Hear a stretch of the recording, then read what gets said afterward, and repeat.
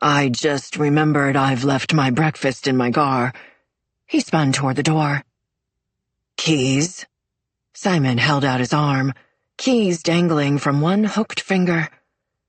Phoenix hesitated, then turned back. The moment he touched the keys, Simon picked up the metal thermos with his other hand and swung for Phoenix's head. Phoenix ducked to the side, and Simon got him in the shoulder with a thud. In an instant, the two men were locked in a struggle, swinging and punching, stumbling against the wall, the fridge, rocking it on its feet. Phoenix was larger, but Simon was fast on his feet, weaving and ducking blows, while hammering out with the heavy metal thermos. Alice pressed against the cabinets. She didn't know what to do or where to go. They were moving all over, grappling with each other. They crashed into her, her arm flung out, slapping into the collection of bongs. Some rolled off, shattered on the floor. Brown liquid spread. Simon bent Phoenix backward over the stove and choked him with his forearm. Phoenix was pushing under Simon's chin with one hand, his other trying to get Simon's arm off his neck. He was twisting, kicking out. His feet slipped on the smooth tiles. His thong sandals squeaked. "Stop, Simon! Stop!" Alice yelled. Simon smashed the thermos into Phoenix's face with a terrible, cracking sound. He lifted the thermos again and paused with it in the air.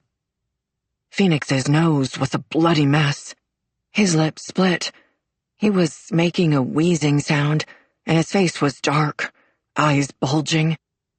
Alice was grabbing at Simon, yanking on his arm. "Stop! Stop!" He flung his arm wide, smacking Alice hard across her chest. The bottom of the thermos punched the muscles in her arm. Black spots floated in front of her eyes, the edges going dark. She sank to her knees, gasping. She heard sounds of impact, hard thuds. Blood spattered the floor, the walls, Simon's shirt. His face was speckled with red. Something white skittered across the tiles toward Alice. Something small and white. She stared at it. A tooth. It was a broken tooth. Phoenix had stopped fighting. His legs weren't kicking anymore, but Simon kept him pinned against the counter with his forearm on his neck. His other hand was still holding the thermos, now dented and bloody. Finally, he dropped it and stepped back, breathing heavy. Phoenix fell onto his side, cheek against the floor. His mouth was open, his lips pulpy, and his face a mass of swollen flesh and wounds. Alice crawled over to him. She searched for a spot along his wrist, a faint flutter. "We need to get help. We need to get out of here. We can't just leave him like this." She yelped as Simon jerked her up by her wrist and pulled her out of the kitchen. She tripped and stumbled after him. Her face was hot, her heart hammering. She'd never seen such violence, such rage. The air was thick with it. Simon let go of her and she numbly followed him through the church, past the circle of drums and pillows. They were out the door, down the steps. She lost her balance at the bottom, one knee coming down hard on the brick walkway. Pain exploded up her leg and she cried out. Simon lifted her from under her armpits. They walked around the corner with his arm around her waist. They were in the parking lot. The back of the RV was in sight. She hobbled beside Simon, her hair hanging in her eyes. She hoped someone would drive by. They would see the blood on Simon's face and his shirt. Did she have blood on her too? It had flung so far. Her stomach lurched, and her mouth filled with a sour taste. She stumbled. Simon's arm tightened around her waist. Voices. Across the road. Were they on the sidewalk? Maybe they were close. Alice tried to look, but Simon yanked open the RV door and pushed her inside. She was at the top of the steps. Jenny was there, hand over her mouth. Behind her, Tom, struggling to sit up. "Alice," he said. "Oh my God." Simon slammed the door and pushed her into the driver's seat. She collapsed and held the steering wheel with shaking hands. Simon tore his shirt over his head and threw it to the back of the RV. He jumped into the passenger seat. "Go!" She glanced at herself in the rearview mirror and sucked in a sharp breath when she saw the red smears on her cheeks. She wiped at them with the back of her hand, but that only made them worse. She was crying now, tears spilling down her face. "God damn it!" Simon leaped up and grabbed a towel from the kitchen, dampened it under the tap, and handed it to Alice. She cleaned her face, the droplets on her legs, her shoes. The sour taste was still in her mouth. She gagged, swallowed saliva. "What happened?" Jenny's voice was frantic. Simon didn't answer. "Is that your blood, Alice? Simon? Did you get hurt?" "I'm fine. Everything's fine." Simon took the cloth back from Alice, stepped into the kitchen and splashed water on his face, soaped his hands. "Drive, Alice." She fumbled for the keys, her view outside the windshield blurred by tears. "Whose blood is it then?" "Jenny, chill out. I'll tell you later." He dropped into the passenger seat. "Go!" Alice managed to put the RV in reverse, backed out of the parking lot and drove off down the street. She heard sniffling sounds over her own. Jenny was crying at the table. "Good. Stay at this speed," Simon said. "Keep it normal." She checked her mirrors. No flashing lights. Simon was getting away. He was never going to be stopped. He would go on killing. Her chest was so tight it hurt to breathe. Once they reached the highway, Alice sped up. Her knee ached. Her arm throbbed where Simon had hit her with the thermos. The bruise was in a line and turning blue. She hoped the church members were back with the van now. But what if they didn't go into the kitchen? If the man wasn't found soon, it might be too late. Tears leaked down Alice's cheeks and over her mouth. Simon shook out the map and traced their route with his finger. "We're on the Crow's Nest Highway. When we come to a junction, stay right." The highway took them through a mix of forest, open flatlands, and rocky areas. The mountains a constant presence in the distance. Alice stared numbly at the road through puffy eyes. She tried not to think, tried not to remember the sounds. They crossed the wide, murky green Kootenai River, and the highway began to run alongside another river. 20 miles later, they reached a sign welcoming them to Fernie. "Shit!" Simon pushed back in his seat like he was trying to get away from something. It scared Alice so badly, she hit the brakes. "No, don't stop!" Simon yelled. Alice realized what he'd seen. A black and white police car parked on the side of the road ahead. The officer was standing by a truck, also pulled over, but he didn't have his red and blue lights on. He and the male driver were leaning against the hood, chatting. "Turn here, now." Simon pointed to a road on the left, and she made the turn, sharp enough that items in the back of the RV slid around and bottles clanked in the fridge. They took more turns, with Simon consulting the map. He was getting increasingly frustrated, snapping out orders. On a straight stretch of empty road, with nothing but forest on either side, he told her to pull over. Then he gathered the cowboy hat, overalls, their costume glasses, bandanas, gloves, and the toy guns, and tossed them into the woods. They continued driving. The road narrowed, turned into rough pavement with cracks and potholes. not a main road. They passed a couple of mailboxes, long driveways, fenced fields. Simon hit the dash hard with his fist. "We went the wrong way. Turn around in that field." He pointed to the left side of the road, where there was an open gate and a rolling field of long-dried grass that rose higher in the distance. Alice guessed there was a farmhouse nearby.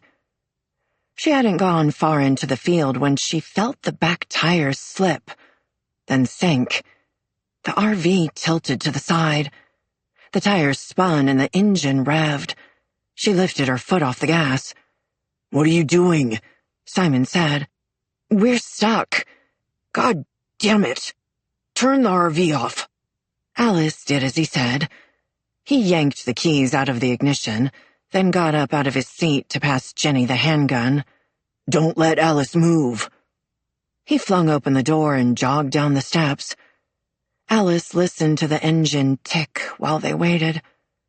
Maybe she should have kept trying to drive the RV out of the ditch.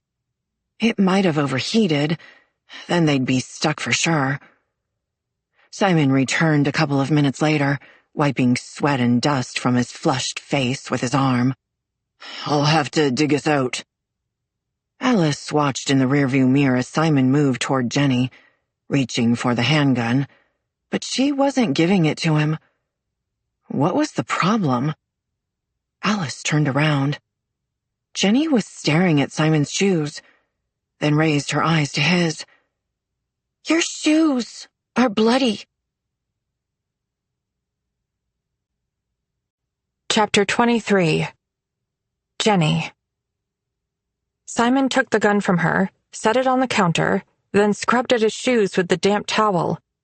Jenny's eyes burned and her throat ached from holding back tears. Why wouldn't he tell her what had happened? He told her everything was fine, but it clearly wasn't.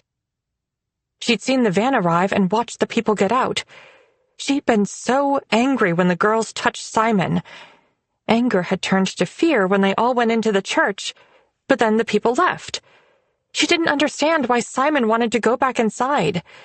They were gone for an eternity, while Jenny sat there, useless. A dog barked in the distance. Simon peeked out the small window above the sink. He pulled a clean t-shirt out of his pack and slipped it on. Alice was sitting sideways in the driver's seat. The barking was growing louder. Now a woman's voice, yelling something at the dog. The words became clearer as the dog and the woman reached the RV. "Bones! You stop that!" Simon hid the gun under his shirt and looked at them. "Be cool." He opened the door and took one step down, his hand gripping the side of the doorframe. Jenny could see his shoulder and back. "Good morning," he said, to whoever was standing outside. "Morning," the woman said. "You lost?" "Yes, ma'am. We were turning around when we got stuck. We'll have us dug out soon." "You got your folks with you?" The woman already sounded suspicious. Jenny rubbed at her shaky legs. Everything was going wrong. "My sister and girlfriend." He poked his head into the RV. "Alice, Jenny, come say hi." Jenny moved toward the doorway. Simon had stepped down and was now standing in front of an old woman dressed in a blue gingham house dress with a lace collar. She had a round face, pink cheeks, and wisps of silver hair escaping from the coiled braid on top of her head. The dog was reddish-brown, shaggy, and looked equally as old, with white around his eyes and muzzle. He weaved between Simon and the woman, panting, his tail smacking their legs. "Hi." Jenny left the RV to stand next to Simon. The woman gave her a friendly smile, which Jenny tried to return, but her lips felt dry and tight, and there was still a lump in her throat. She stroked the dog's head. Alice stepped out next. She was wiping her hands on her shorts, and her ponytail was falling apart, curls springing wildly. Jenny hoped that the old woman would think Alice's eyes were puffy and bloodshot from fatigue. "I'm so sorry. I hope we haven't damaged your field." Alice smoothed her hair back away from her face, and her wedding ring flashed gold in the sun. Jenny should have apologized too. She didn't think about it. She never thought as fast as Simon and Alice. The woman peered over Alice's shoulder into the RV. "Your husband still sleeping?" "Oh, Alice looked at Simon. The old woman's forehead scrunched together as she waited. She seemed more confused than suspicious, but Jenny held her breath. "My brother-in-law's sick." Simon lowered his voice. "He couldn't come on our trip." "I see. That's too bad." The woman paused. "Well, don't worry about digging. My husband can pull you out with the tractor. Come on up to the house." "We don't want to disturb your family," Alice said, and Jenny caught the annoyed look that Simon gave Alice, out of view from the woman. "Just me and William, and we've been awake since the crack of dawn." "In that case, a tow would be great." Simon held his hand out. "My name's Blue." The woman gave his hand a quick shake. "Ruth Polanski." Simon gestured to Jenny. "This is my girlfriend Ocean, and my sister Alice." "Blue and Ocean? You hippies?" "Something like that." Simon smiled. "We enjoy traveling and meeting good people like you." For a moment, Jenny thought he'd gone too far with his friendliness, because Ruth looked confused again, but she turned around to head back through the field with the dog at her side. "Come on, then." Jenny stared at Simon's back all the way up the driveway until they'd made it to the top, where it leveled out. He didn't turn to look at her, not even one time. Her heart was beating too fast, her blood rushing everywhere all at once. She had to calm down. She paused to take a breath. The farmhouse, with white peeling paint, was on the right side of the hill and faced out at the pasture. The porch was missing railings, but there were flower boxes and 2 rocking chairs. Beside the house, a garage looked like it had been built from mismatched wood boards. On the opposite side of the driveway, a weathered barn leaned into the hill, and next to it, a green tractor was parked under a carport. The fields were dotted with cows, and 2 horses grazed in a paddock. Chickens were everywhere, scratching in the dirt and the garden beds, overgrown with flowering bushes and roses. The sweet scent drifted toward her. They were standing in front of the barn when an old man in baggy pants held up by suspenders walked out. He looked at them from under the brim of his battered red baseball hat. "Good morning." They returned the greeting in an uneven chorus. Simon's voice was upbeat, Alice's flat, and Jenny's so quiet she wasn't even sure herself if she'd spoken. "William, dear, these folks have gotten their RV stuck in our field." "The lower field?" "In a ditch," Simon said. "We tried to get it out, but it won't budge." "Sounds like you need a tow." The man rested his hands inside his suspenders and rocked back on the heels of his gumboots with a pleased smile. "Yes, sir. We'd appreciate it. Only a few days into our trip, and wouldn't you know it, we hit an elk with the RV. And then I got us lost," Simon said. "That can't happen," William said. "Once you get on these old country roads, all the fields start looking the same. But don't worry. I'll have you out in no time."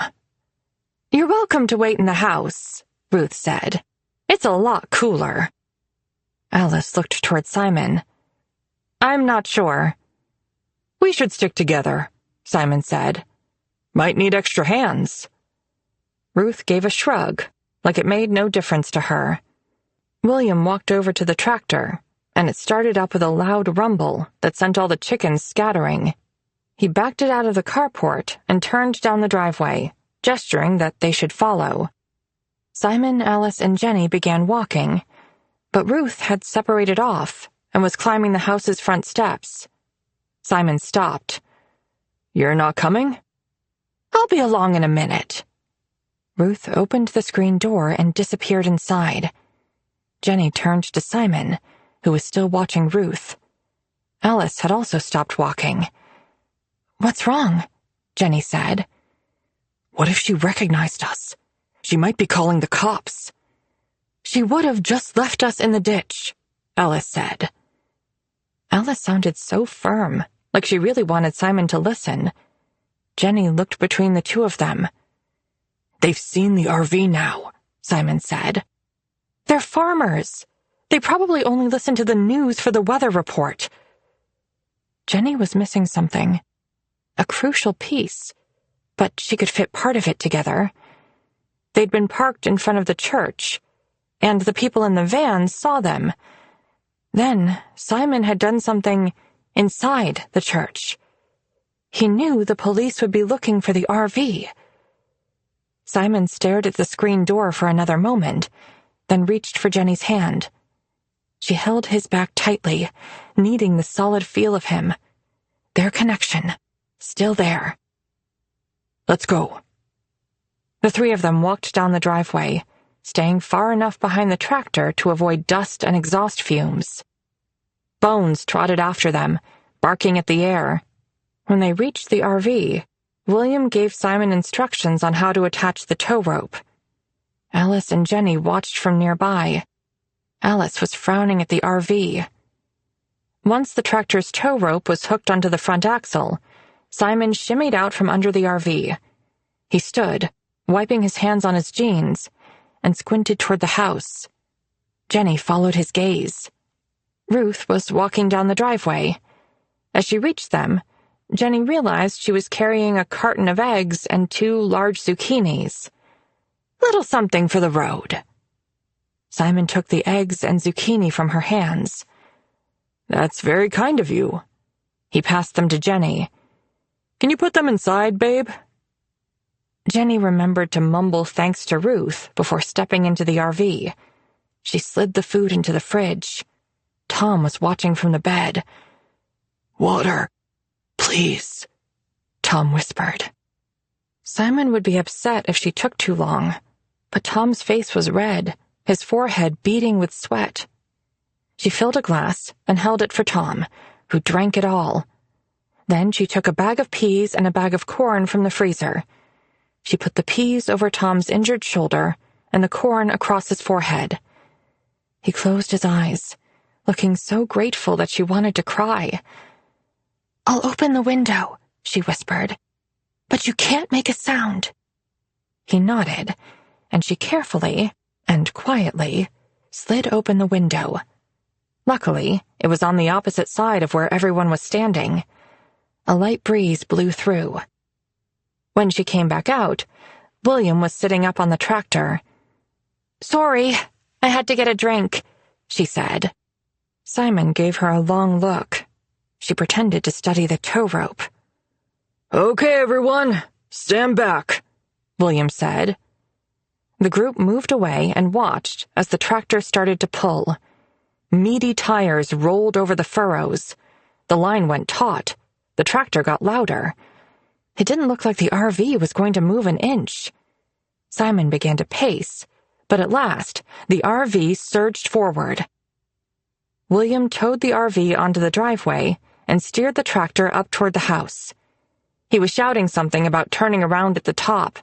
Simon jogged after him, while Alice, Jenny, and Ruth walked together. Ruth asked Alice about their trip, where they were going, and somehow Alice was managing to answer. Jenny was glad that Ruth hadn't asked her anything. When they reached the house, the tractor was circling a dirt turnaround farther up the hill. It stopped when it was pointed in their direction, and the RV was horizontal under the shade of some large maple trees. William got off the tractor and spoke to Simon, who'd been waiting in the center of the turnaround. The women stood near the garage, which provided a small amount of relief from the sun. Bones had trotted over to the barn and was noisily drinking the horse's water. Simon slid under the RV to unhook the tow rope, and William coiled it up. After Simon had wiggled out and was back on his feet, he wiped his arm across his sweaty forehead, then rested his hands on his hips. He looked toward them. "Wow, it's hot as blazes out here." "Would you like to stay for a glass of iced tea?" Ruth said. "We don't want to be a bother, but I am parched," Simon said. Jenny stared at him. What was he doing? They needed to get back on the road. What would he want with these old people? She glanced at Alice, who'd gone pale. No bother at all, William said. We'd love to have the company. That case, a glass of iced tea would be great. Chapter 24. Jenny. Jenny was glad for the cooler air inside the house, but it didn't help settle her nerves. They were sitting at an oval kitchen table and waiting for Ruth to finish mixing a pitcher of iced tea. The metal spoon clinked against the glass and blended with the sound of the fan in the corner. Whoosh, clink, whoosh, clink. Alice was beside Jenny. Simon sat opposite, and William was at the head of the table with his back to the wall. Jenny could see into the living room. The front door was propped open, and a screen door covered the entrance. The floors were a dark wood, scuffed and worn smooth through the center, where they'd been walked on the most. When she tried to take her shoes off, Ruth had stopped her.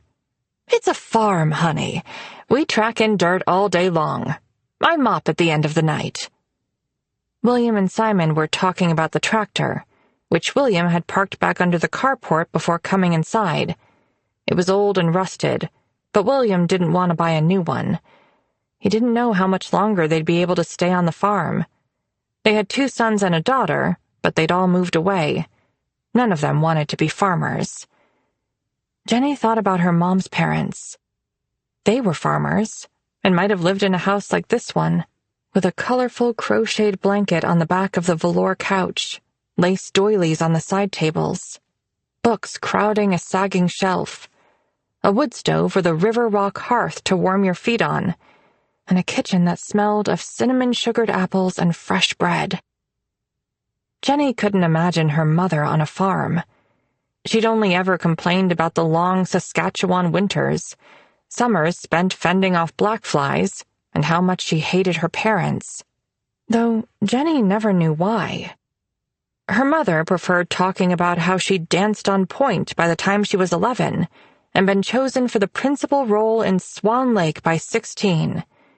She was going to move to the city and dance professionally, but then she'd gotten pregnant. Jenny's father would smile when he'd tell Jenny how he'd loved her mother since they were kids, but she wouldn't go on a date until he got a job and a car. He'd always wanted a family, and hadn't minded getting married young. Her mother had different feelings. "Don't throw away your dreams for a man," she'd tell Jenny. "And for God's sake, don't get pregnant." Her father would say that it had been a mutual decision to leave Saskatchewan and move to Vancouver. But Jenny knew that her dad had missed the prairie fields, the wide-open sky. It had all been for her mother, a consolation prize for losing out on the life she'd really wanted. The memory made Jenny rest her hand on her belly.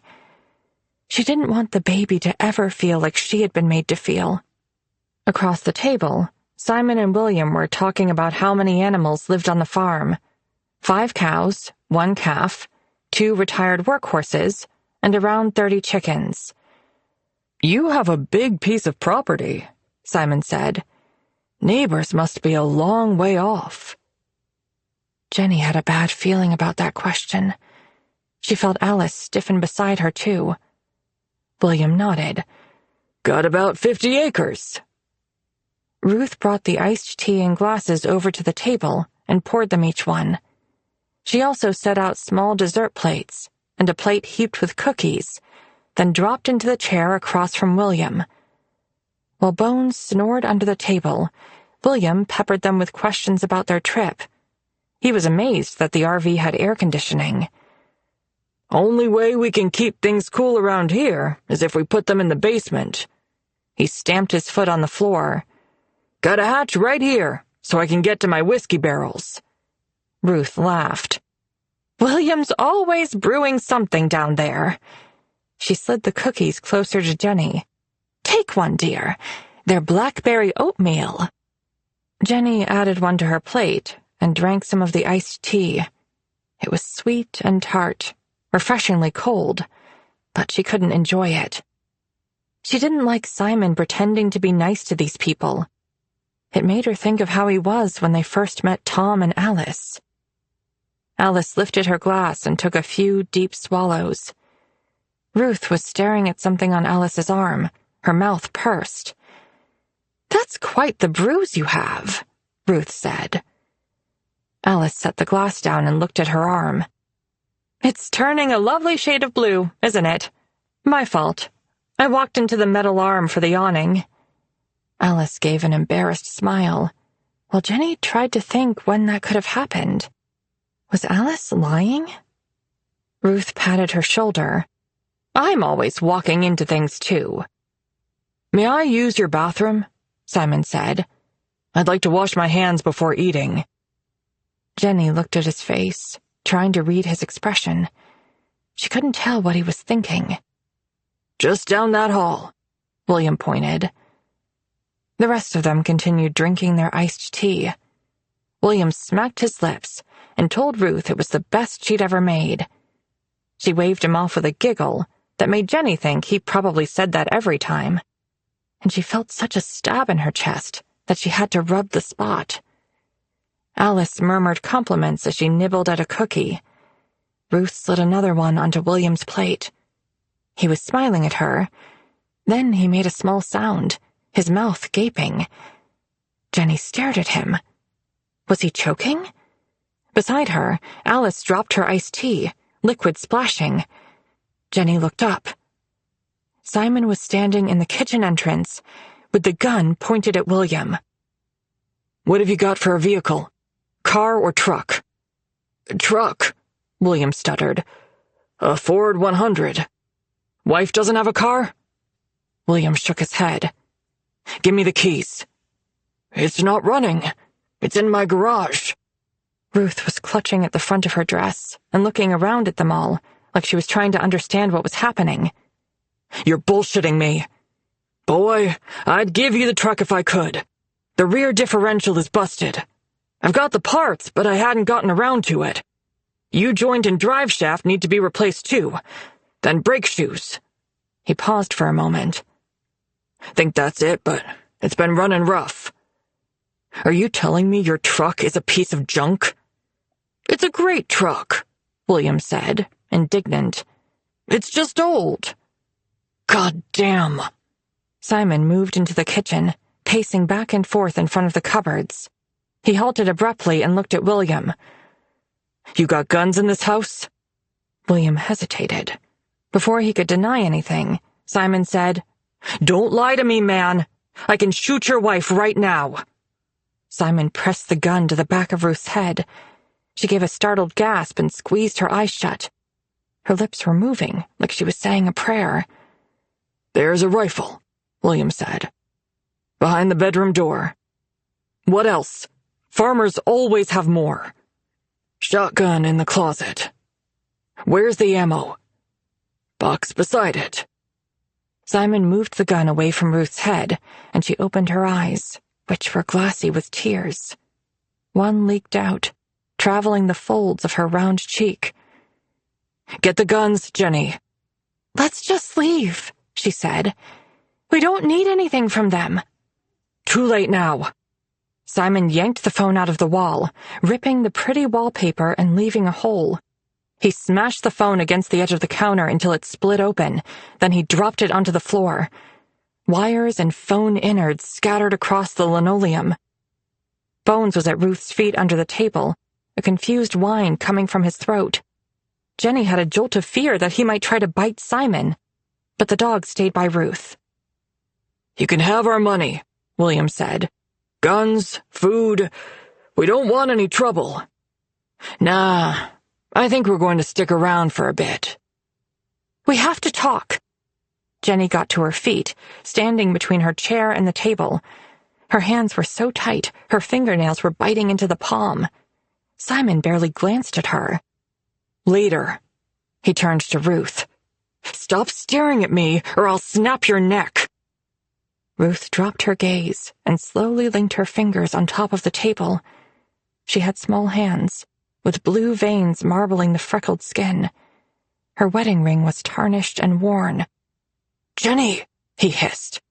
"Get the guns!" This time, she turned and stumbled down the hall. She opened and closed the first door on the left, a hall closet, barely noticing the contents. The door on the right was a bathroom. The rifle was behind the third door of what looked to be the main bedroom, with a neatly made bed, a blue flowered coverlet, and an antique dresser and mirror. When she opened the closet, she found the shotgun and, beside it, white and green boxes of ammunition, some larger and heavier. She grabbed 2 boxes of each, then slung the guns around her shoulders by their straps. Simon's dad had owned guns. Simon said it was because the marina had been robbed and his dad was paranoid. He'd taken his dad's rifle a couple of times without his dad knowing, and they'd gone target shooting on one of the islands. Simon had said it would be good for her to learn how to use one, which she'd thought silly. Why would she ever need a rifle? She'd hated the noise, the sudden burst of power, the gun recoiling into her shoulder, and had been terrified she'd make a mistake and hurt herself or Simon. But now she was glad she knew some basic things, like how to check that the safety was on, and to always point the muzzle down. "You find them?" he yelled. She walked back to the kitchen. "Nice." Simon's eyes gleamed as he took the boxes of ammo and placed them on the counter. She passed him the rifle. He looked it over and set it against a cabinet. When he took the shotgun, he paused, ran his hand down the glossy wood stock. "My dad had one like this." He looked at William. "Where's your rope?" "Not sure if I have any." "Don't lie to me, old man." Simon put his foot on the edge of the table and gave it a shove, so it rammed into William's chest. "You're a goddamn farmer." "I'm not lying. I haven't had an occasion to need rope," he said. "Other than the tow rope, but I'm guessing that's not what you have in mind. There's binding twine in the barn." "Where?" "On the wall, above the workbench." Simon nodded his head at Jenny. "Go get it. I'll keep them here." Jenny hesitated, looking at Alice, Ruth, and William. Only Alice was staring back at her, and Jenny could see the rebuke in her eyes, the unspoken words. Ruth and William are old, and he's going to tie them up. He's going to hurt them. Why are you letting him do this? Jenny hurried toward the front door, pushing it open. The screen door rattled shut behind her. The barn was straight ahead. She crossed the dusty driveway, sandals flapping. Chickens clucked and scratched at the dirt. One advanced toward her, with its head bobbing. Jenny picked up the pace until she reached the barn. The interior was cool and shadowed, with the only light coming through a few dirty windows.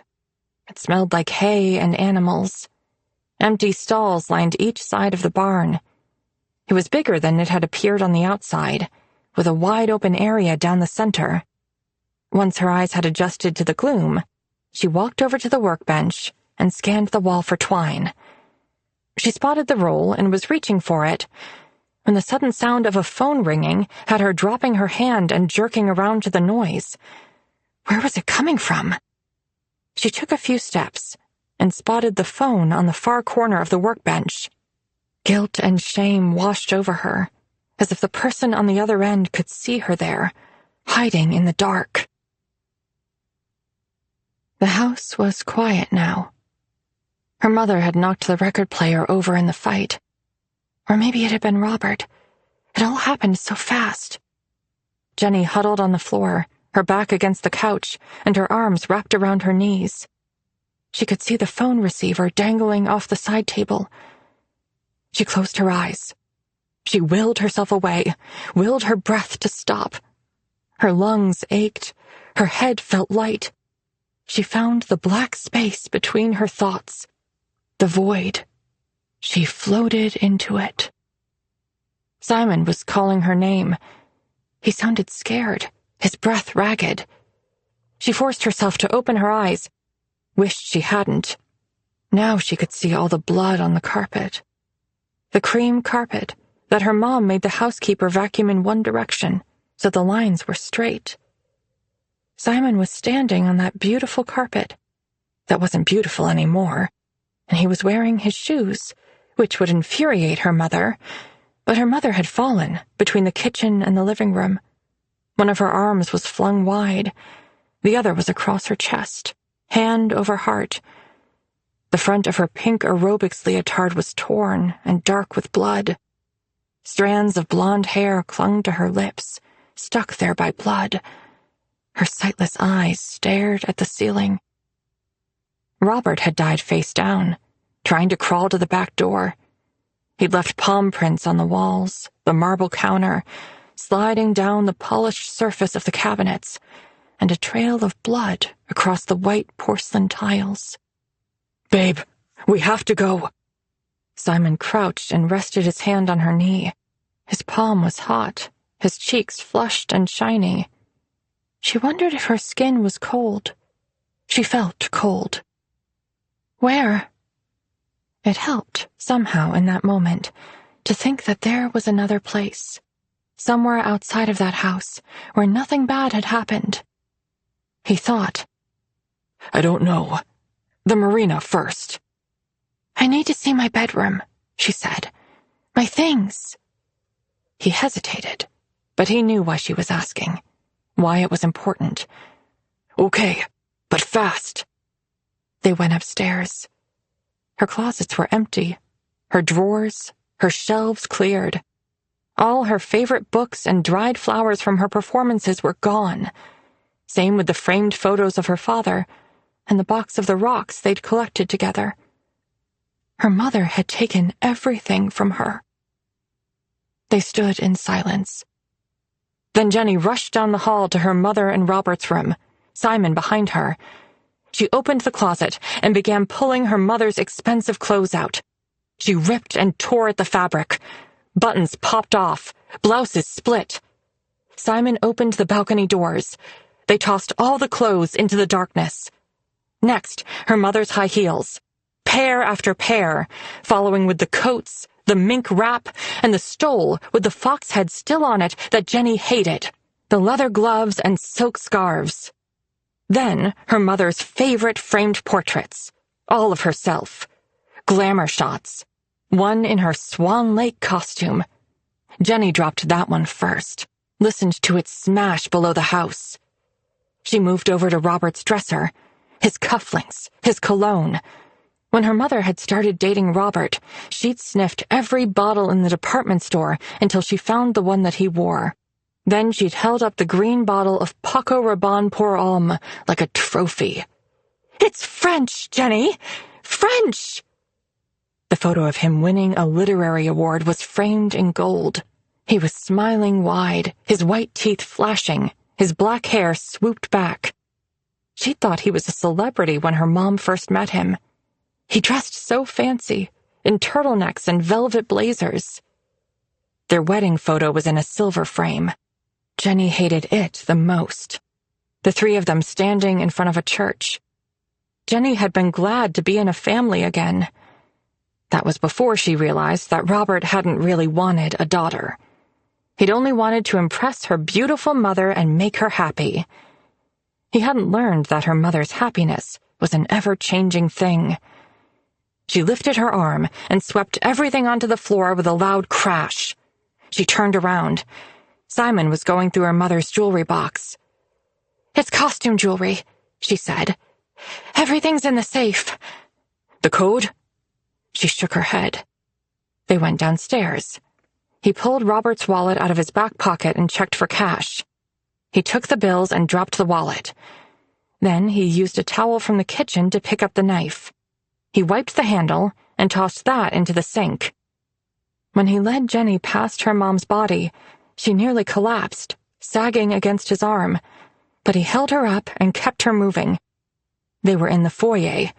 He was searching her mom's purse on the console, his bowed head reflecting in the mirror. He slipped the cash into his pocket. She dropped her gaze to her bare feet. Blood was between her toes. She'd left bloody footprints all over. They'd mixed with the tracks of his shoes, following, crossing, leading. Simon crouched to pick up Jenny's sandals, held them out to her. She slid her feet into them and followed him out the door, focusing on his wide shoulders, his straight back. The world was quiet and dark. It seemed impossible that no police were waiting. There'd been so much screaming. The phone in the barn had stopped ringing. Jenny stared at the dusty handset, the yellowed plastic dial, the curled cord. Simon would want her to smash it. Tools were on the bench. She picked up a rusted wrench and looked from the phone to the barn doors, then around to the few chickens who'd followed her and were scratching at the straw. She tested the heavy weight of the wrench, imagining it crashing down on the phone. It wouldn't take much. If she had called the police that night, that would have been it. None of this would have happened. William and Ruth would be eating cookies and drinking iced tea together. The feverish feeling was back, the skin on her cheeks feeling hot and stretched tight. Dust from the hay and straw itched in her throat and nose. She licked her dry lips. Water. She put down the wrench, shifted a pile of rags to cover the phone. What if it rang again? What if she picked it up? She shook her head. She needed sleep. She needed to get out of the dusty barn and her confusing thoughts. She left the barn doors gapped so the chickens could escape. Chapter 25. Alice. Simon slid the nose of the handgun into the front pocket of his jean shorts and picked up the rifle. He studied it, rolling it one way, then the other. He lifted it to his shoulder, sending Alice's heart into her throat until he pointed it at the back door, squinting down the barrel. Simon lowered the rifle, but she felt no relief. Now he was opening a box of ammunition and smoothly slid a bullet into the chamber. Alice flinched at the scrape of metal on metal. He pushed in another bullet, a third and a fourth. She imagined them all lining up, ready to go. William was watching with narrowed eyes. Ruth had turned chalk white. Alice prayed that William wouldn't try to wrestle the rifle away from Simon. They had to stay still, stay calm. Alice had counted 8 bullets by the time Simon was finished. He walked to the fridge and opened the door, studied the shelves. "Okay," he said, before closing it loudly. "Enough to get us through?" Alice pulled her shirt from her damp collarbones. "What about Tom? It's way too hot to leave him out in the RV." "I'll get him later." "No," Alice said. "Now, please." William and Ruth listened to their exchange, but said nothing. "Chill out. I have to deal with you all first." Simon was rummaging through cabinets and drawers, opening them, shutting them. He shook a coffee can, then dumped it out. Coins rolled across the counter. He stuffed the bills into his pocket. The screen door clattered, and Jenny's sandals smacked against the floor as she hurried through the living room into the kitchen. She was flushed and breathing fast. Alice stared at her, willing her to look at them, to fight back against Simon, but she held out the roll of twine. "Hang on." Simon passed Jenny the handgun. "I'll be right back." He picked up the rifle. Nobody spoke as he stomped up the stairs. Jenny stayed by the fridge, watching them with furtive glances. The floorboards squeaked overhead. Doors opened and slammed shut. Simon came back down the stairs and turned into the hallway. More doors opened. The last one sounded closer to the kitchen. Drawers sliding, cupboards banging. A long scraping noise, like he was lifting a window, then a thud. A moment later, Simon appeared at the entrance to the kitchen. He switched guns again with Jenny, who held the rifle awkwardly. Simon gestured to William and Ruth. "Come on, old people. Time to get tied up." "You have to let them use the bathroom," Jenny said. Simon frowned, looked at Jenny, then jerked his chin at Ruth. "You first. Don't lock the door." Ruth put her hands on the table and pushed herself up. They sat in silence as she slowly passed Simon and went down the hall. Alice heard a door softly close, a toilet flush, water run. Ruth returned and Simon pointed at William. "Make it fast." William was watching his wife, waiting for her to sit, and when she did, they looked at each other and his expression softened. He stood and went down the hall. Ruth rested her hands together on the table, her head lowered. She rocked slightly in her chair. William came back and Simon nodded at Alice. The hall was lined with family photos. Alice caught a glimpse of Ruth and William, younger and smiling formally at the camera. She let herself into the bathroom. A pink and white space, the enamel fixtures shell pink, the tiled floor a mosaic of white and pink. On the back of the toilet, a pink knit poodle covered an extra roll of toilet paper. Alice used the toilet and left the tap running while she eased one of the drawers open. Maybe she could find a razor or tweezers, but it was empty. Same with the next. She checked under the sink. No cleaners or sprays. Simon had probably tossed everything out the window. God, he was fast. Always one step ahead of her. When she walked out of the bathroom, Simon held his hand up. He motioned to William and Ruth. "Okay, on your feet." "They're elderly," Alice said. "Please don't do this to them." "Old doesn't mean harmless. Either one of them would shoot me if they had a chance." Alice heard the squeaking of chairs being pushed back and the scrambling of Bones's toenails as he crawled out from under the table. "Your bedroom," Simon said to the couple. The couple walked past her, Bones trailing behind. "You too," Simon said, and Alice followed them into a large bedroom. A wide window, curtains drawn, a sitting chair and small table, with a pair of eyeglasses on top. A blue flowered quilt covered the bed. The headboard was against the wall, the mattress parallel to the window. They halted in the middle of the bedroom, Bones circling around, tail wagging, tongue lolling. "Old people, on the bed." William sat on the edge of the bed, then lifted his legs and lay back. Ruth walked around to the window side and lay down beside her husband. Bones dropped onto a braided rug in front of the corner chair. Simon tied their feet together, then their hands. He made Alice sit in the chair in the corner. He tied her up too. Then he left the bedroom door open and walked down the hall. The fridge opened and shut. Was he eating? Were he and Jenny making themselves snacks while Tom sweltered in the RV? Ruth was pale and shaking. William was trying to stroke her hand with his fingers. "It's okay, Ruthie," he said. "We're going to be fine."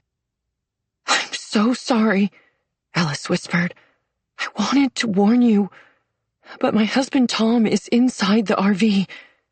Do everything Simon says. They killed her parents, and he's hurt other people too." "Good Lord," Ruth breathed out. Alice tested the knots at her wrists, wincing as the rough binding cut into her skin. Simon and Jenny were talking, their words inaudible. Simon sounded insistent, confident. Jenny's voice was higher-pitched, scared. Was he telling her what happened at the church? Finally, footsteps walking through the living room. One person. Simon. The front door banged shut.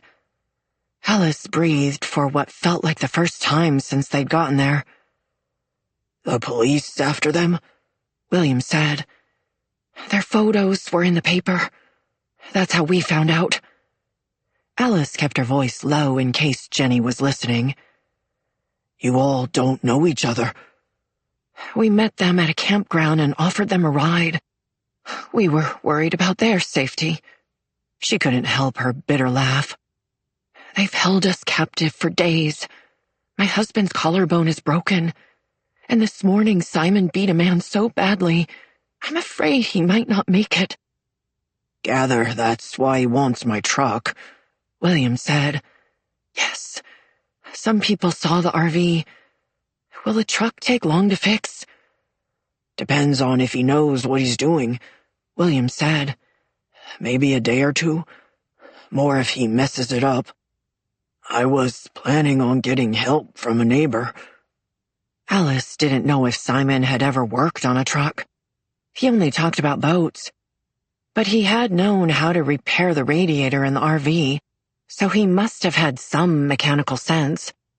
If he couldn't fix it, she guessed he'd make her keep driving the RV until he found something else. Do you have any neighbors or family who might check on you?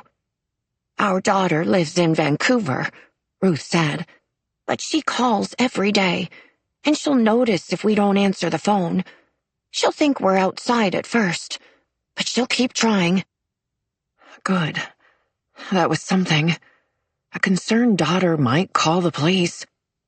Do you think he'll let us care for the animals? William said. The horses and the cows graze during the day, but we put them in the barn overnight. The chickens go into the coop. I hope so. The front door opened. Low voices, footsteps, water running in the bathroom, the flush of a toilet. Tom appeared in the doorway, Simon behind him. Alice sucked in a sharp gasp. Tom looked like he could hardly stand, his face flushed deep red and his body shiny with sweat. Are you okay? He asked Alice. Yes, she said. I'm fine.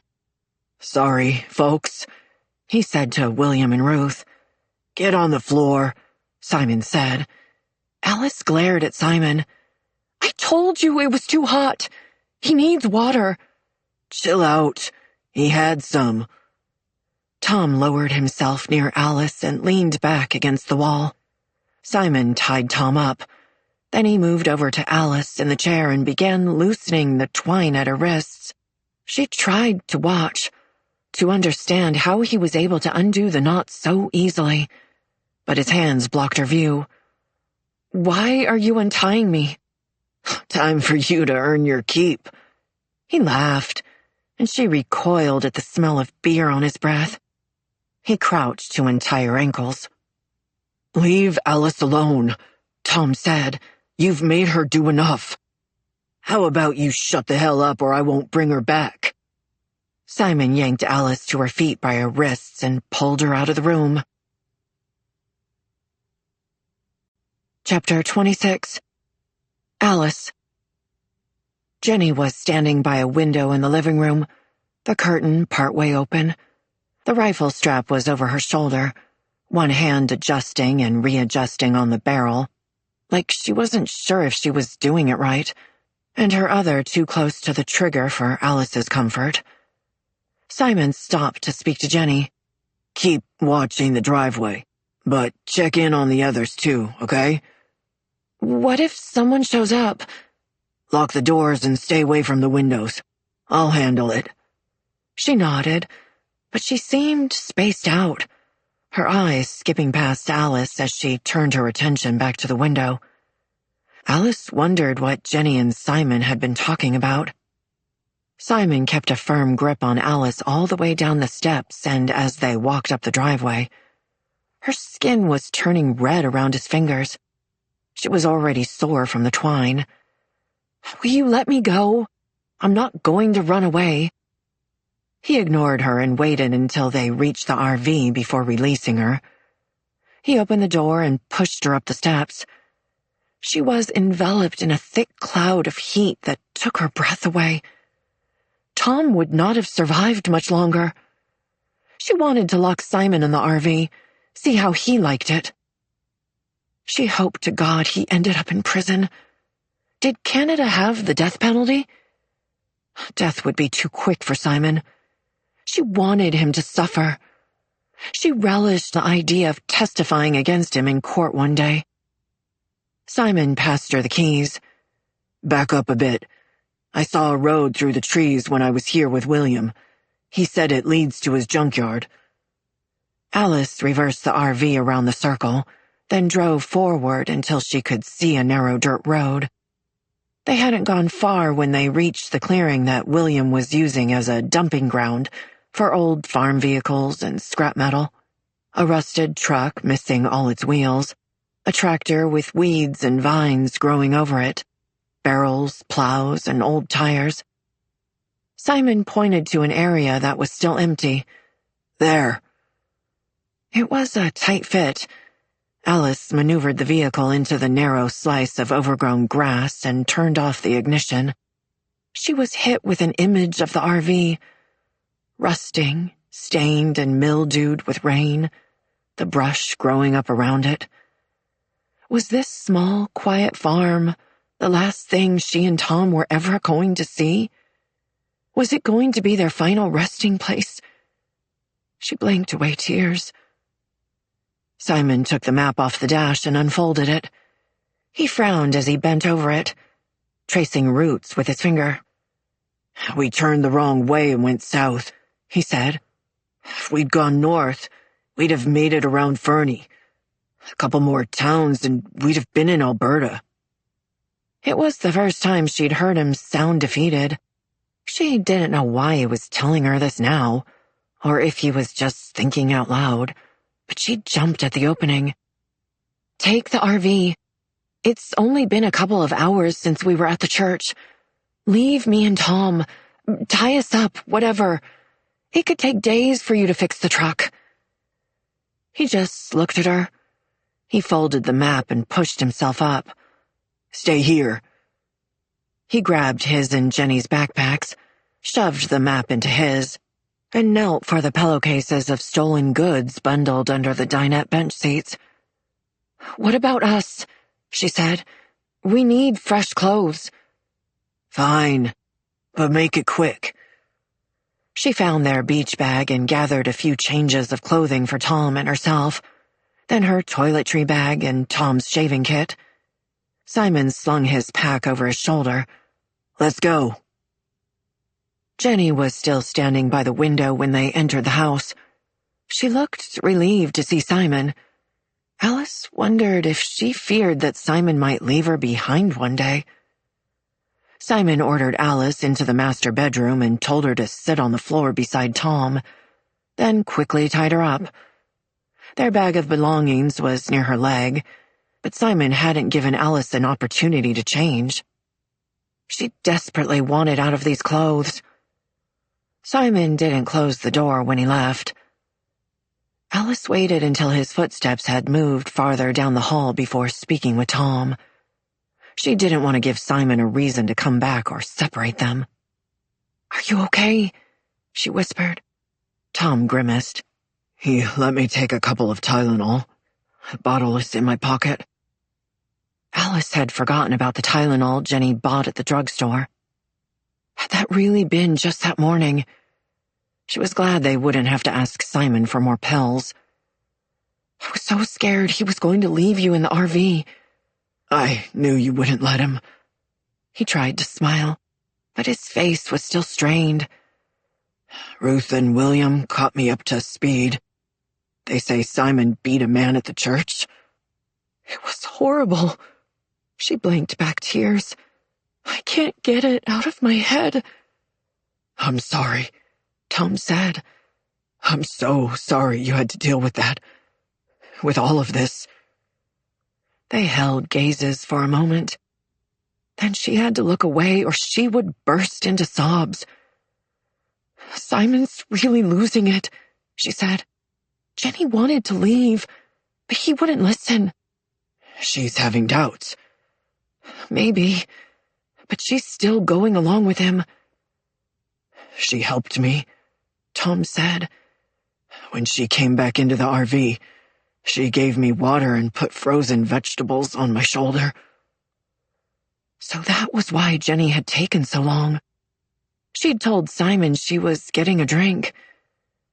Maybe she wasn't going along with Simon as much as Alice had thought. The fridge opened and shut.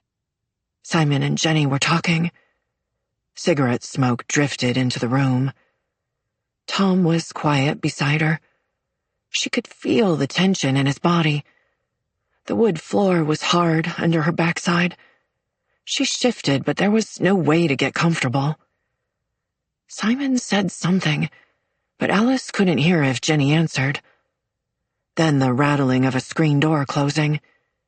He'd gone out to the back porch. To work on the truck? Jenny's softer footsteps left the kitchen, then faded. Alice guessed she was in the living room, keeping watch out the front windows. Alice rolled her head toward Tom. Should we call Jenny to the bedroom? Talk to her? We can try. Jenny?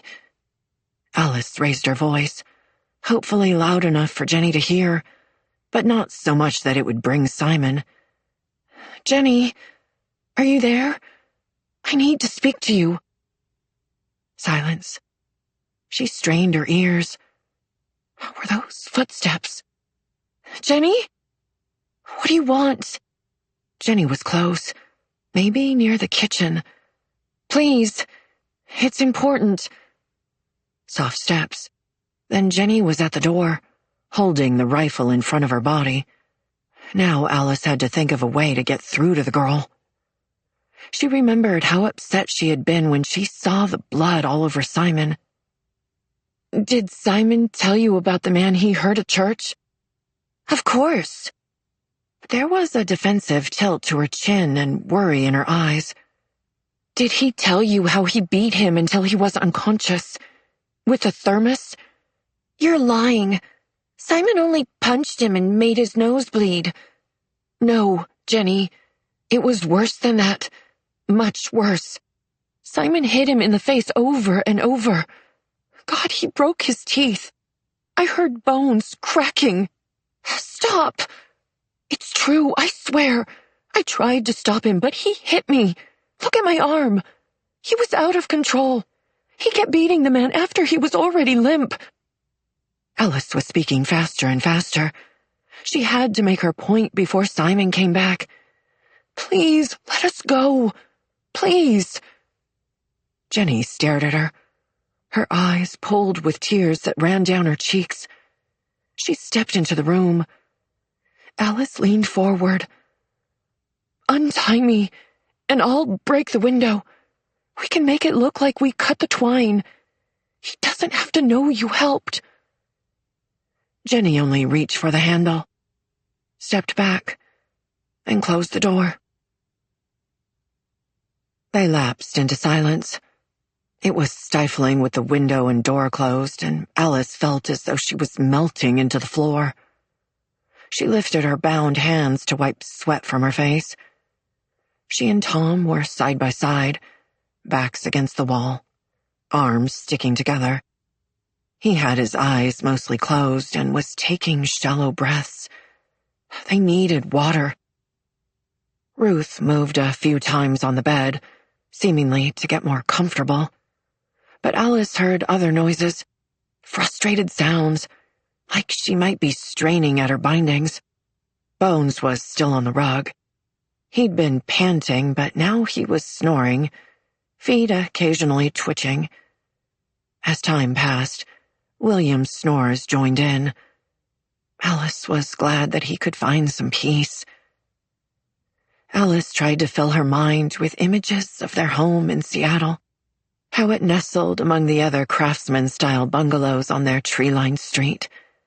A cedar hedge ran along the front and sides of the home, low enough that they could wave to neighbors, and a wrought iron gate opened to a tiny brick walkway that was lined with flowers.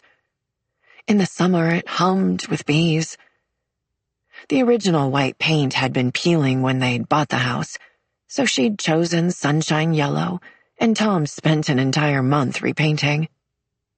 She'd wanted so much to raise their child in a happy home. Though that dream hadn't come to fruition, she still loved the house. Every spring, Tom made sure to repaint the front steps and the trim a crisp, bright white. When they got home, they'd go to Pike Place Market and get fresh ground coffee beans from Starbucks, Tom's favorite.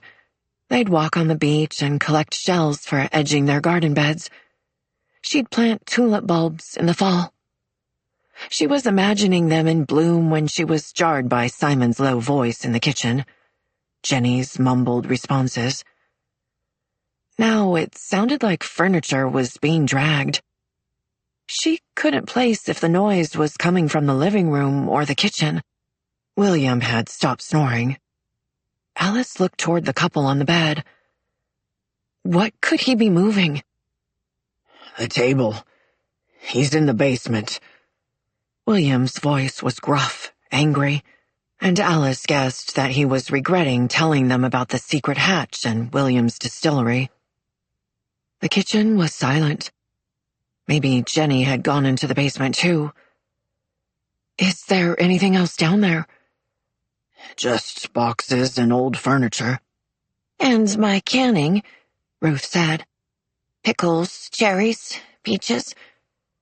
Is there a door to outside?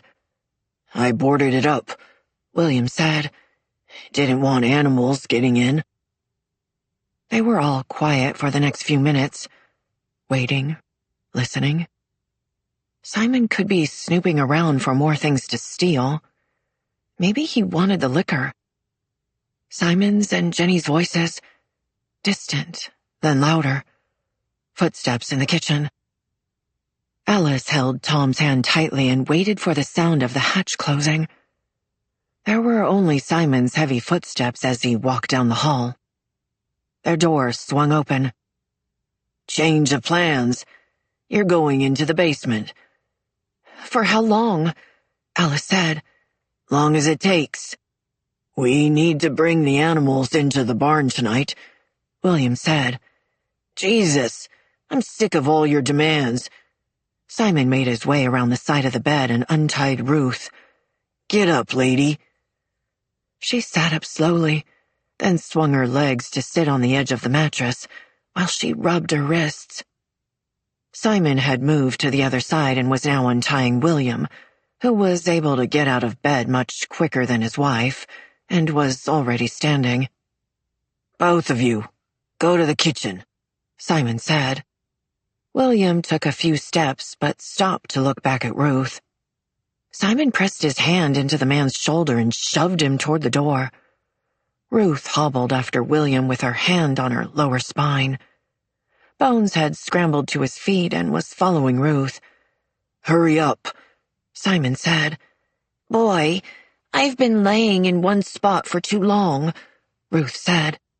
These bones are sore. They disappeared out of sight, but Simon had left the bedroom door open. Alice listened to the soft shuffle of Ruth's and William's socks, and the heavier sound of Simon's steps. They were in the kitchen now. Simon's angry voice, then the loud slam of the hatch dropping. Alice jolted back against Tom, who gave a pained groan. "Sorry," she whispered. Simon appeared in the doorway a few moments later. He untied their legs and wrists, then ordered them to walk into the kitchen while he followed. Jenny was lingering by the counter, chewing her nails again. Alice stared at her, willing her to look at them, but Jenny kept her head down.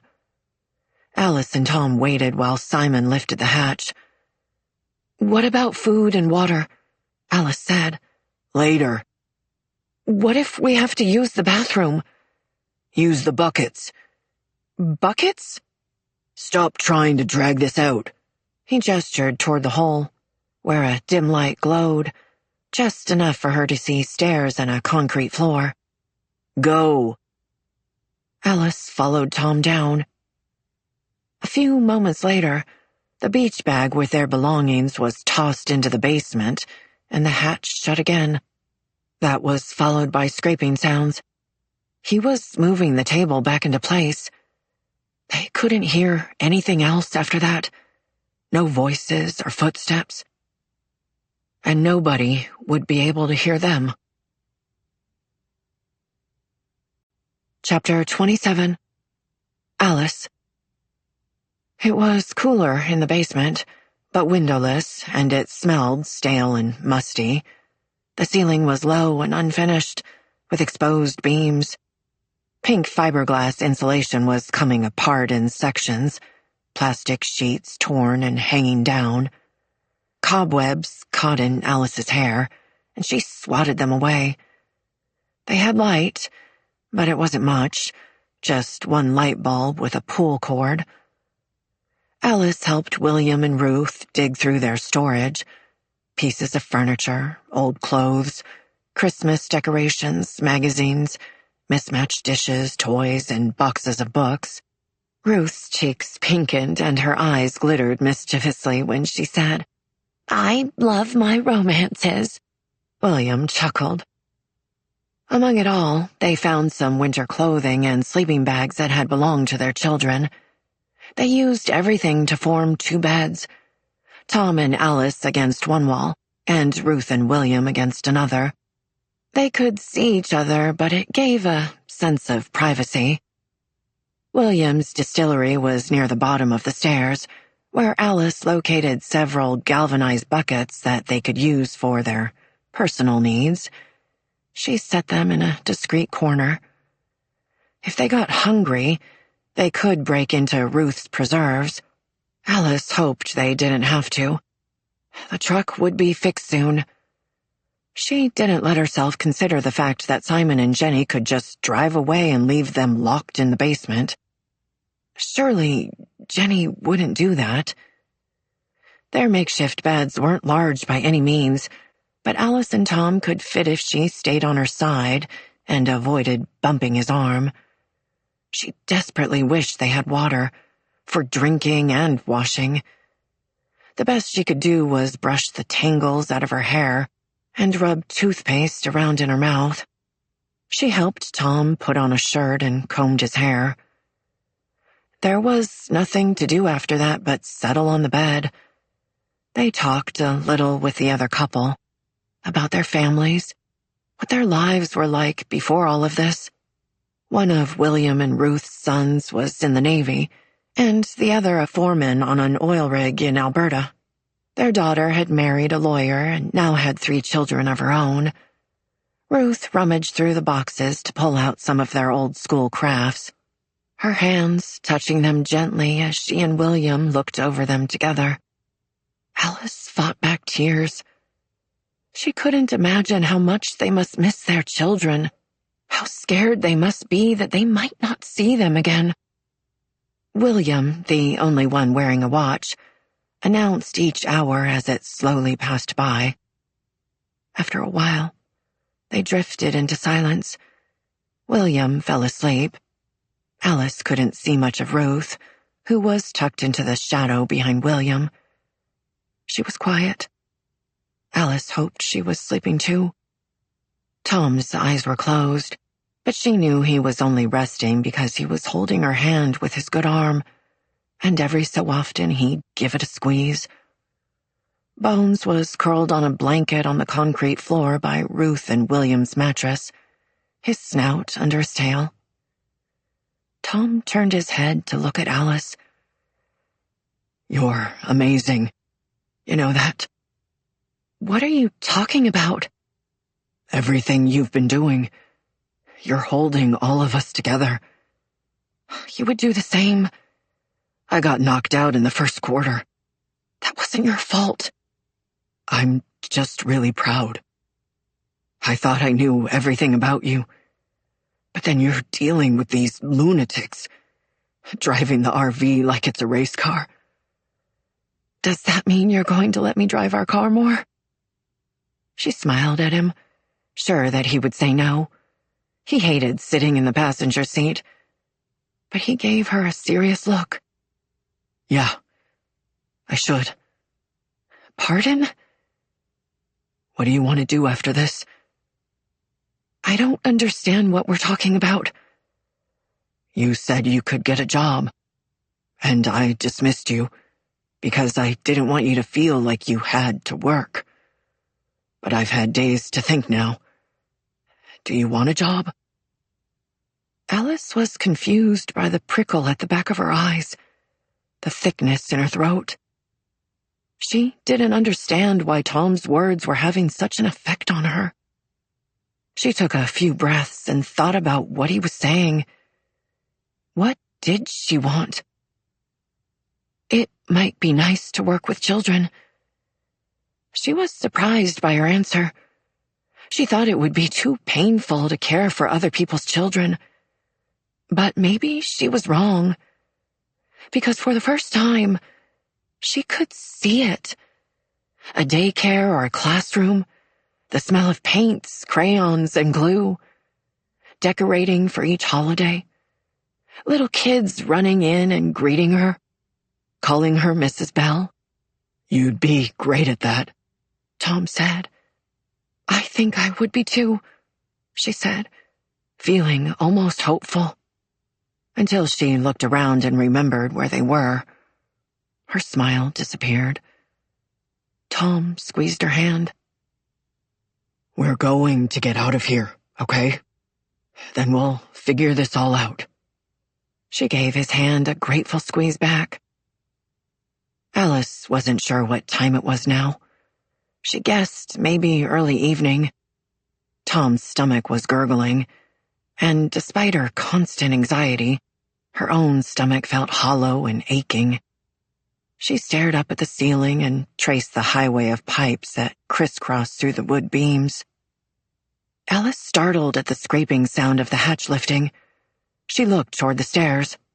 Simon shouted, "Alice, we need dinner." She assumed that Simon didn't want to come down the steps in case they'd set up an ambush, which maybe they should consider. She'd talk to Tom about it later. She glanced at him. He frowned. Why can't they make their own meals? Don't know, but this way I can make sure we get food and water. She got to her feet. There's the fixings for a casserole, Ruth said. Cooked a chicken up yesterday. Can you ask about the animals? William said, awake now. Raccoons will kill the chickens if they're out all night. I'll try my best. Bones needs to go outside, and he's got to be fed too, Ruth said. What's taking so damn long? Simon shouted again. I can hear you talking. I'm coming, Alice yelled back.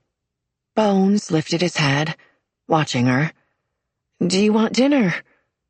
With that, he got to his feet, stretched with a long groan, and followed her up the stairs. Alice thought Simon might complain about the dog, but when she and Bones reached the top, Simon greeted him like an old friend, scratching around his neck and rubbing his ears. Jenny was curled up on the sofa in the living room, reading a book, a glass of iced tea in front of her. She shot Alice a quick glare, then shifted so that Alice could no longer see her face. A basket of folded clothes rested by her feet. They'd done laundry. How nice. Alice didn't think Jenny had told Simon about their earlier conversation. Simon would be a lot angrier. Simon dropped the hatch and pushed back the table and chairs.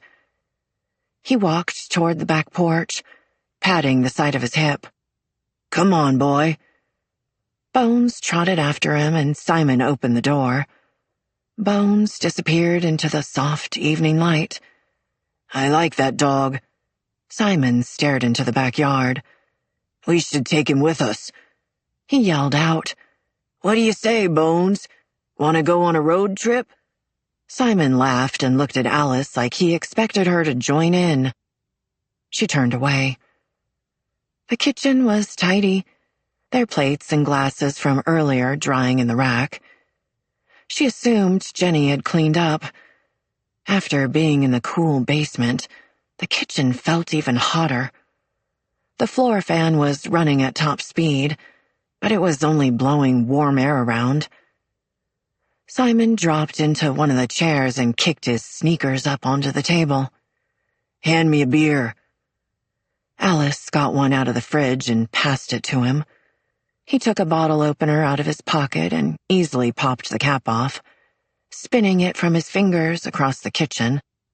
It landed somewhere in the corner. She wondered how many he'd had that afternoon. "How are the repairs going?" "They're going." He held her gaze and took a long slug of beer. "What does that mean?" "That means none of your business. Now get cooking." Alice sighed and opened the fridge, spying the roast chicken. A casserole would be easy, but she didn't relish the idea of working around a hot oven. She glanced over at Simon. Then again, he'd have to suffer in the heat too. Maybe he'd drink himself into a stupor. Alice found a casserole dish in the cupboard and gathered ingredients. She felt strange, like a trespasser, moving around in Ruth's kitchen, with Ruth's tidy handwriting on recipe cards, her red checkered apron on a hook. All the while the woman was trapped in her own basement. A Tupperware container of blackberry oatmeal cookies was on the counter, the clear lid resting loosely on top. Alice pressed around the edges to seal it. She pulled open drawers until she found one with cutlery, and noticed immediately that there were no knives. She checked the drawer next to it and found ladles, whisks, spatulas. She looked over her shoulder at Simon, who smirked at her. "They're all gone," he said. Alice turned back around. If he choked on a large piece of chicken, it would serve him right. Without knives, Alice was forced to be creative with other kitchen utensils, but she managed to put together a somewhat messy chicken pasta casserole. While it baked, she fed Bones kibble she found in the pantry. Then she asked Simon about the farm animals. "They need to be taken care of." "I don't trust that old man." "What about Ruth, then? She could do it." "Yeah, whatever. She can come up later." "The casserole will be a half hour. I'd like to wait in the basement." "I don't feel like moving the table." He pushed a chair out with his foot. "Have a seat." Alice looked toward Jenny. She was still focused on her book. If Jenny felt any kind of way about the fact that her boyfriend wasn't on the couch with her, she didn't show it. Alice sat. Simon slid a newspaper toward her, folded open to a crossword puzzle. Some of the squares were filled in. He rolled a pen over as well. "You can help me finish. Read the questions out." Simon was good at crosswords, and quick with his answers, but he mostly seemed to enjoy surprising her. Each time he got a question right, he would smirk. "Thought I was stupid, didn't you?" "No, I think you make stupid decisions." He laughed and took a drag of his cigarette, one eye squinted. He'd already smoked so many, the air was cloudy. The haze drifted all the way into the living room and swirled in the sunbeams. From the corner of her eye, Alice saw Jenny wrinkle her nose and fan it away. When the timer went off, Alice jumped to her feet, glad that she'd soon be done with the two of them. She dished out servings of casserole for Jenny and Simon, then found a tray to carry plates to the basement. She added forks and a spoon, bread, butter, a plastic pitcher of water, cups, and a quart-sized glass milk bottle from the fridge.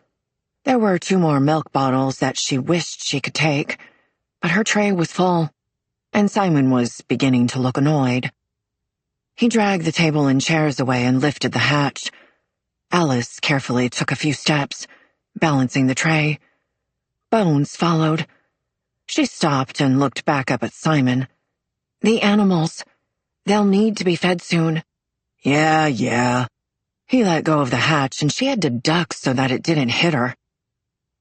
Tom was able to feed himself with his one hand, so Alice focused on her meal and told them what she had learned upstairs, which wasn't much except that the truck repairs didn't seem to be going smoothly, and Simon was getting drunk. The thought of what might happen if he couldn't fix the truck turned the few bites of food in her stomach to stone. Casserole is lovely, dear, Ruth said. But Alice didn't think the woman had much appetite either. She was chewing slowly, like she was forcing herself to go through the motions. A couple of hours later, Alice began to worry that Simon had forgotten about the animals. She walked over and assessed the hatch. It was insulated like the ceiling, but it was still wood, and wood made sound. She knocked on one of the beams. No response from above. She looked among the boxes until she found a brass lamp. "Do you mind if I dent your lamp, Ruth?" Not at all, dear. Standing on the stairs and aiming up over her head, Alice swung the lamp as hard as she could against the wood. She hit it a few more times, but her neck and shoulders were already aching. She was almost ready to give up when she heard scraping above. The hatch lifted. Light poured in, Simon's body a looming shape. He was aiming the handgun down at her. She thought about tripping him, maybe grabbing his legs and pulling him off balance. He might drop the gun, but he might also pull the trigger. "Drop it," he said.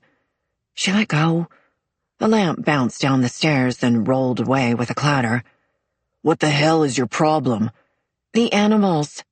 "Jesus, fine. Send the old lady." Bones left with Ruth. When they returned later, Ruth's cheeks were pink from the fresh air, and Bones smelled of hay when he came over to greet Alice. William held Ruth's hand and rubbed his thumb over hers.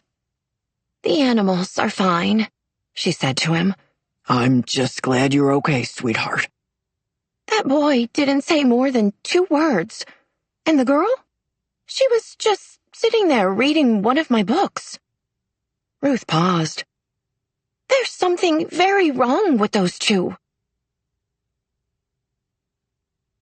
Chapter 28. Alice. Alice woke up, disoriented. She blinked the sleep from her eyes, adjusting to the dim lighting from the one bulb. She reached over and felt Tom's sleeping body beside her. A sound. That was what had woken her. She strained her ears, held her breath. Was it in the basement? A rat, maybe? Or was it coming from upstairs? She shifted to a sitting position. Now the scrape of the hatch door opening, footsteps on the stairs. Tom moved beside her. She glanced at him. He was awake and watching. Feet, then legs edged into view. Simon was hunched over as he peered down at them huddled together on the opposite wall. The handgun was out in front of him, his head swiveling between the 2 couples, like he was making sure they were all accounted for. "Alice, get up here." She didn't like the sound of the beer in his voice, the thickening of the words. "Why?" "I'm hungry." She looked at Tom, who had a worried frown. He rested a hand on her knee. "You can refuse," he whispered. "He'll have to come down if he wants you." Then what? More fighting? "There's more of us now." But 2 of them were elderly and one still had a broken collarbone. "Stop talking," Simon said. "It's pissing me off." "Give me a moment. My legs are cramped." Alice touched her lips to Tom's, so it looked like she was kissing him goodbye, and murmured against his mouth, "I'll find out his plans." Simon moved to the top of the stairs. When she stepped into the kitchen, he dropped the hatch behind her with a slam. He pushed the table and chairs back in place. The clock on the wall told Alice it was 2 a.m, and clearly Simon hadn't been to bed yet. On the kitchen table, smoke floated up from a cigarette propped on the side of a saucer, crowded with butts. Simon kicked one of the chairs out and pushed her into it. Then he took a glass out of the cupboard, picked up a bottle of whiskey, and brought them both to the table, where his nearly empty glass waited in front of the other chair. A light breeze drifted across her neck. She looked over her shoulder. The back door was open. Don't even think about it. I've still got my gun. Alice sighed. I am aware of the situation. I'm aware of the situation, he repeated in a high voice, mocking her. Then he collapsed onto his chair. He poured whiskey into the 2 glasses and picked up a pack of cigarettes. He smacked the bottom of the pack until a cigarette popped out. He offered it to Alice. I don't smoke. Tonight you do. No, I don't. It won't kill you. He placed the gun on the table and spun it hard.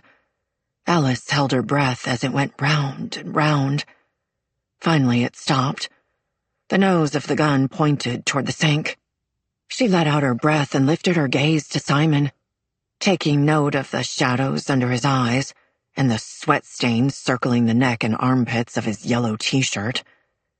His fingernails were black with grease, and his hair looked sticky, like he'd been running his hands through it. I thought you wanted me to cook. Just chill for a minute. He held out the pack again. When she didn't move, he leaned over and shoved the filter end of the cigarette against her mouth with one hand, while the other held the gun to her head. She wished she saw some hesitancy in his face, a flicker of doubt. But there was only a flat stare. Open your mouth. Her eyes watered. She couldn't bear the pressure of the gun against her skin any longer. She opened her lips, and he pushed the cigarette in.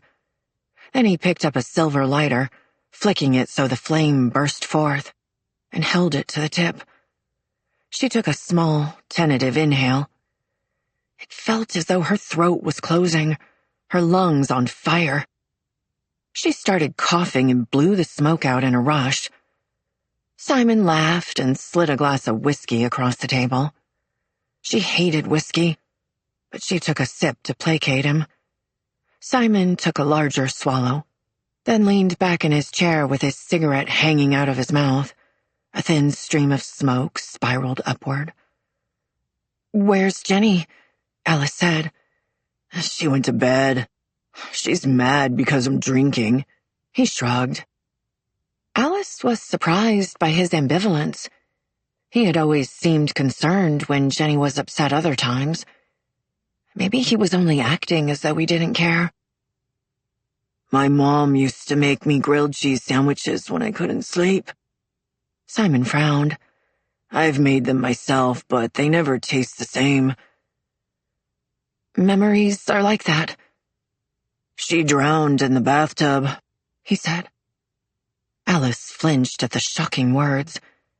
She didn't know how to respond. His thoughts were all over the place, and she didn't want to push any buttons. She did it on purpose, he said. Took a bunch of pills. She wanted my dad to find her. But I got home first because he was out drinking. Whenever he beat her, she'd take me driving around, and we'd look at apartments. I'd get so excited, you know. Then he'd apologize. She fumbled for something to say. That must have been hard. You get used to it. He took a drag of his cigarette. It's only bad if you want them to be something else. But I know my dad's an asshole. Even after Jenny got kicked out and was living with me, he wouldn't give me extra hours at the marina. He didn't care that she was pregnant. Jenny was kicked out? Yep. Shoved out the door with nothing. They wouldn't even talk to her. What happened to her father? He died a few years ago. Then her mom got her claws into Robert. People thought he was so great just because he wrote a book. Like Jesus. He had one bestseller, who cares? He inherited most of his money. He snorted. He came to the marina once to ask my dad about sailboats. My dad told him all kinds of bullshit. He laughed. That was funny. Jenny has talked about her mother. She sounded strict. Hell yeah. She was ice cold. He took another drag of his cigarette. She wanted Jenny to be a star so bad. She started teaching her ballet when she was just a little kid. Her mom didn't care if she had blisters or pulled muscles or anything. She put Jenny on crazy diet pills, too. She's very thin. You should have seen her before. She never smiled.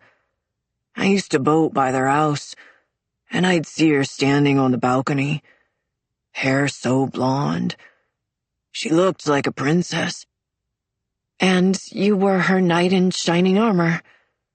He shrugged. Lots of guys in town thought she was beautiful, but they were too chicken to ask her out. Nobody thought I was good enough for her. My own dad figured she'd dump me. Do you think being on the run is good for her? It's a lot better than prison, isn't it?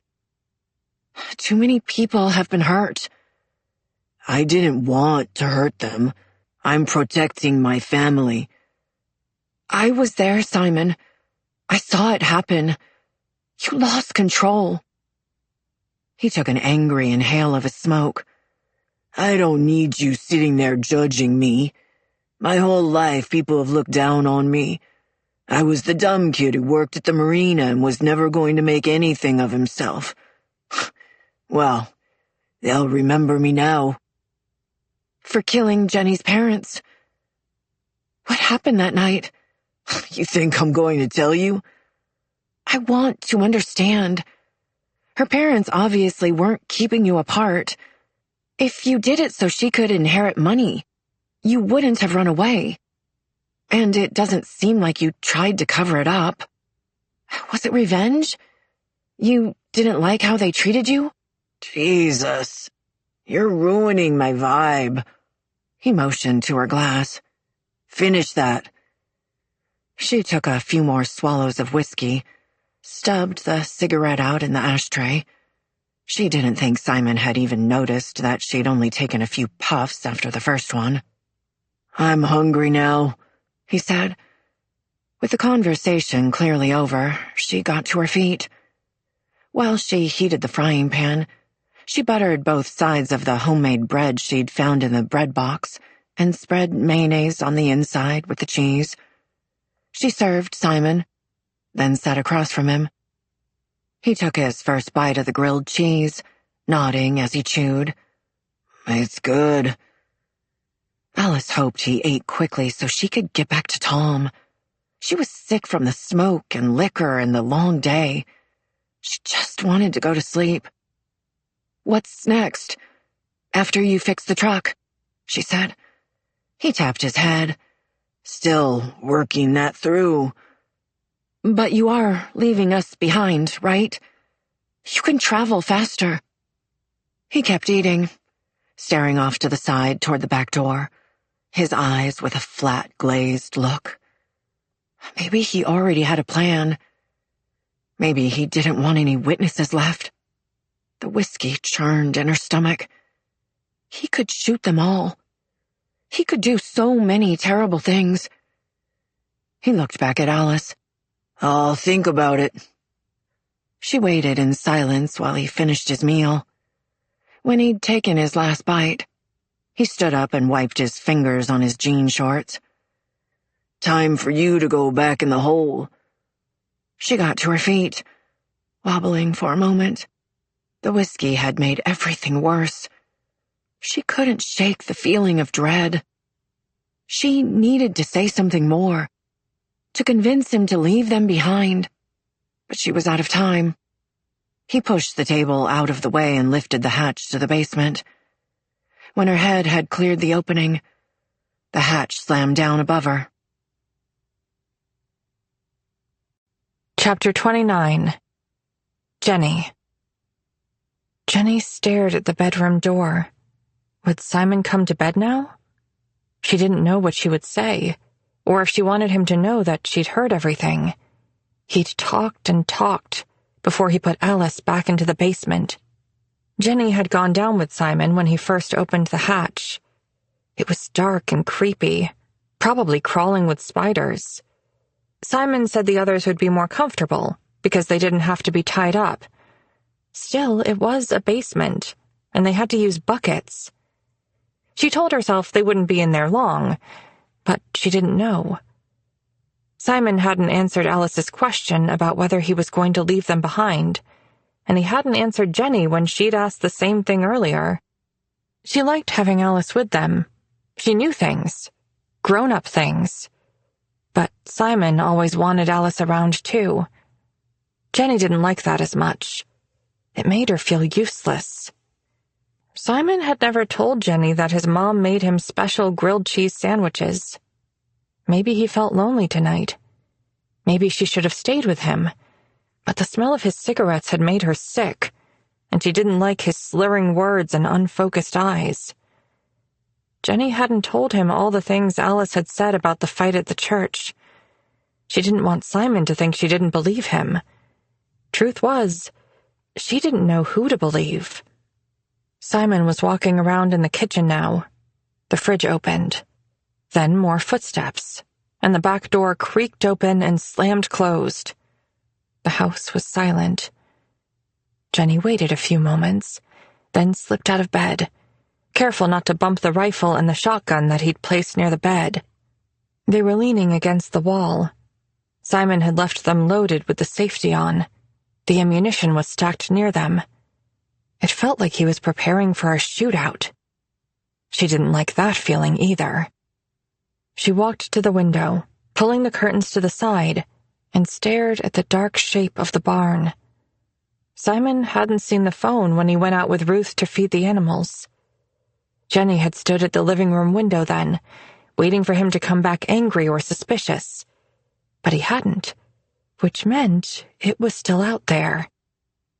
Jenny flexed her feet, rose up onto her toes, feeling the familiar stretch of her arch. She used to love pirouetting. Her mind would blank out while her body took over. Her muscles and limbs knew what to do. She didn't have to think. Jenny used to be good at not thinking about a lot of things. She could go to school and the studio, but inside, she wasn't there. She wasn't anywhere. Now, her thoughts were loud. That night, her mother, Simon. She could call the police. She could climb out the window or go through the front door. She could run fast to the barn. Simon probably wouldn't hear her footsteps from inside the shop. They'd both be arrested. He'd be sent to Ontario. The boy who loved the ocean would be kept in a small, cold cell. The women's prison might be there too. Would she be allowed to write to him? She wouldn't have any visitors. She'd have to spend years there, maybe her entire life. She was only 18. She hadn't gone anywhere or done anything. She wanted to get married. She wanted a family. Her baby would go into foster care. Would she grow up thinking that Jenny was a bad person? She might not want to see her. She might look at Jenny the same way her mother had. Same as Hannah, her former friend, who would walk the other way to avoid her at school. The teachers who thought her dismal grades were because she was stupid. The Royal Winnipeg Ballet judges, when she failed her audition the summer before. Her mother who'd berated her on the train home, saying the tickets were a waste of money. Jenny was a waste of her time. She hadn't practiced enough. She'd gained weight. She was impossible. And then that spring, when her mother had realized Jenny was pregnant and there'd never be a second audition, the thing she'd screamed at her. The only person who never made her feel ashamed was Simon. She was sitting on the dock, bundled in her winter coat, with her knees to her chest. Her knit hat was pulled over her ears, and a scarf covered the lower half of her face. Her cheeks were wet, her eyelashes spiky with tears. The stairs were so slick with ice, she'd nearly fallen on the way down and had to cling to the railing. Why didn't she just let go? She would have slid all the way to the bottom, maybe straight into the ocean. With her heavy clothes, she'd sink right away. The February morning sky was streaked with charcoal-colored clouds that rolled across the horizon. In the distance, she could make out the dark shapes of the few small islands that dotted the channel. Seagulls glided overhead, soaring up, then sideways with the wind.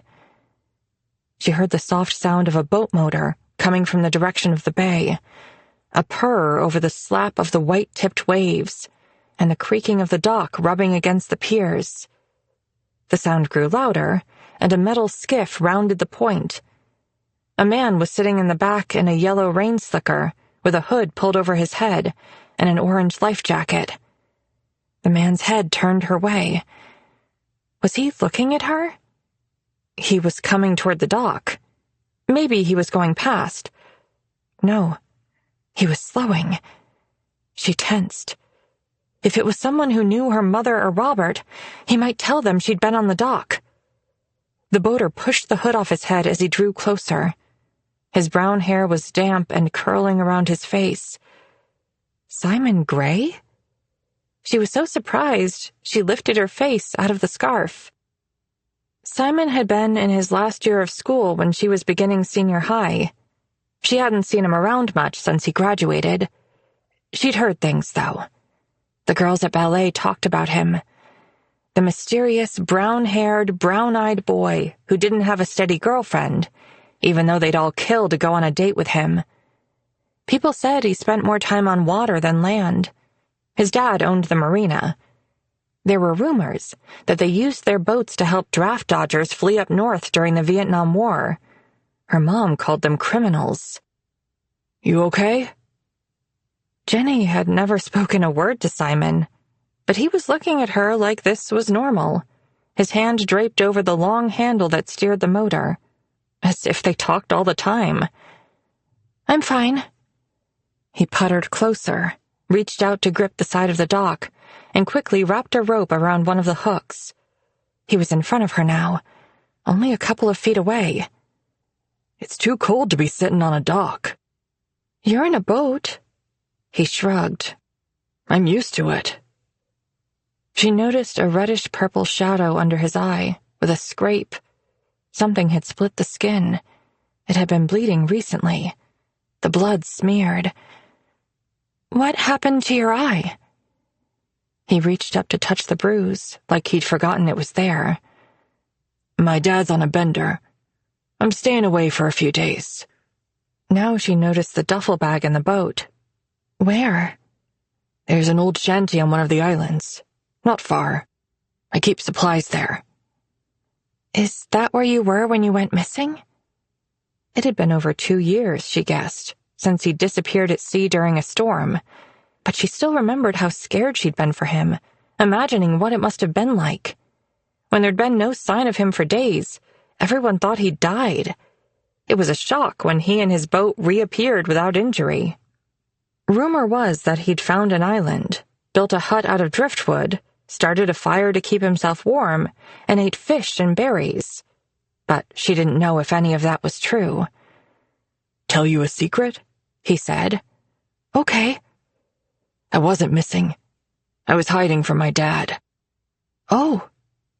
She didn't know what to say. She'd seen his father around town, with his flushed, wind-burned skin, and deep creases around his eyes from always being out on the water. He was a big man, with muscled arms covered in tattoos. Being hit by him would hurt a lot. I see you on the beach sometimes, Simon said. What are you looking for? Rocks? Shells? Why? I make jewelry. Cool. Have you ever found sea glass? What's that? Broken bottles and glass that have been on the shore a long time. They get tumbled in the waves and turn smooth. Want to go for a ride? I found pieces on my island before. I'm not supposed to spend time with boys. Do you want to spend time with me? He held her gaze, waiting for her answer, but her mouth was dry, and her thoughts had scattered.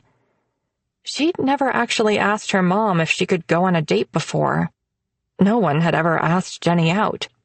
But her mom's plans for Jenny to audition again in the summer for the Winnipeg Ballet were firmly cemented. Jenny's destiny had been laid down the first time her mom told her to point her toes. "Sure," she finally managed. "But my mom, she'd freak out." "Does she know you're on the dock?" Simon said. "She's gone into the city for the day. She's shopping." "With your stepdad?" "No. He was working late. He'll probably sleep most of the day." "So no one will notice if you're gone?" No one would notice. It shouldn't hurt. Not still, but it did. Because her mother would come home late and be preoccupied with her purchases. And when Robert did wake up, he'd go into his office again and stay there into the night, drinking bourbon, typing and ripping up pages. She wasn't supposed to disturb him, and she never did. Jenny had made a terrible mistake before her mother married Robert, when her mother had been dating 2 men at the same time, waiting to see who she liked better. Her mother didn't lack for attention. It wasn't just her beauty, but how she could make them feel as though they were completely fascinating. That time, it was a lawyer and a stockbroker. One phoned their apartment, and Jenny had used the other man's name. When they found out about each other, they broke up with Isabel, who then ignored Jenny for days. When her mother finally spoke to her, it was only to announce Jenny's penance. She'd have to eat a bowl of tomatoes. She knew Jenny hated the texture, the squishing between her teeth, how the taste made her gag and her throat itchy. Jenny steeled herself and choked down the bowl and went to bed relieved it was over. Then her breakfast was fried tomatoes. She opened her lunchbox at school and found more tomatoes. Dinner was cream of tomato soup. It went on for days. Jenny didn't want anyone to notice she wasn't eating at lunch, so she hid in the library. She didn't have any of her own money to go to a store. No friends to ask for help. She nearly fainted while dancing, but her mom didn't let up. She came home to more tomatoes. Blanched tomatoes, salsa, steamed, boiled, stewed. Jenny's throat was constantly burning, an itch she couldn't scratch. She tasted blood. She drank water, milk. Nothing helped. She thought she might die. She sat at night with the stones she'd collected with her father. She held them in her hands, rolled them like dice, and looked up at the ceiling. "Please, Dad, I miss you so much. Please save me." Then, one night, her mother came into her room and perched on the side of her mattress. She leaned over, enveloping Jenny in her flowery perfume. Jenny thought her mom was going to kiss her cheek and tell her she was finally forgiven. Instead, she'd whispered into her ear, "You will never ruin one of my relationships again. Understand?" Jenny did indeed understand. Her mother changed her mind about businessmen and stopped going downtown for cocktail hour. Instead, she haunted the theater, literary events, and the opera. Anywhere she might find an academic, someone cultured. When she began dating Robert, Jenny was careful not to do anything that might make him not want their family. She was polite. She kept her room clean and didn't leave any belongings around the house. She was quiet. She'd stayed that way even after they were married, because now it would be even worse if she ruined it all. But this wild boy, with his messy hair and crooked smile, was holding out an opportunity. For what exactly, she wasn't sure, but it was something different. She got to her feet, but still she hesitated. Their eyes met, and now she saw the sadness he'd been trying to hide, the shame. Underneath the smile, the confident words. His dad beat him, and he'd had to make up a story so that people didn't know. But he'd told her the truth.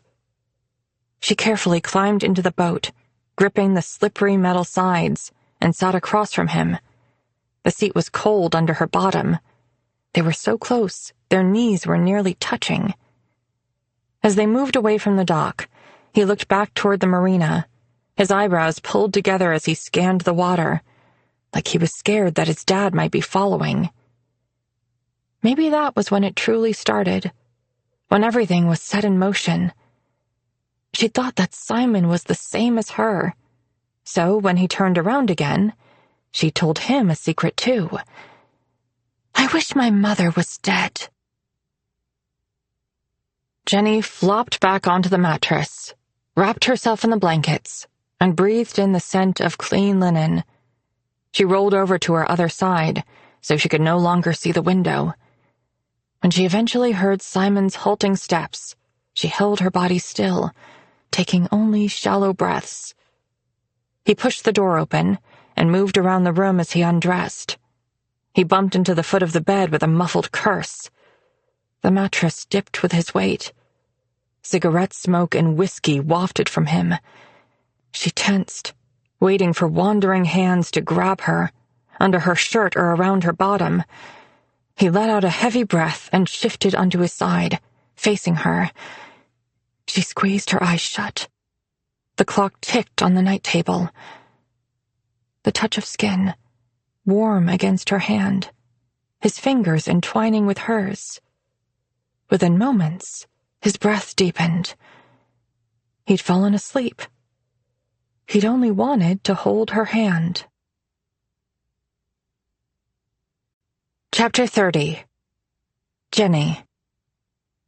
When she woke, Simon was standing beside the bed, pulling on a fresh tank top.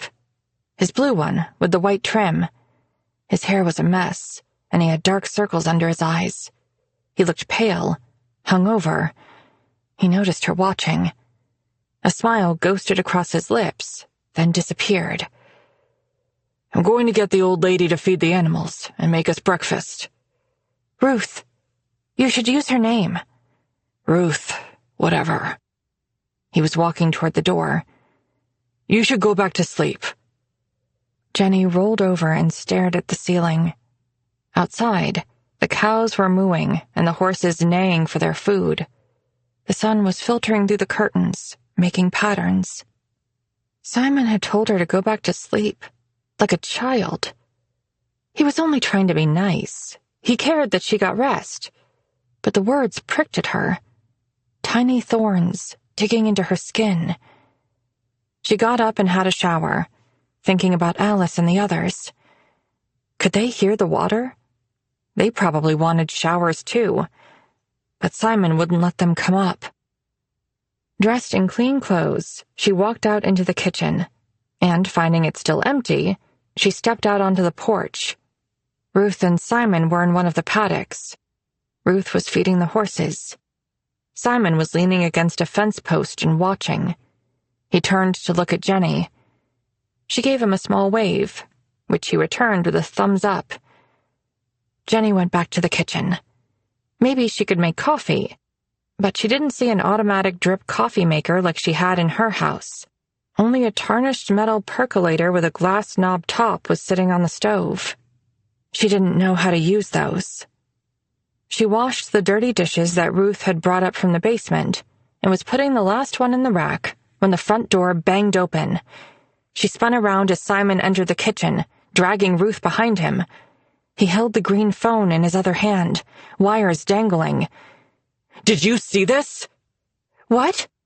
Jenny's face was so hot, like she'd been standing by a fireplace. She wiped at her brow, forgetting that her hand was wet and soapy. "Where did you find it?" "The barn, on the workbench." She shook her head. "I was looking for twine." "It was ringing. Ruth says she forgot about it." He gave an angry laugh, pulled his arm back, and threw the phone against the far wall, where it hit with a clatter of the bells. The bottom half spewed metal innards as it slid across the floor to knock against the garbage can. Bones, who must have followed them into the house, was bumping against Ruth's legs, leaning into them, and barking at Simon. "Tell him to shut up," Simon said to Ruth. "Bones! Enough!" Ruth sounded like she was trying to be firm, but Jenny heard the quiver in her voice. The dog quieted, an anxious whine still leaking from his throat.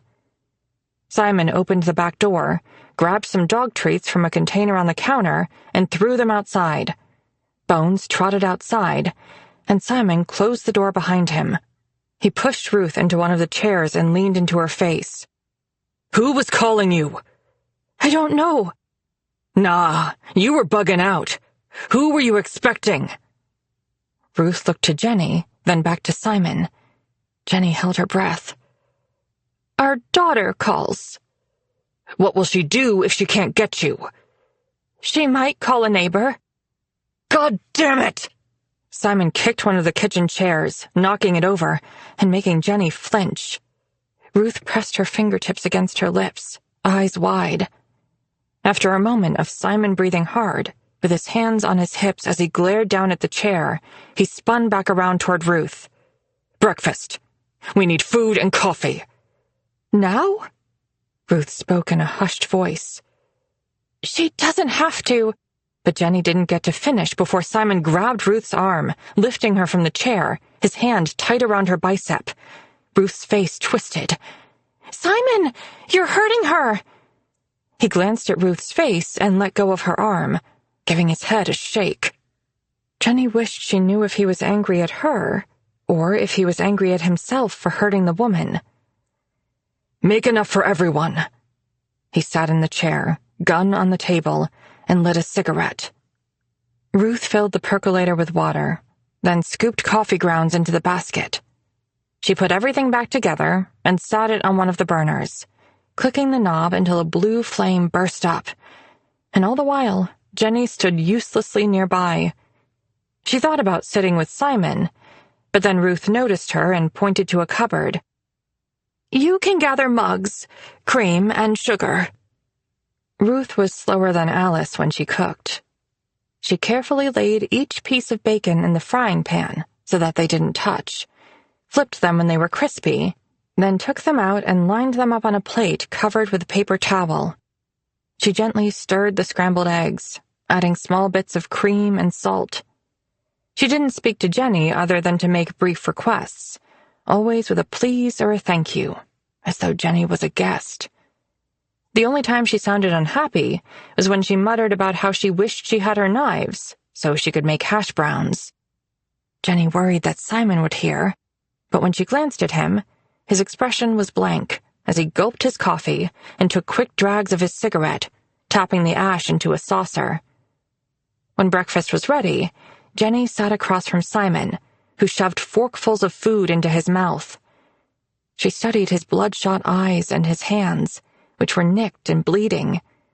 He smelled of mechanic's grease and stale beer. He looked up at her, his eyes softening as he gave her a small smile. He was still there. He was still her Simon. She took a deep breath.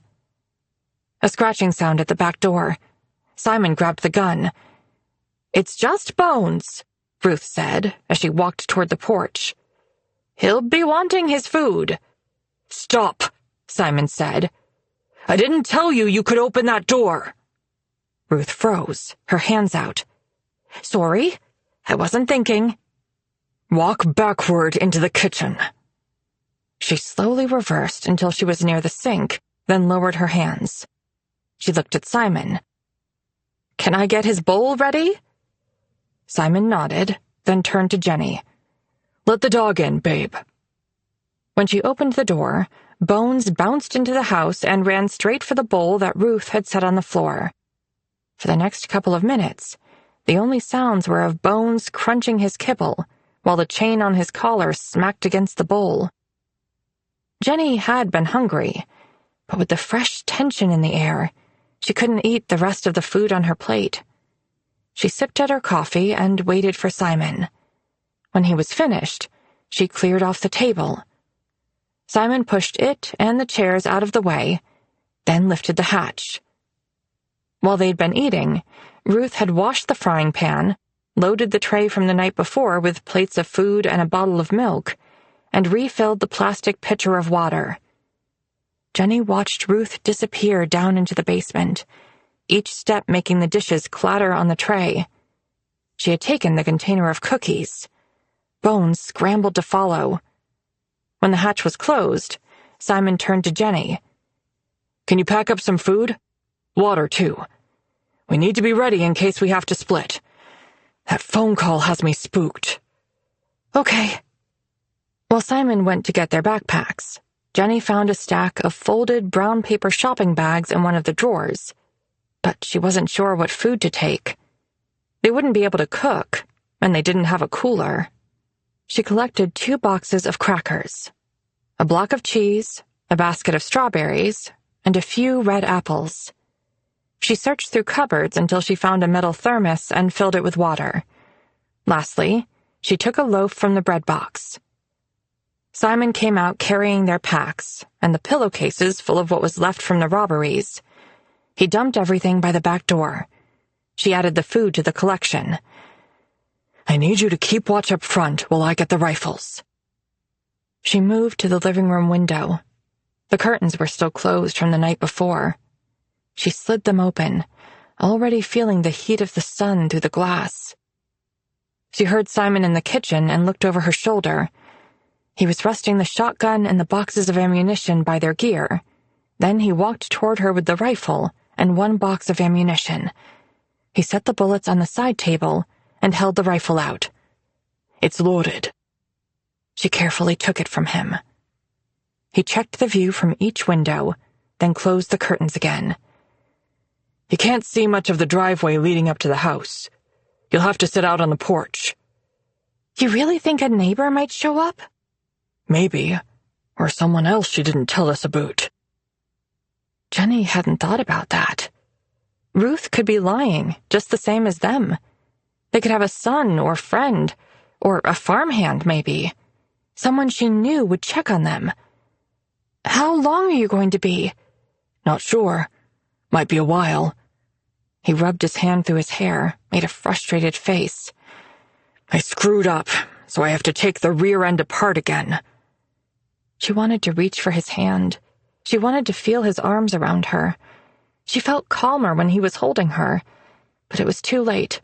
He was already walking toward the fridge, where he grabbed a couple of beers, gripping the bottlenecks between his fingers. He glanced at her. "I just like the taste.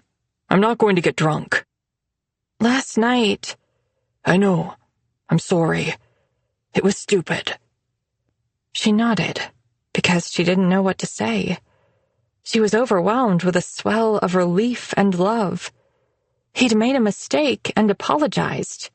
He didn't try to twist things and blame her. She followed him to the kitchen, waiting while he opened the back door and stepped out onto the porch. At the last moment, he turned and met her eyes. "Hang in there, babe. It's almost over." Jenny thought about those words all morning and into the afternoon as she sat outside. She knew Simon had meant that their time at the farm was almost over, but she couldn't shake the heavy feeling that pushed down on her shoulders, her chest. Her calves ached with it. She tried to lose herself in a romance novel that she'd found in the house. Her hair was wilted around her face, her neck and brow damp with sweat. She needed the bathroom, water, food. Simon hadn't come back for lunch. She got to her feet and scanned the field toward the road. She couldn't see or hear any cars. She picked up the rifle and hurried inside. She used the bathroom, then mixed a pitcher of iced tea and fetched a sleeve of saltine crackers and an apple from the bag she'd packed earlier. She took everything outside. Once she'd settled into the rocking chair, she leaned the rifle against the porch railing. She sipped her tea and dozed in the warmth, watching the chickens through her lashes. She wondered if there were farm cats in the barn. She liked cats. Her gaze drifted from the barn, down through the pasture to where the horses and cows grazed. Something caught her attention in the corner of her eye. She turned to look down the driveway, where it dipped out of sight. Some sort of haze. Smoke? She narrowed her eyes and focused on the spot until it became clearer. Not smoke. A cloud of dust. She grabbed up everything and rushed into the house. When she passed through the kitchen, she set the book and glass on the table. The rifle in her hands, she ran out the back, down the porch steps, nearly tripping in her sandals, and ran the short distance to the garage. She flung the door open. The garage was narrow and crowded, with barely any light coming in through a dirty side window. A blue truck had its rear end jacked up and its tires off, while an extension cord light hung over the tailgate. A thudding metallic sound was coming from underneath the truck. "Simon!" He popped up from the other side. "What's wrong?" She gulped at the air, chest heaving. "Someone's coming!" Chapter 31. Jenny. Simon pushed past her, grabbing her free hand and pulling her along with him. She struggled to hold onto the rifle and keep up with Simon, who was taking the steps 2 at a time. They burst into the kitchen, the screen door slamming behind them. The vehicle could be close now, the person already walking up to the front steps. Maybe they'd heard the noise. Simon dropped her hand and pulled the gun from his shorts, running to the front of the house. "Lock the deadbolt!" he whisper-yelled over his shoulder. Jenny flipped the lock. Should she put a chair under the doorknob? Something to barricade the door. But what if they needed to run out? She went to Simon. He was standing by the window to the right of the front door, using the tip of his finger to pull the curtain back. The sun slanted in, making him look as though he'd been sliced in half. One side gold, one dark. "White truck, coming up the driveway," Simon said. Jenny could hear it now, the rumble of an engine growing closer. The truck stopped. A door slammed. Simon drew back from the window and moved over to stand in front of the solid wood door. He gestured to Jenny to get behind him. "Stay ready with the rifle, but don't take the safety off yet." She pressed against his back, the rifle at her side. She could feel his fear, the heat of his body through his shirt, his fast breaths. She didn't know why they were in front of the door. Shouldn't they be hiding somewhere? Then he brought his gun hand up. "Don't shoot," she pleaded. He looked back at her and mouthed, "Quiet." Footsteps, coming up, then across the porch. Probably a man, who was now on the other side of the door, so close to them. He knocked fast, like a woodpecker. Rap, rap, rap. Jenny felt the sound go straight through her body. She shivered, hooking her finger into the waistband of Simon's shorts. The back of his arm flexed. He was gripping the gun. The man knocked on the door a few more times. The porch board squeaked as he shifted his weight. Or maybe he was peering into the windows. Jenny held perfectly still. "William? Ruth? You in there?" A woman's voice, cheerful. Jenny lifted her head, surprised. More footsteps, lighter and fast. The person was running up the porch steps. "Where's Bones, Mom?" Jenny sucked in a gasp. Oh no, it was a child. It sounded like a young boy. "I'm not sure." The woman knocked again. After a moment, both sets of footsteps moved away. They were walking down the steps. Jenny exhaled and leaned forward, touching her forehead to Simon's back. But he was inching to the side. Then he dropped low, crawled to the window, and gently moved the edge of the curtain away. Jenny waited behind the door for the sound of the truck starting. It had to drive away soon. "What's happening?" she whispered to Simon. "I don't know. They're in the middle of the driveway." Jenny dropped to her knees and crawled over to him, softly sliding the rifle with her. The window was low enough that she could remain on her knees. She peered over Simon's shoulder so she could see through the same narrow gap. The woman was tall and slender, with blonde hair and a high ponytail, tight jeans tucked into cowboy boots, and a blue checkered shirt tied at her waist. The little boy had the same blonde hair, but he was wearing a red baseball cap, and his jeans were faded and dirty at the knees. She couldn't see much of his face. They were talking. Now he was pointing at the barn. They turned and walked toward it, the woman's ponytail swinging. The boy ran ahead. "They're not leaving. Keep watch. I'll be fast." The warmth of Simon's body left her side, leaving her unbalanced. She looked over her shoulder. He was crawling away. "Where are you going?" "I'm getting Ruth, in case they start searching." When he was farther from the window, he rose to his feet and hurried to the kitchen.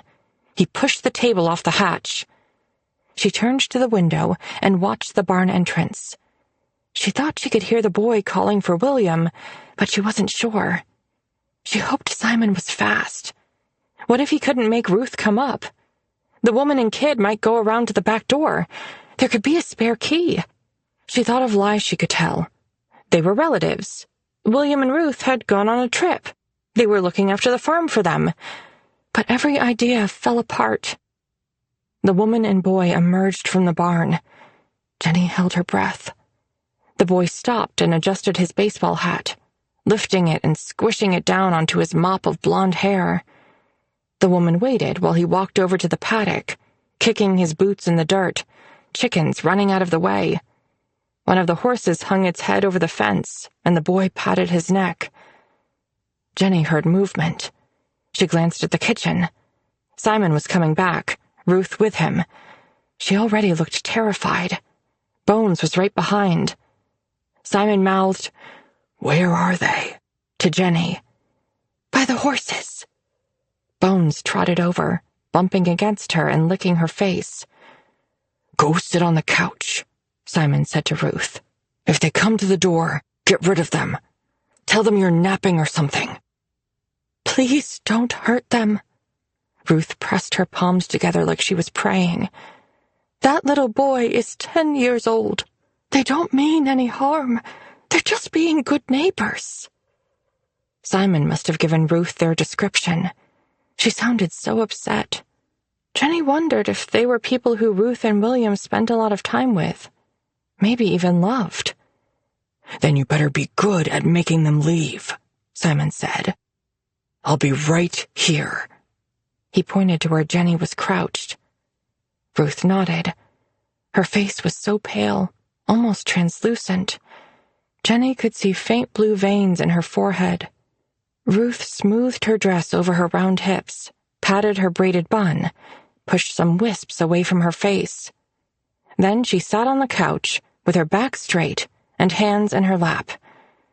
Simon eased behind the curtain near Jenny. They both saw the woman and kid at the same time. They walked past their truck and the tractor.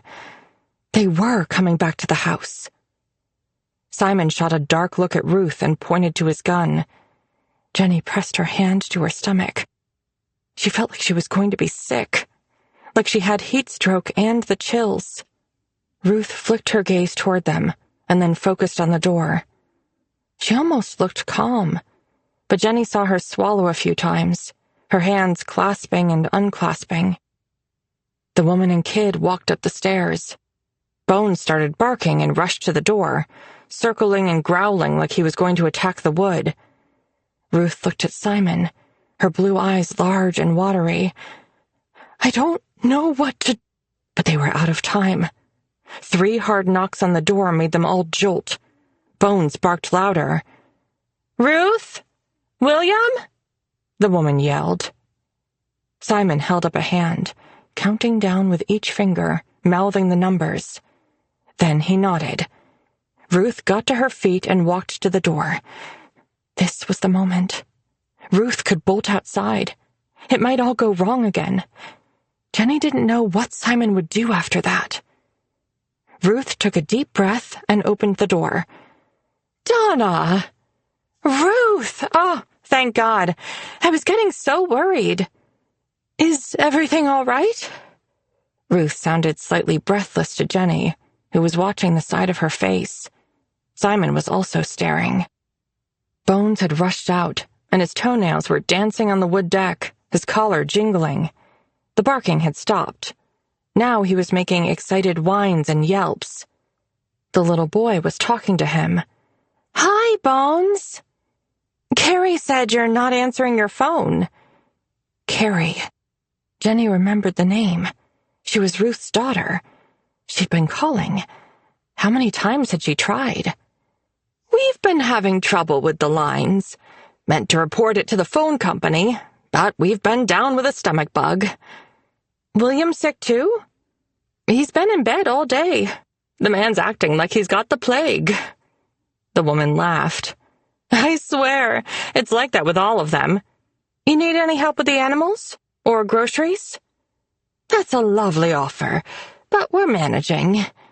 Ruth smiled, looking pale and sickly enough that hopefully the woman would believe her. I can take Bones for a walk. The kid again. Thank you, honey, but maybe another day. Do you have cookies? Stephen, his mom said. We don't ask like that. It's fine, Ruth said. Stephen is my best cookie eater, but I haven't baked for days. You'll still be at the fair, though, won't you? I think I'll be sitting this year out. I just don't have the energy. Oh. A long pause. Well, we won't keep you. Jenny wasn't sure if she was imagining the confusion in the woman's voice. What was different? Did Ruth say something odd? Jenny glanced at Simon, who was frowning. I'll let Carrie know about your phone, the woman said. Thanks, Donna. Ruth wrapped her arms around her middle. Bones, come now. Bones walked into the house, slowly, with his head down. The neighbor's footsteps were moving away. Ruth was still watching, a faint smile on her face. She gave a small wave. 2 truck doors slammed shut. The engine started. Ruth stepped back and closed the door. Why was that chick acting weird? Simon said. They left. That was what you wanted. Ruth didn't look so scared now. She seemed frustrated, which worried Jenny more. She might upset Simon. Jenny rested her hand on his leg. It was after you talked about baking. She might have been surprised because I bake every day. It didn't mean anything. Jenny squeezed Simon's leg gently so he would look at her. It's good, she said. Now she'll believe that Ruth is really sick.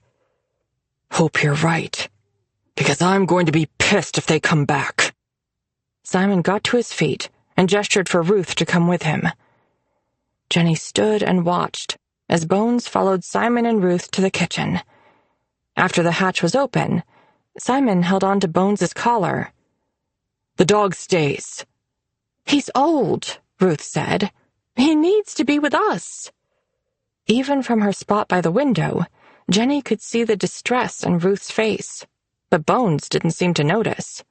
He was looking up at Simon with his tongue out and tail wagging. He'll be fine. Now get going. She turned and went downstairs. After the hatch was closed, Simon walked back into the living room, with Bones padding after him, collar jingling. Keep the dog outside with you, okay? She nodded. How much longer are you going to be? His face twisted with frustration. I'm hoping we can leave tonight, but I broke one of the tools, and the old guy had parts everywhere. I just have to stay at it. Aren't you hungry? I'll eat after. I want to get on the road before anyone else shows up. He drew her into his arms and kissed her. She leaned into it, wanting to stay close like that forever. But after a few moments, he drew away, gave her a final peck, and scratched Bones around the neck. You look after my girl, okay? Bones thumped his tail on the floor. When Simon reached the back door, he paused by their gear. I'm going to put all this in the truck now. I can help. I've got it, babe. He swung the backpacks onto his shoulders. Go keep watch. She nodded and called Bones to her. Outside, she rocked in the chair and stared at the area of the driveway where she'd first seen the rising dust.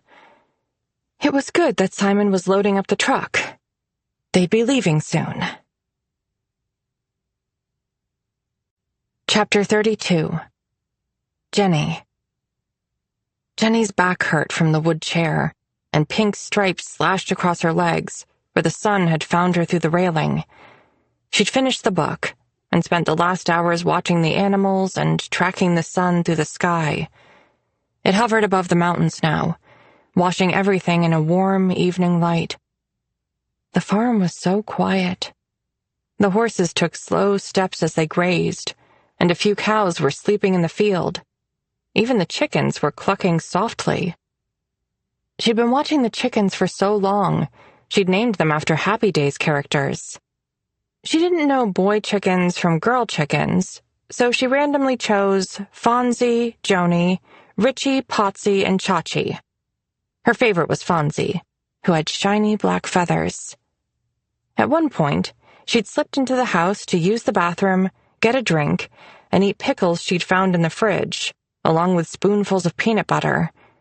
She felt bad, knowing Alice and the others would be hungry too, but she didn't dare lift the hatch herself. She wondered if she should check on Simon and bring him food, but decided against it. She didn't want him to get mad that she wasn't keeping watch. Bones was sprawled in a patch of shade on the grass. At least he was comfortable. She sighed, kicked off her sandals, and rocked in the chair. Her eyelids were heavy. Flutters in her belly. The baby was moving. She placed her palm against her skin. How was it possible to love someone so much when you hadn't met them yet? She hadn't always felt that way, though. She'd thought she had some sort of flu, one that made her run to the bathroom in the morning to be sick. The scent of perfumed hairspray, soap, or meat would have her gagging. Her period had never been regular, so she didn't notice when she missed it the first month. But then another month passed, and another. She stood in front of the mirror and examined her stomach, the roundness that hadn't been there before. Her breasts were fuller, and they hurt. What was she going to do? She couldn't tell Simon. Not yet. She dressed in loose clothes at home and school, left the top button of her pants undone, and pulled her blouses and shirts over her belly. But her leotards were tight. She wore her dance skirt high on her waist and tightened her stomach muscles when in class. She bound her breasts. Could she hide it until the summer? Would she still be able to go to the dance academy? No, of course not. But she could hope to finish high school. Then what? She didn't know. She didn't know anything about being pregnant. She didn't understand how to calculate how far along she might be. If she saw the doctor, they'd tell her mother. She still hoped she was wrong. Maybe she wasn't pregnant at all. She might lose the baby. That could happen. She ran out of time in the middle of May. It was one of those temperamental spring days when the sun and clouds fight over the sky. She was sitting at her vanity buffing a beautiful piece of green sea glass that Simon had given her. When she held it up to the light, it reminded her of the green bottles in Alice in Wonderland. If only she could drink a potion and shrink away. She was meant to be practicing, so she was wearing her black leotard. The full-length mirror taunted her. "Come show me your secret.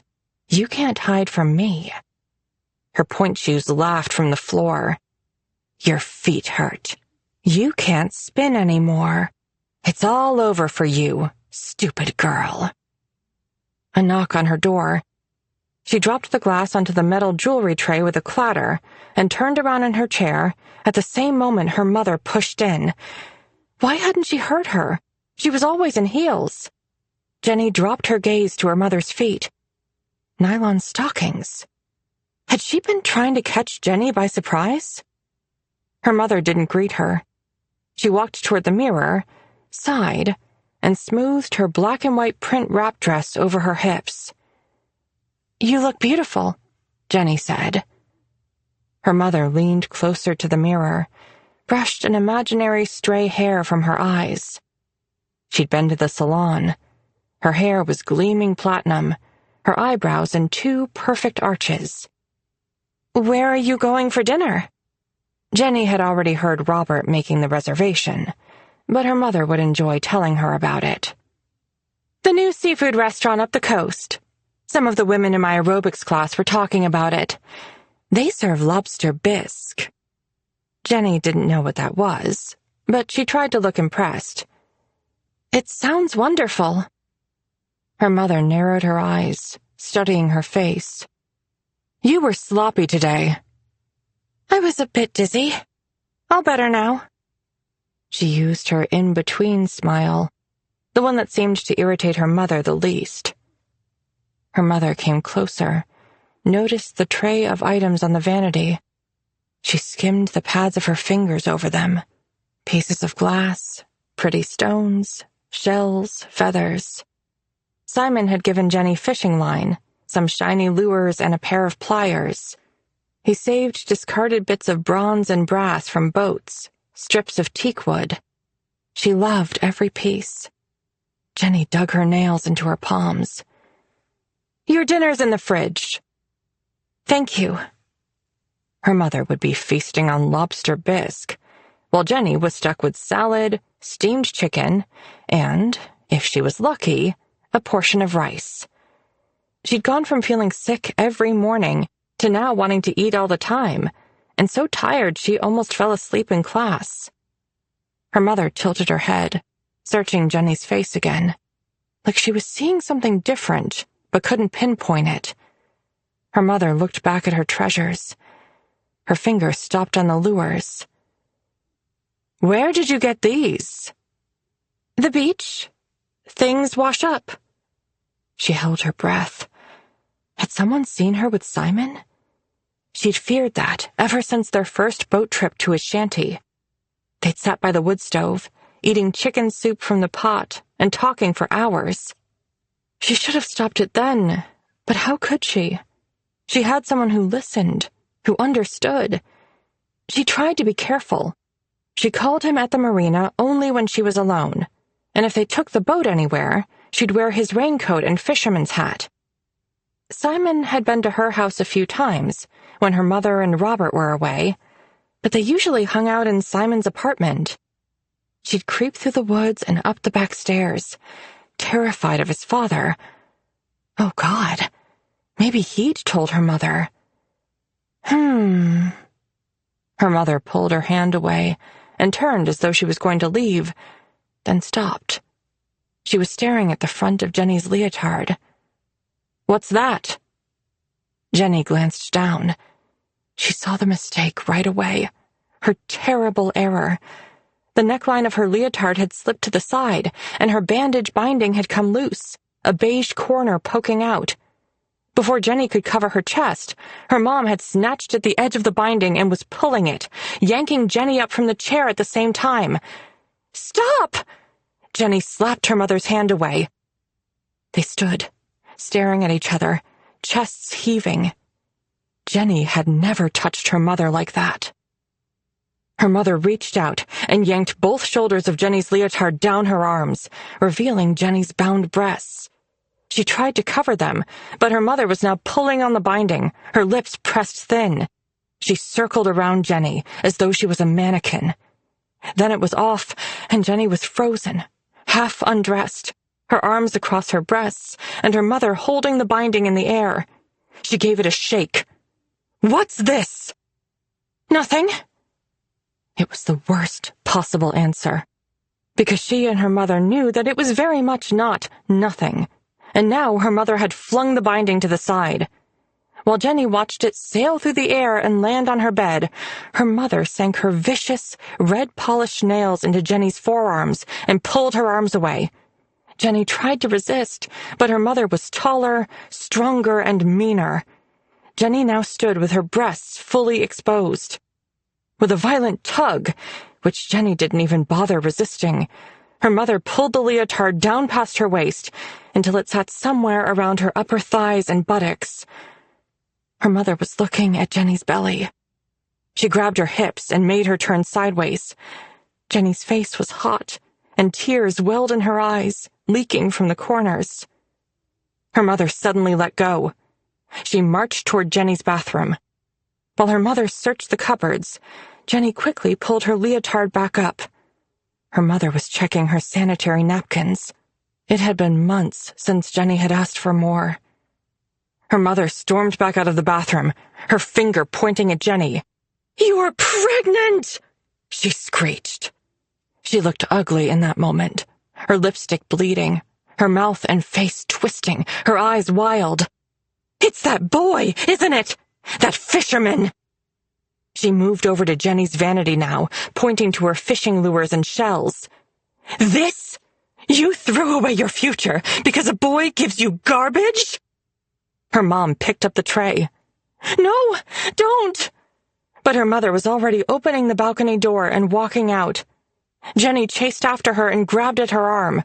Her mother shook free, smacking Jenny across the face with her forearm. Jenny tasted blood. Her lip was split. She clutched at her sore mouth and cried as her mother flung her treasures over the railing into the woods below. Her mother whirled around. The clouds had won their battle, and rain now showered down on them. Her mother's hair was drooping, her eye makeup streaking in black rivulets. "How could you do this to me?" her mother shrieked. "I'm sorry. Get out." "What?" "Get out of my house." Her mother was pushing Jenny back into her bedroom and hitting her on the shoulders. Then she turned away and pulled Jenny's one and only suitcase out of her closet. She grabbed handfuls of clothes from Jenny's drawers, shoved them into the case. Jenny couldn't speak. She couldn't move. She could only watch. Was her mother taking her somewhere? Jenny imagined a home for unwed mothers. She was being banished. Now her mother was in her bathroom, grabbing her toiletries. They were tossed into the suitcase. "Isabel? What's going on?" Robert stood in the doorway, knotting his tie. His black hair was shiny and combed smooth. He looked past them to the suitcase on the bed. "She's pregnant!" Robert let go of his tie. He stared at Jenny, searching her face, then his gaze dropped to her belly. Jenny could barely breathe. Sobs had taken over her body. Her mother had cleared out Jenny's drawers.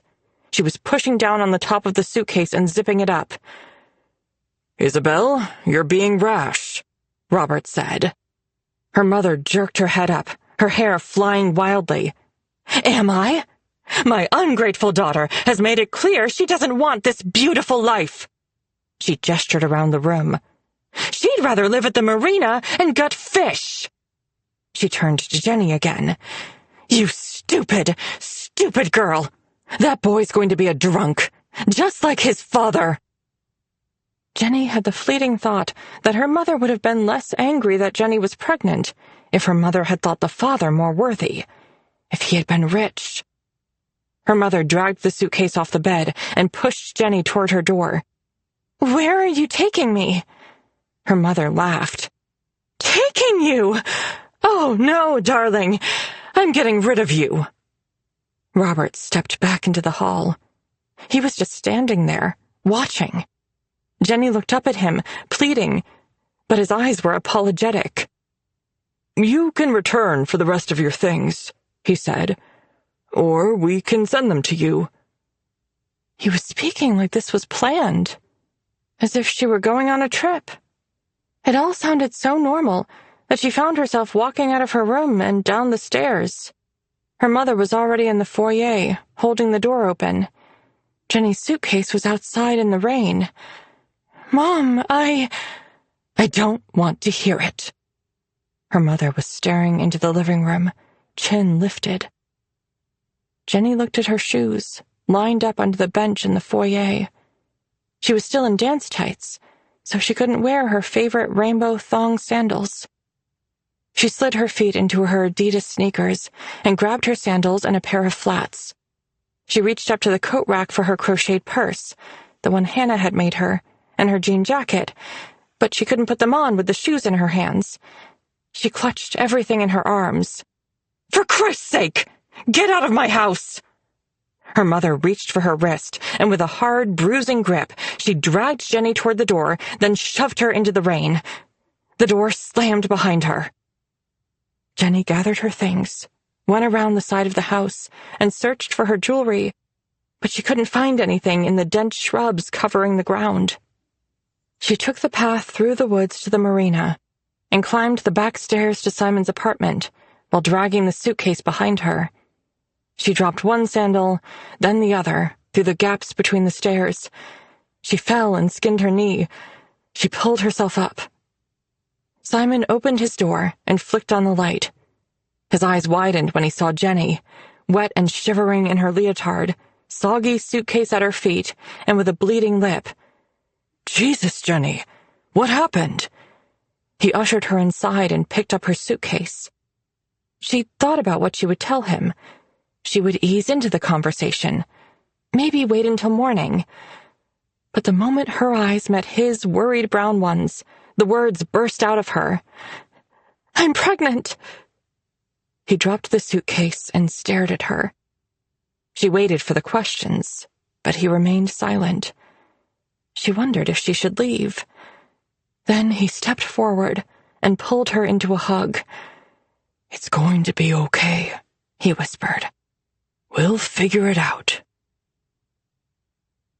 Loud squawking snapped Jenny out of her memories. 2 chickens were flapping their wings and pecking at each other. A bigger chicken chased them apart. Her stomach growled.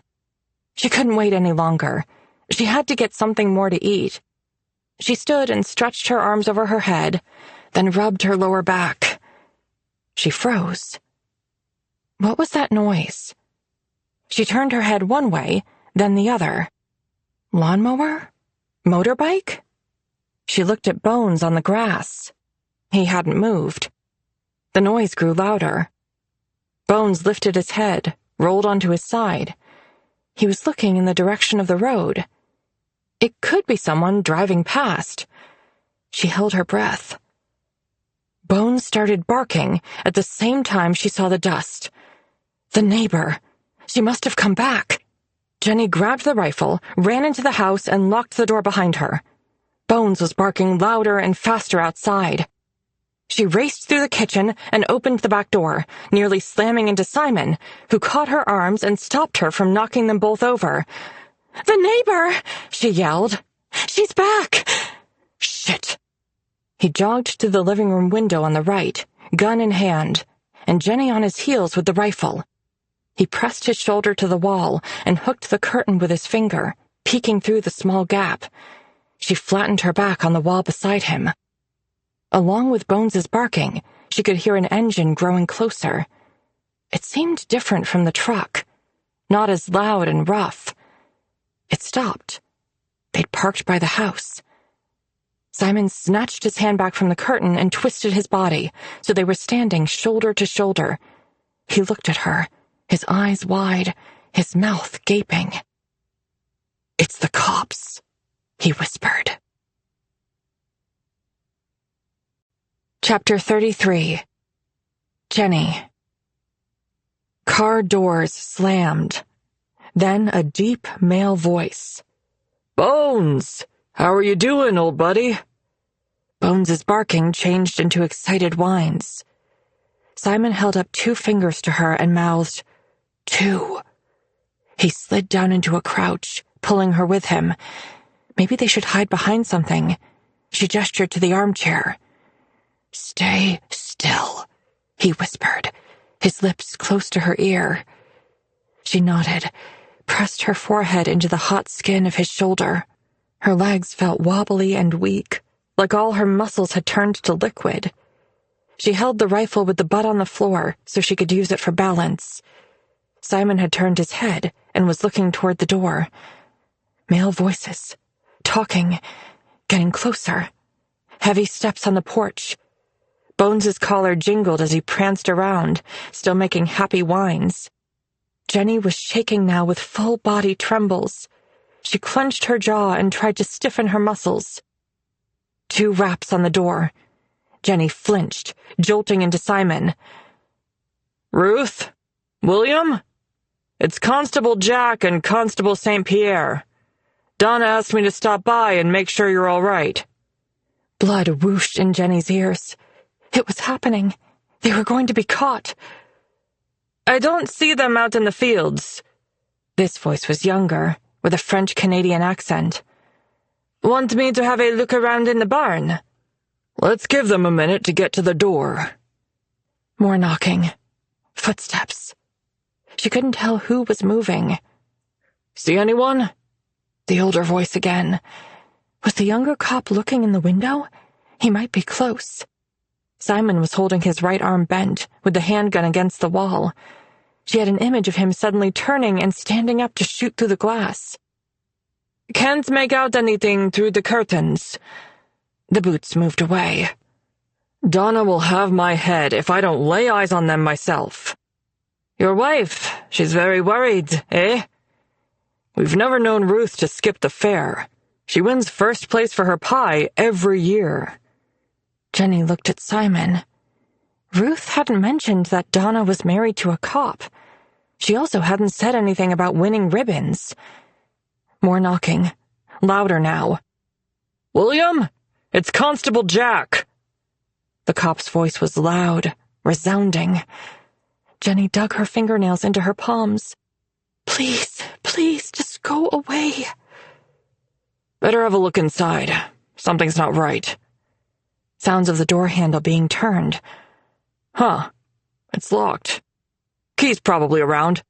Check under the pots. No. They couldn't come inside. Simon dove for the armchair, his knees sliding across the wood floor, and gestured for her to follow. They crowded behind the chair, but it wasn't wide enough for them both. She kept the rifle pointed up and held onto the barrel. Simon looked around the side of the chair, then back at Jenny. It's too tight. I'm going to the other window, he whispered. Before she had a chance to register what he had meant, he crawled away. She moved over to his spot and watched him cross in front of the door. Now he was below the opposite window. She felt exposed behind the chair. Even without Simon, it was too small. Did she have time to hide behind the couch? There was a gap between the back of it and the china cabinet. She scooted toward it and had barely made it when she heard the metal slide of a key. The creak of a door. Jenny tried to squeeze herself into a tight ball. The rifle was flat on the floor beside her. She couldn't shoot a cop. She didn't want to shoot anyone. Hello? The older cop's voice was loud and close. William? Ruth? It's Constable Jack. Boots scuffing as the cop moved. Jenny licked her lips, tasted blood. She glanced up at the china cabinet and realized that there was a mirror at the back of it, behind the shelves, and it was showing the cop's reflection as he moved into the living room. Black police cap with yellow stripe, dark sideburns, strong nose, thick eyebrows, mustache. She couldn't see if he was holding his gun. He was looking ahead into the kitchen. Bones was inside now, panting noisily and running around, his collar jingling. Where's Ruth and William, Bones? Can you show me where they are? Oh, God, what if Bones found her or Simon instead? The officer glanced over, and his eyes widened. It almost seemed like he was looking right at her. Could he see her in the mirror, too? He pulled his gun out of his holster and aimed it at the couch. He was backing up, trying to get out the door. Stand up and show your hands. Drop the gun. Simon's voice. The officer spun. She could only see his head, the evening light of the open doorway. A gunshot, so loud and close. She screamed and clapped her hands to her ears. More gunshots. She dropped to the floor, curled on her side, eyes clenched. Where was Simon? Glass shattered. The cops were yelling. She was crying and shaking, and she wanted it all to stop. A sudden silence. She was lying with her cheek pressed to the floor, her face wet with tears. She opened her eyes to find herself staring under the couch at broken glass. The door slammed, and she flinched. But then she saw Simon crawling across the floor toward her. He stopped to crouch against the wall beside the window. He met her eyes. "You okay?" "Yeah." He peeked out at the yard from behind the curtain. He was breathing fast, his knees cut from the glass, but more blood was running down from the fleshy part of his shoulder. She got to her knees. "Simon, your arm!" "Stay down," he yelled. She flattened herself again, but she wanted to be closer to him. She used her elbows to pull herself and the rifle over to the armchair. "Where are they?" Her ears were still ringing, her voice like she was talking underwater. "Behind the car. I shot the shit out of it, but I don't have many bullets left. The extra box is in my backpack." He shoved the gun into the pocket of his jean shorts. "Pass me the rifle." She slid it over to him. "Is the cop hurt?" "I got him somewhere in the chest or his shoulder. It happened fast. I might have got him again outside." He stumbled on the last words. "You're bleeding a lot." She felt sick from it and put a hand on her stomach. He glanced at his arm, rolling his biceps so he could see it better. His eyes were glistening. Tears from pain or fear? She didn't know. He turned and looked outside again. "Find gauze or a towel, something to press on it." "Okay." She kept low and skirted the edge of the living room. She didn't see bones. She wondered if he'd run out the front or if he was hiding in the bedroom. She hoped he was okay. She quickly searched the bathroom medicine cabinet and found gauze pads, medical tape, and a small tin of antibacterial cream. She wet a cloth and rushed back to Simon. She knelt beside him, peeled up his sleeve. "It's not so bad," she said, to him and to herself. The bullet had sliced his skin, but it hadn't gone into his arm. She pressed the cloth to the wound. He hissed and jerked away. "Jesus, that hurts." Sorry. I'm trying to stop the bleeding." "Just wrap it up." She spread a dollop of ointment on one of the gauze pads, placed it over the wound, and taped it down. She watched his profile. His eyes were flicking back and forth, scanning the yard. Sweat rolled from his forehead down his cheek. He wiped it away with his forearm. "Are they still behind the car?" "Think so, but they might try to get to the barn." "What are we going to do?" She stuffed the pads, ointment, and tape into her pocket. "We're getting out of here." "The truck!" "I was coming to tell you that it's ready." If only the cops had come a little bit later, they'd have been gone. "We need Alice. I can't drive and shoot." "I might be able to drive the truck." "Through the garage, with cops shooting at you?" She had no answer for that. He leaned forward, lining up the rifle's sights in the window. "Come here.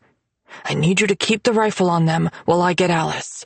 If they see the barrel sticking out, they probably won't move. If they do, shoot them." "I can't shoot a cop." "Shoot near them, or over their head. I just need them to stay where they are." He kept his body low as he moved from the window to the wall. Then he ran hunched over to the kitchen. She could smell the farm through the broken window. Hay and dust. One of the horses, or maybe both of them, were running up and down the fence line. She could hear hooves pounding and loud huffing and blowing sounds. She lifted the curtain away from the corner. The horse was definitely running back and forth, but she couldn't tell if it was injured. The black and white police car sat in the middle of the driveway. The windows were shattered and the tires deflating. The rear one was nearly flat. That was when she saw the drag marks in the dust around the car and the trail of blood. Chapter 34. Jenny. Jenny heard the slam of the hatch and risked a look over her shoulder to see Simon pushing the table back into place while Alice stood nearby. She was staring at Jenny in the living room, at the broken glass across the floor, then back at Simon and his arm. "What's going on?" she said. "Who shot you?" "Be quiet," Simon said. "And stay down." Alice frowned, then crouched and followed him into the living room. Jenny snapped her head back around. She shouldn't have taken her eye off the police car. Were they still behind it? What if they had moved when she was looking away? They could be closer to the house, or in the barn. The sun was lower now and casting long shadows. Simon and Alice were beside her. She felt the heat of Simon's chest as he pressed close, his breath against her neck as he looked over her shoulder through the gap in the curtain. "Who's outside?" Alice said. "Why did they shoot you?" "Cops. I shot one. Maybe both. But someone's still firing back." Alice sucked in a breath. "You shot a cop? Are you out of your mind?" "We're making a break for it.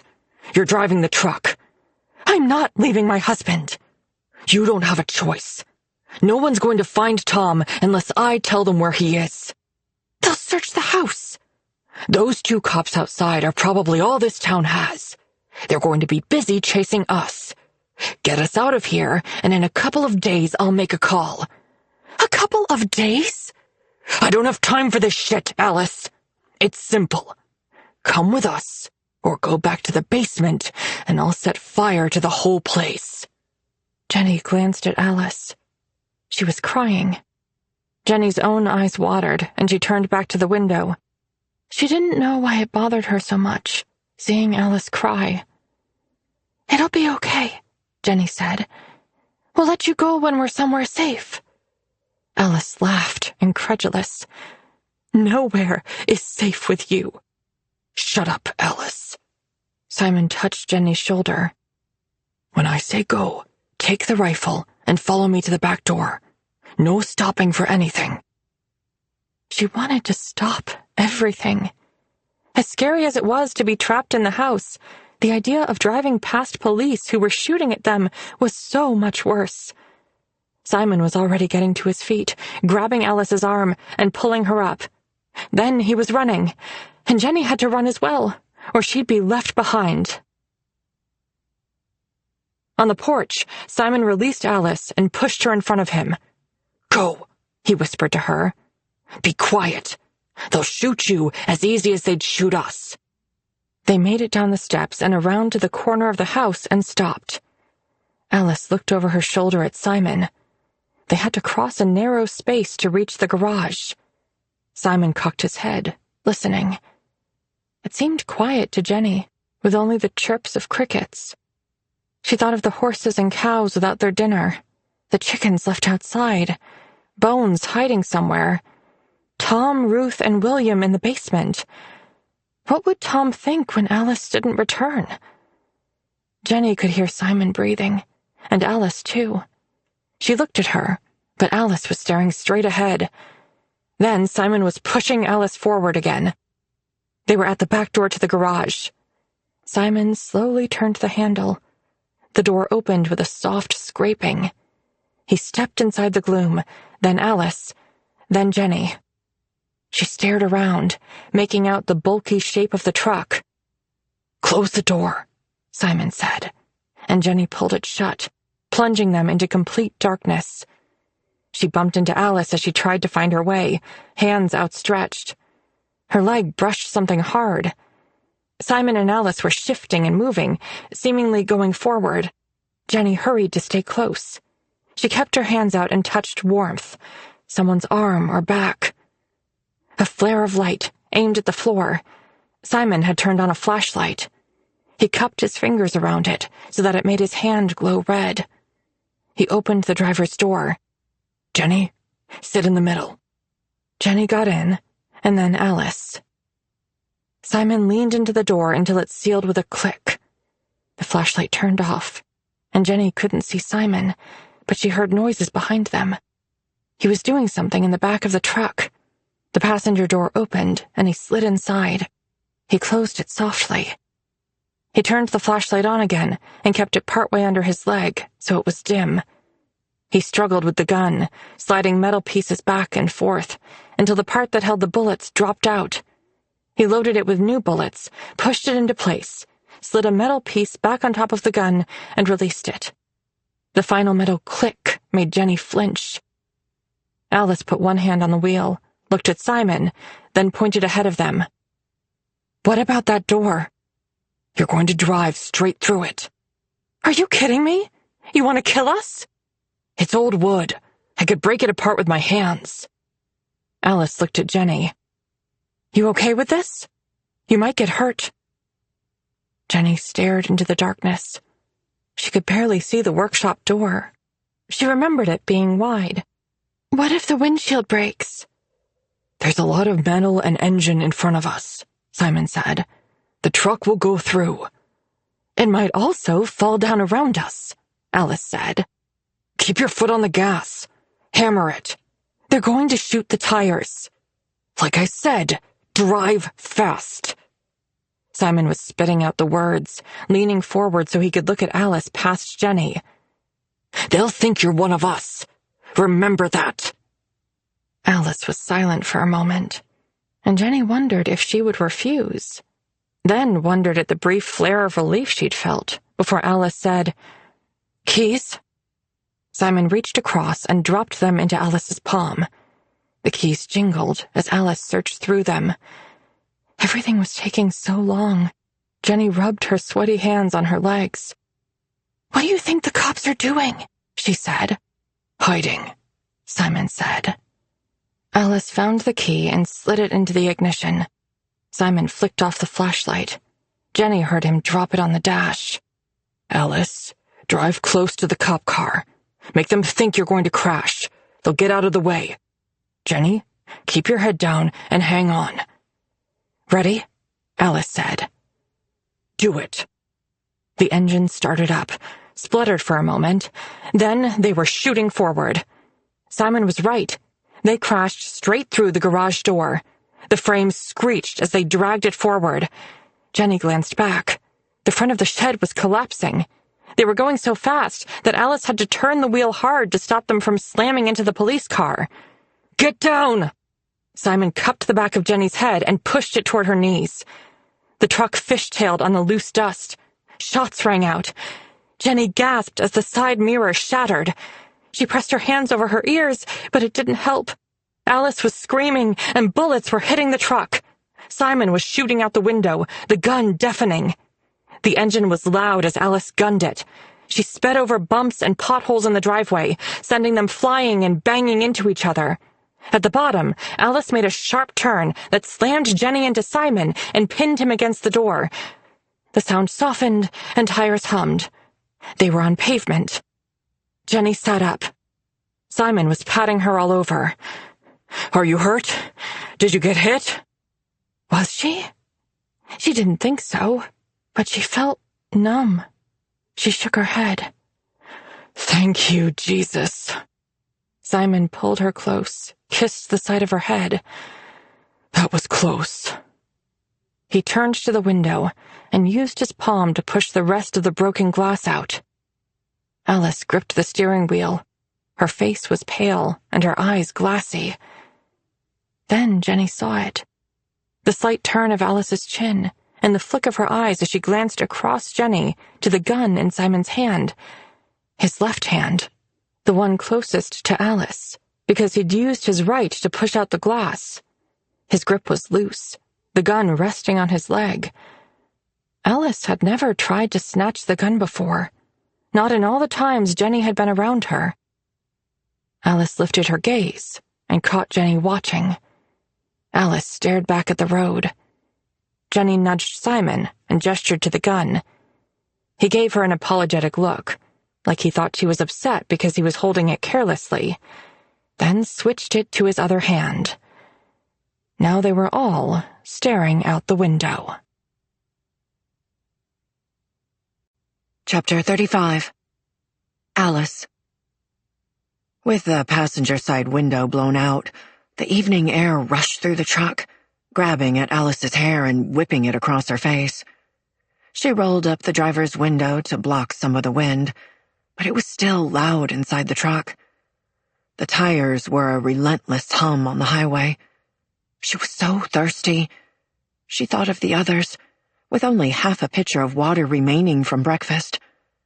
How long could they make it last? Tom must be so worried. She didn't believe that Simon would get help for him. She didn't believe that he was going to let her go soon either. What if she drove into a ditch? Could she do it without killing them all? Best bet would be to wait for the next red light and jump out.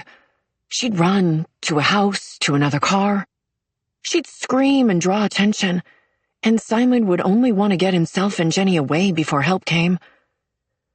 This time, with Simon reading the map, they found their way through Fernie and back onto the Crow's Nest Highway. The sun slipped below the mountains and dusk fell. The old truck's headlights were low and didn't shine far ahead. The forest on either side was dark. Alice kept glancing at the rearview mirror, but there were no police lights chasing them, no sirens. There'd been so many shots fired. She swallowed against the lump in her throat and forced her hands to loosen on the wheel. When they came into a small community, Alice sat straight, her heart beating faster. But it turned out to be more of a stopping point, with a general store, a gas station, and a roadside hotel and bar. There wasn't a single streetlight, and within minutes they'd passed through. The highway was dark for a long stretch, only the occasional car passing them, until they reached a town called Sparwood. This one with more homes and businesses. She slowed the truck. There was an intersection coming up, and past that, the glowing lights of a gas station. Alice stole a glance over at Simon, who was still checking the road behind them. Good. She wanted him distracted. The light changed to red. Was it the right moment? Alice hesitated. She didn't want to hurt herself on the pavement, or get shot. Then Simon turned to look behind them again. Alice slammed the gear shift on the wheel column into park and pushed the door open with her other hand. She leaped out, stumbled into a run, and aimed for the closest building. Another door opened behind her. Hey! Heavy steps, harsh breathing, and a body slammed into her. She fell forward, the ground rushing up. All the air was pushed out of her chest. She slid. Her chin scraped along the pavement, elbows, palms. She gasped and wheezed. What the fuck, Alice? She couldn't take a breath. Maybe he'd broken her ribs. She was close to panic when she was finally able to get a lungful. But Simon was dragging her up with one arm around her waist. Then his hand gripped the back of her neck, and they were walking toward the truck. She tried to pull away, twisting and hitting. If she could buy a little time, a car would appear. Someone would see what was going on. She elbowed him, kicked, but Simon was so much stronger, and he dragged her along. They were at the open truck door. Get in! He lifted and shoved her inside. She latched onto the steering wheel for leverage, then turned and kicked him in the chest. He swore and grabbed her ankles, twisting her legs. He leaned his elbow into her thigh and punched the bicep of her outstretched arm. She screamed and let go of the wheel. Simon pushed Alice across the seat, almost to the floor. She could hear Jenny sobbing. Simon was partway into the truck. Jenny had moved over to the passenger seat. Alice was forced to sit straight. Her arm and thigh throbbed. Simon slammed the driver's door shut, gripped the steering wheel. He struggled with the shifter, found the gear, the engine screaming as they pulled away. He cursed as he tried to shift again, grinding the gears until they clunked into place, and Alice and Jenny jolted forward. Alice tentatively ran her fingers over her chin, felt each palm of her hand. Bits of grit were pressed into her skin. She tried to pick them out. Her kneecaps burned. She thought about Tom, tears filling her eyes. How was she ever going to get them help now? You shouldn't have run. Jenny's voice was scolding, angry. Alice snapped her head toward her. Why wouldn't I?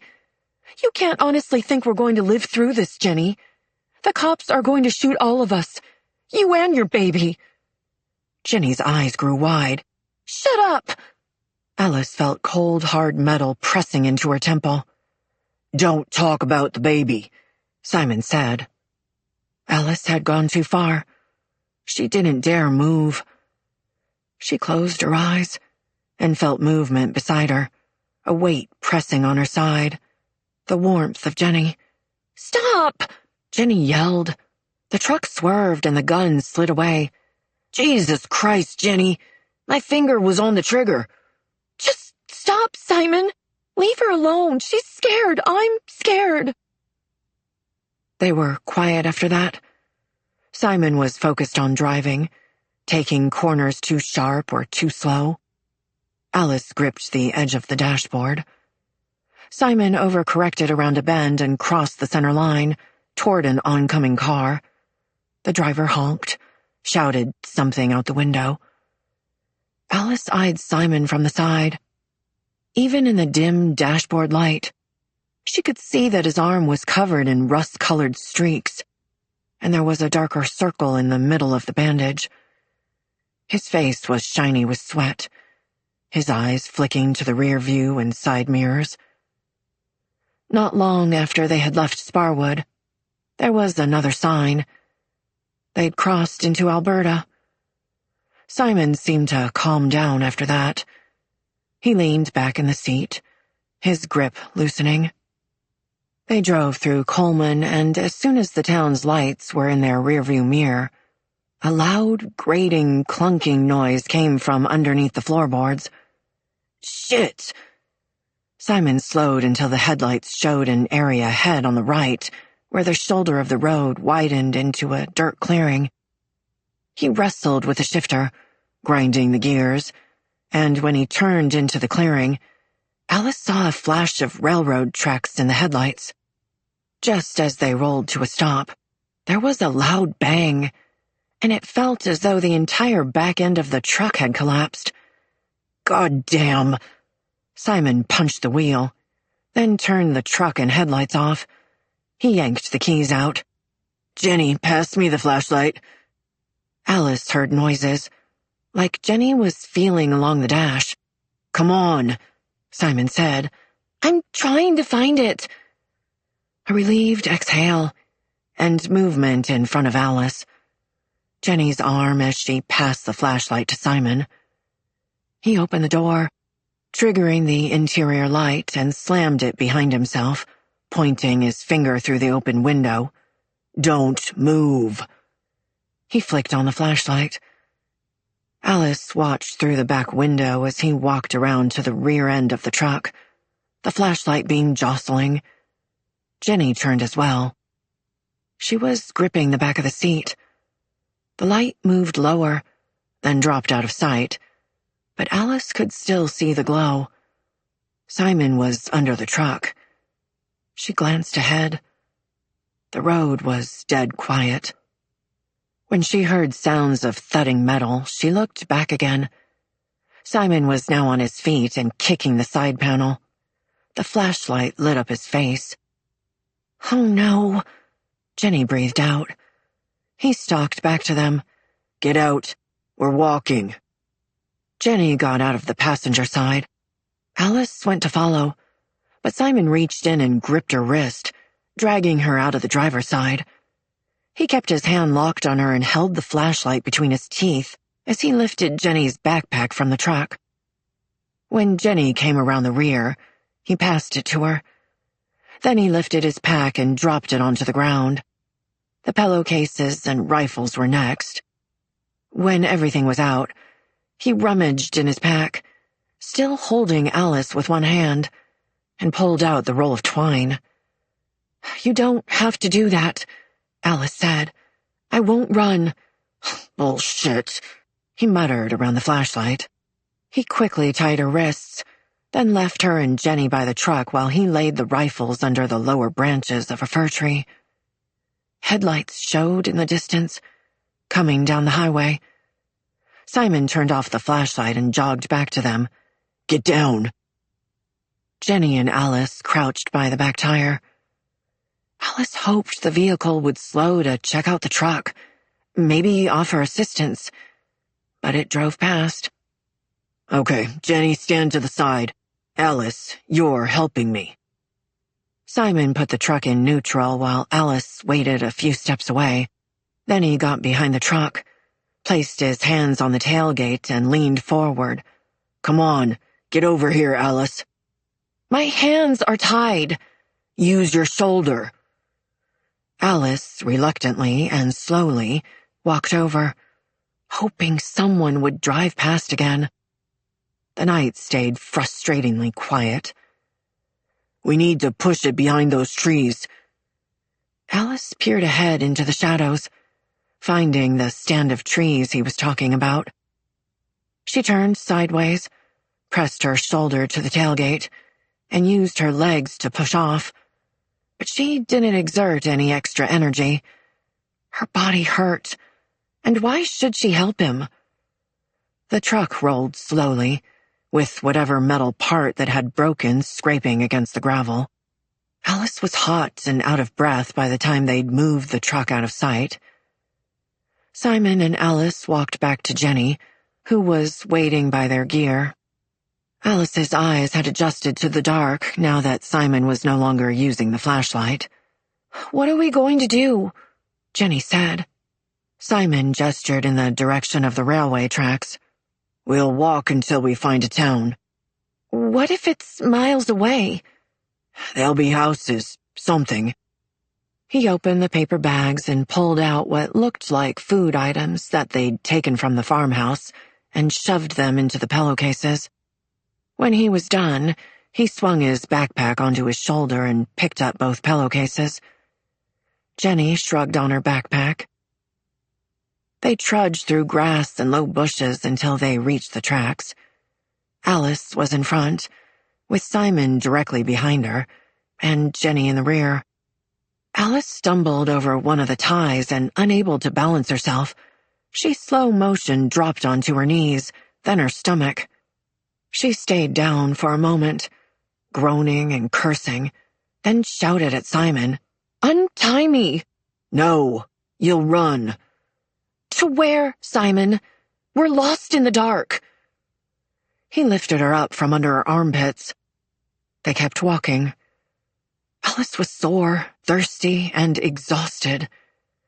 She was glad that Jenny was keeping a slower pace. Alice hadn't eaten since breakfast and felt lightheaded. She concentrated on putting each foot down on a tie.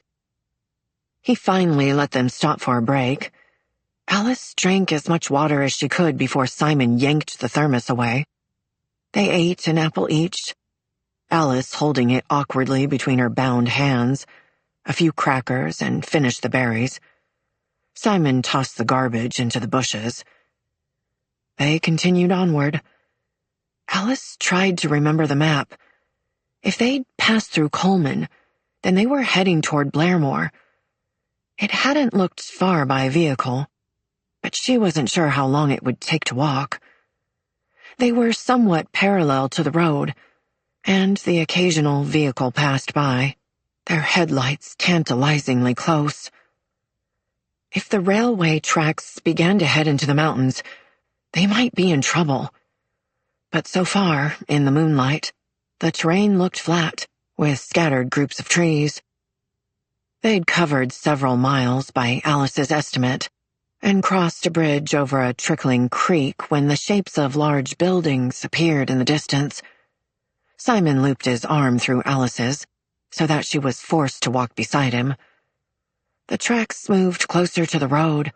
They seemed to be walking through an industrial area with buildings spaced far apart, one with silos, a wrecking yard with crushed vehicles, a tire store, some sort of shipping container storage place, and an automotive shop. When they reached a plumbing store and a general hardware, Alice wondered if they were nearing the town. Then Alice spotted a motel down the road. Simon stopped walking, forcing Alice to stop. Jenny moved up beside them. They stood in silence, taking the sight in. The neon orange sign was in the shape of a teepee, with an arrow pointing below to the butter-yellow chuck-wagon-shaped office. The Sleepy Teepee Motel was written on the side in flowy script. 3 large teepee-shaped buildings lined up behind the office. A portion of a 4th one was visible. Each teepee was a different pastel color: pink, blue, yellow. A huge statue of a bison grazed on the small front lawn. "Can we stay there?" Jenny said. "I'm so tired." Yeah. Simon pulled cash out of his pocket and handed it to Jenny. I'll wait here with Alice. Ask for a room. Say our car broke down, not truck, okay? Jenny nodded, her face pale and pinched. They hid in the shadows and watched as Jenny made her way across the road, then walked up the shoulder, her sandals loud in the silence, until she reached the motel office. She glowed under the neon light for a moment, then disappeared. Chapter 36. Jenny. The bell above the door jingled as Jenny let herself into the small front office. It was empty. Was the place closed? But when she reached the counter, an older blonde woman with a tight perm and a crocheted flower vest appeared from around the corner. Jenny could hear the happy sounds of a game show on TV coming from there. The woman smiled. "What can I get you?" "We'd like to rent a room, please." She adjusted the backpack on her shoulder, hoping that it made her look more like a real traveler. "Who's we? I only see one of you." "Oh, sorry." What should she say? Maybe she shouldn't call Simon her boyfriend. "I'm traveling with my aunt and my cousin. They're getting our things from our car." The woman looked past her and out the dark window. Her eyes narrowed and her lips pursed. She reminded Jenny of the librarian at her school, who was always peering over her glasses at them to make sure no one talked or folded pages in the books. "Where did you park? Don't see a car." "It broke down. They sent me ahead." Jenny pulled bills out of her pocket. "I can pay in cash." "It's 10 a night." Jenny set down a $10 bill. "Can we get one in a quiet area?" "They're all quiet. We don't have many guests tonight." The woman turned, grabbed a key from a hook on the wall, and slid it across the counter. The orange plastic tag was in the shape of an arrow with the name of the motel on it. Their teepee was number 4. "It's a blue one. There's only 2 beds. Extra blankets in the closet." Jenny nodded. "Thank you. Have a nice day." The woman was already disappearing around the corner, back to her TV. Jenny breathed a small sigh of relief. She wouldn't see them walking to their teepee with their pillowcase bags. Hopefully, the woman didn't watch the late-night news. Jenny headed out into the dark to find Simon. Moths floated around the light over the door to their teepee as Simon fit the key into the lock. Alice waited across from Jenny, on the other side of Simon. Before they'd left the train tracks, Simon had untied Alice's wrists. Now that she was in the light, Jenny could see that Alice's chin was scraped and bleeding. Her knees looked puffy and bruised. Alice frowned at her. Jenny wanted to frown back, but she turned her head. There were only a couple of other vehicles in the parking lot. A bronze-colored car was in front of a pink teepee on the other side, and at the end of the row, a little red Toyota truck was parked in front of a yellow teepee. The truck was pulling a wood-paneled trailer that looked homemade. Lawn chairs and a red cooler were strapped to the roof. There were 10 teepees in total, 5 on each side, with a paved lane running up the center, and parking spots in front of each teepee. The teepees were made from a hard material, like cement, and sculpted around the door to look like the flaps were rolled back. Jenny thought the pastel shades were pretty. They reminded her of marshmallow ice cream cone candies. Simon held the door and motioned Alice inside, then Jenny, who dropped her backpack on one of the beds and looked around. She'd never stayed in a motel before. From the outside, the teepees were round, but inside the walls were angled to make flat sections and corners. The air was thankfully cooler, with an air conditioning unit under the window. The carpet was orange, matching the plaid coverlets, and the headboards were in the shape of wagon wheels. Each bed had a night table and lamp. They were separated by the door to the bathroom. Jenny peeked inside. It was narrow, with the bathtub and shower on one side, the sink in the middle, and the toilet at the other end. But it looked clean, and there were towels.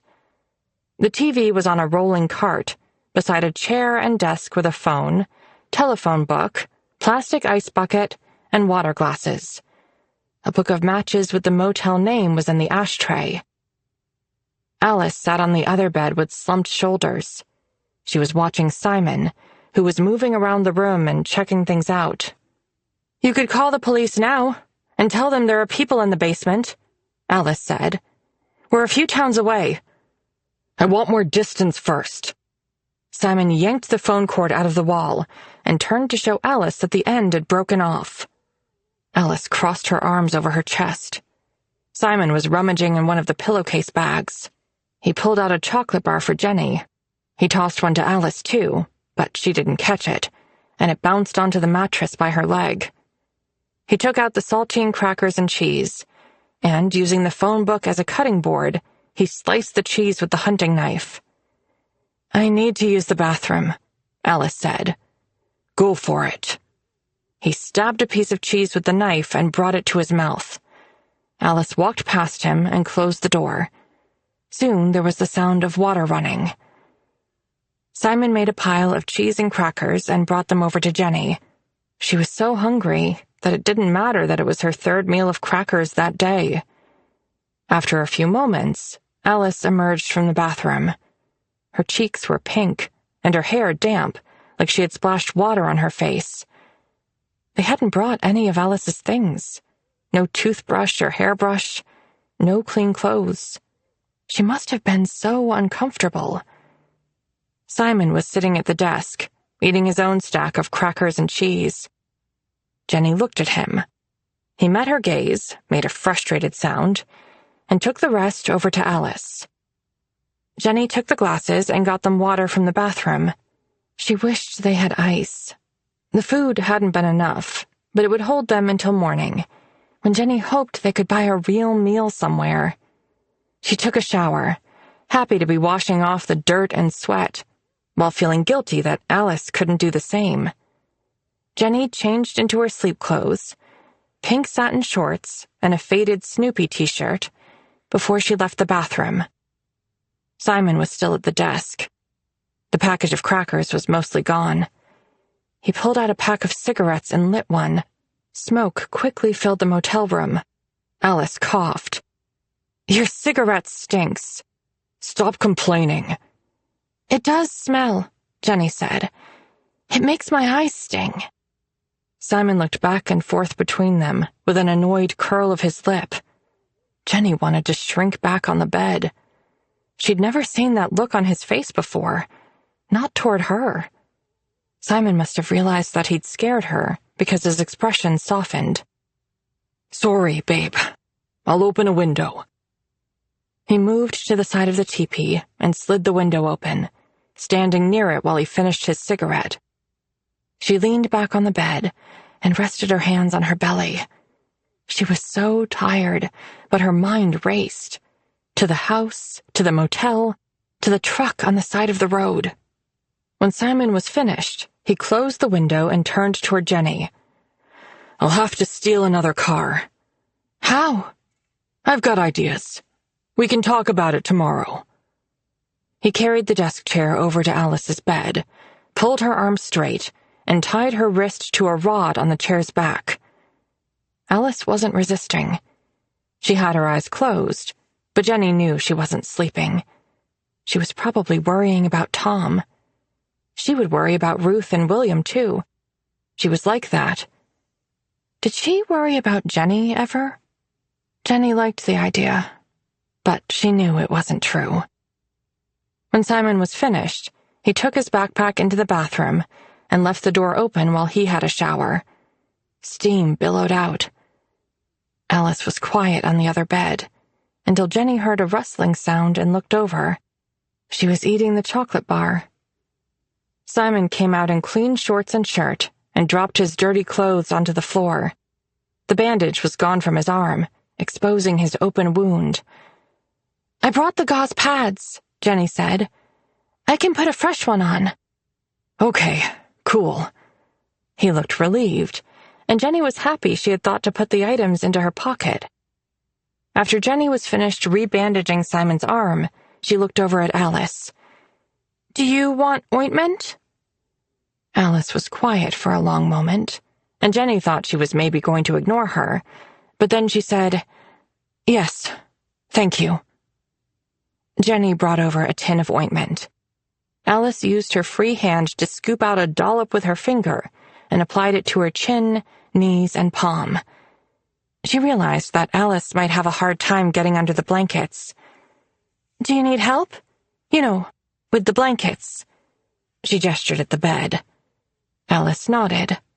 Jenny pulled a blanket to the bottom of the bed, dragging it out from under Alice, then lifted the blanket up over her. "Thanks," Alice said, but her tone was grudging. "Turn off her lamp, babe," Simon said from the other bed. Jenny did as he'd asked, then went back to their bed. The mattress sagged and squeaked when she climbed in. Simon turned off their lamp and plunged them into darkness. "Jesus, I'm tired."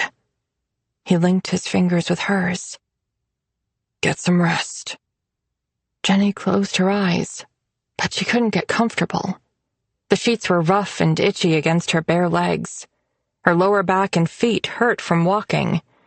The cigarette smell lingered and mixed with all the other stale motel scents. When Simon was snoring, she slid her fingers free from his. She could make out Alice's shape in the dim light that leaked through the curtains. "He's never going to let me go," Alice whispered. Jenny startled and quickly looked at Simon beside her. He was still snoring. "He will," Jenny whispered. "He has to." "No, he'll kill me." "He won't." "You don't see him the same." "He's protective and scared, but he doesn't like hurting people." "Do you really believe that?" Jenny paused. In the beginning, she'd had no doubt, and then she'd kept telling herself the same thing. He was just being protective. But now, Jenny wasn't so sure. "I won't let him." "You haven't been able to stop him from anything yet." That couldn't be true. Jenny went over everything in her mind. Each time she'd balked, he'd soothed, until the line of what she found upsetting stretched further. Alice shifted, rubbing her shoulder with her free hand. Jenny got off her bed and padded over to Alice. She slid the chair closer to the mattress. Now Alice could rest her arm. "Thank you." Jenny made to turn back, but Alice spoke again. "I know you didn't mean for all this to happen. You didn't want people to get hurt. But not meaning for it to happen isn't the same as stopping it." Jenny's breath caught in her throat. That wasn't true, was it? But maybe Alice was right. Jenny was in a raft with Simon, going down a fast river, and she had never once taken the paddle from him. She just floated along. "You can let me go," Alice said. "Say I escaped." "I can't undo his knots." "The knife is on the desk." "Then he'll know I let you go." "He won't do anything to you." Jenny didn't want to admit how scared she was that Simon would leave her.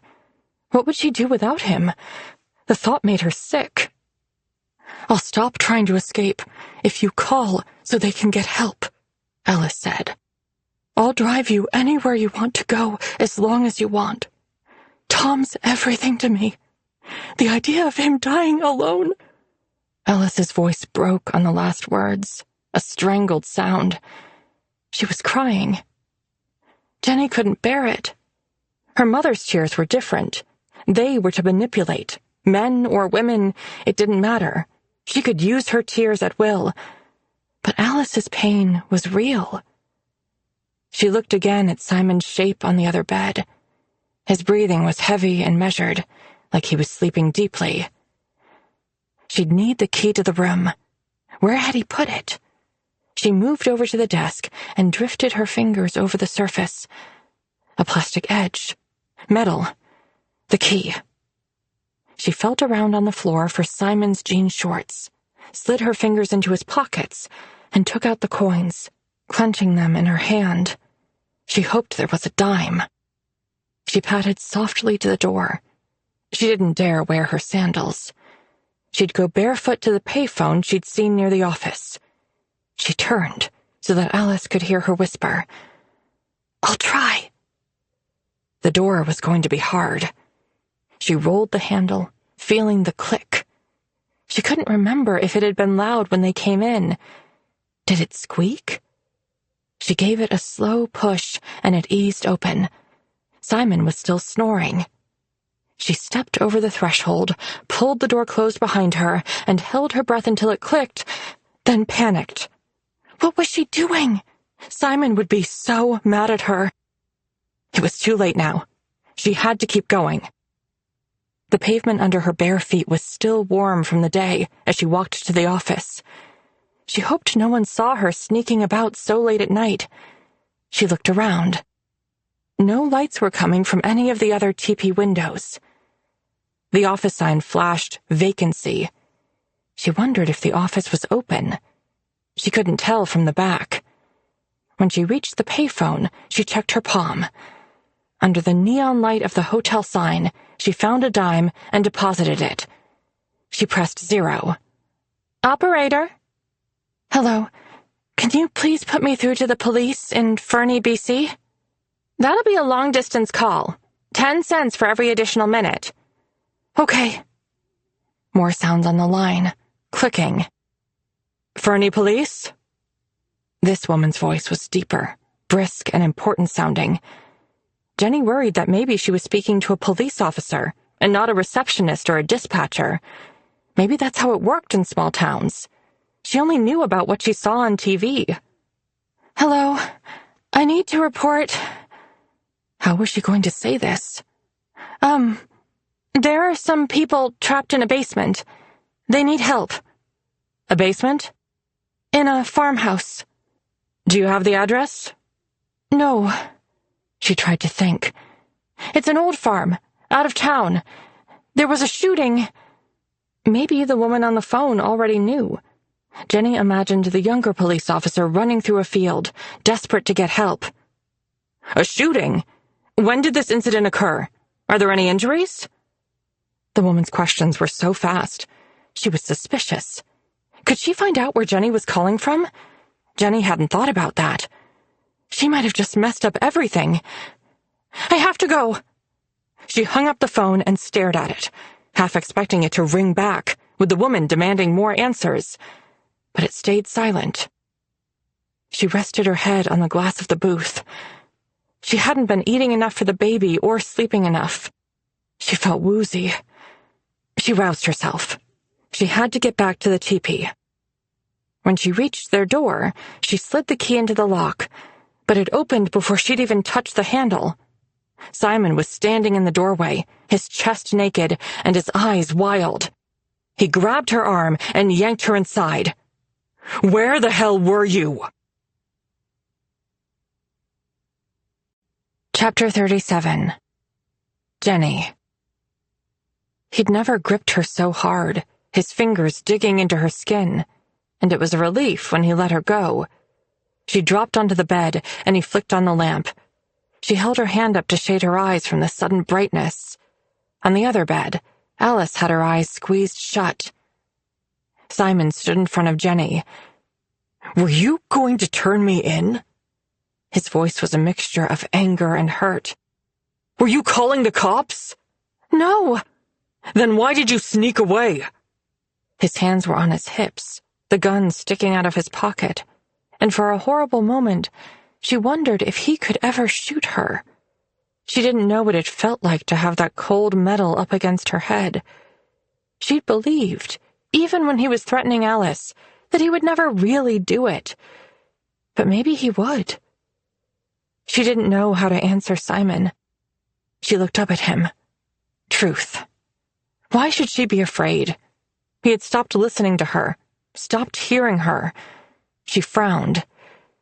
I wanted to call the police so they could find the others. You're kidding me, right? He looked so genuinely shocked that she felt a flash of rage. Did he think she was too stupid? Did he think she never had her own thoughts? She pushed down the anger, studied her hands. She didn't want to yell or cry. She didn't want those ugly feelings. Please stop shouting at me. I can't believe what I'm hearing. What's the real problem here, Jenny? Is it because I messed with your pretend family? Her head snapped up to look at him, but she couldn't find any words. You think I didn't know? He was still talking with that hurt, angry sound in his voice. You think I don't know that you wish Alice was your mom? Jenny's face heated. She didn't look over at the other woman. Tom's just like your dad, right? You wanted your mom to marry someone like him. I get it, Jenny. I wish my dad was someone like that too. Her face was so hot now. She wanted to press the pillow over her ears. Stop, she hissed. And for a moment, he faltered, but then the angry look was back. You think Ruth is going to bake cookies for you and teach you how to collect eggs? You think she'll thank you if you make that call? They could die, she said. We're the ones who are going to die. The second they talk to Tom, every cop in the country is going to be looking for us. I shot a cop, Jenny. She was openly crying now, unable to stop the sobs that erupted one after another. I don't want anyone to die. Then trust me, okay? Trust me. He dropped to his knees in front of her, kissing her stomach, her hands. I can take care of us, but we have to trust each other. She nodded. His eyes were so desperate, his voice raw like he was trying not to cry too. She should have listened to him. She let Alice get inside her head, and it had confused her. The call didn't work. The operator couldn't find the number for the Fernie police. I hung up right away. She wanted to reassure him. It was only a small white lie. Simon let out a big breath and sat back on his heels. Okay, that's good. The others are going to be fine. It's only for a couple of days. You make it sound so easy, Alice spit out. They don't have water, food. Tom has a broken collarbone. They're suffering. Jenny looked back and forth between Simon and Alice. Simon moved, getting something from the floor. His t-shirt. He strode over to Alice, and while she fought to push him away with her free hand, he covered her mouth with it, wrapping the shirt around her head and knotting it. She glared up at him and made sounds through the fabric. He came over to Jenny, his hair messy and his eyes red-rimmed. He gave Jenny a searching look, then cupped the side of her face. His thumb wiped the last of her tears away. I'm sorry, babe. I flipped out. I didn't mean what I said. It just scared the shit out of me when I woke up and you weren't beside me. I'm sorry, too. She felt exhausted now. He was taking back his harsh words, but there had been truth to them. She'd felt it. She rested back on the pillows. He stroked her hair, slow, calming movements. We'll get a few hours' sleep, then we'll walk into town before the sun's up. I'll find a car. Alice was right again. Jenny couldn't stop Simon. She'd had a chance, and she'd panicked. Maybe she should tell him that she wanted to take a bus or the train. No more stealing. But her eyelids were so heavy now. They could talk in the morning.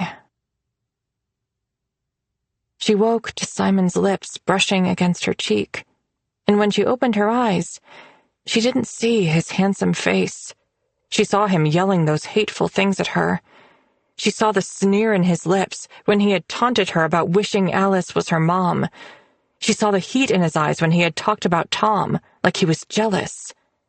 She rubbed at her eyes now, trying to clear the sleep, as though she could also wipe away the sting, but it was still there.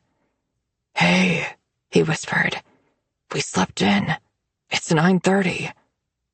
Jenny looked at the window. Sun was leaking in around the edges of the curtain, the fabric glowing a more vibrant orange. "We're not going to be able to make a move until it's dark again," Simon said. "You'll have to pay for another night. And tell them we don't want to be disturbed." Jenny sat up, yawned, and looked around. The room seemed larger in the daylight, but also shabbier, with faded patches on the carpet, scuffed furniture, and water rings on the night tables. Alice was awake in the other bed, watching them. She still had the shirt tied around her mouth. Jenny got up and took it off. Alice licked her lips, which looked dry and sore.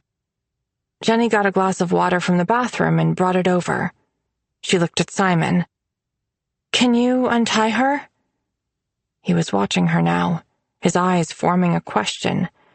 And maybe he was beginning to understand that he wasn't fully forgiven, because he got out of bed and untied Alice right away. Jenny handed her the water. Alice sat up and drank it all. "I need to use the bathroom." Simon nodded, and Alice slid off the bed. "When you book the room," Simon said to Jenny, "ask if there's a coffee shop or somewhere you can get us breakfast." "Okay." After Alice was finished in the bathroom, Jenny took a turn and changed out of her sleep clothes. She got money from Simon, who gave her a soft kiss and pulled her in for a hug, but she had to force herself to return the embrace. Her arms felt heavy, grudging. She let go first. She hung the "Do Not Disturb" sign on the door and made her way to the office, her steps slowing as she got closer. What if the woman had more questions? She needn't have worried. It was a man behind the counter this time, with a comb-over and a white button-down tucked into his beige slacks, pulled up so high it didn't seem as though he had a waist at all. She paid for another night and was relieved that he didn't ask her a single question, not where she was from or where they were traveling, not even if they were enjoying their stay. He gave her directions to a coffee shop in a flat, bored-sounding voice that made Jenny think maybe he'd been asked the same thing 1,000,000 times. The morning had grown hotter, and she was sweating by the time she returned to the motel room, carrying a brown bag of pastries and a tray with steaming styrofoam coffee cups. Simon opened the door for her and helped to the coffee tray. Alice was sitting with her back resting against her pillows. They'd been watching the TV. "Nothing on the news yet, babe," Simon said with a smile. She tried to smile back, but she had seen the pain in Alice's eyes and knew that she feared no news meant Tom hadn't been found. What if both cops were injured? They might still be waiting for help. Then she thought about Ruth's friend who'd stopped at the house, Donna. One of the cops was her husband. She'd look for him when he was late. They were probably at the hospital. It wasn't on the news yet because they were in Alberta. She felt a little better, but was only able to eat her breakfast when the news program ended. Mr. Dress-Up was on the TV now. She remembered watching the show with her dad and how he'd promised that one day they'd have a backyard. He was going to build her a treehouse, like the one Casey and Finnegan lived in. She wondered if she and Simon would ever have a house with a backyard. The dream felt so far away. Impossible. Like living on the moon. When they were finished eating, Simon gave her more money so she could buy them hair dye. She'd seen a drugstore near the coffee shop. She'd just left their teepee and was partway down the center road when a big maroon-colored car pulled into the parking lot and stopped at one of the teepees, same side as theirs. A heavyset man, wearing a brown and yellow Hawaiian shirt, a straw fedora, and sunglasses, got out and moved around the back of his car. When he lifted his suitcase out of the trunk, his gold watch flashed in the sun. He slammed his trunk shut and turned around. Now she could see a thick gold chain around his neck, and another on his wrist. She'd never seen a man wearing so much gold. She wondered if it was fake. He saw Jenny and paused with a big smile. "Where are you going, beautiful?" She was going to keep walking and ignore him, but he took a few steps to the side, blocking her path. Even a few feet away, he smelled like gross, musky cologne. "You're not going to talk to me? That's not very friendly." She looked back at their teepee. There was a window on the side. Could Simon see her? She didn't want to talk to this man, but she didn't want to make him mad either. "I'm going to the store." "Want a ride?" "I can walk." "You sure? It's hot as hell out here today." "I'm fine." "Well, you need anything, sweetheart, you let me know. I'll be here for a couple of days. I'm a jewelry salesman, but you're the prettiest thing I've seen all day." He gave her a wink, reached into his wallet, and pulled out a business card. "No, thank you." She moved around him and carried on. When she reached the road, she glanced over her shoulder. He was still standing by his car. He tipped his hat at her. Like he was some kind of gentleman? Not likely. She snapped her head back around and picked up her pace.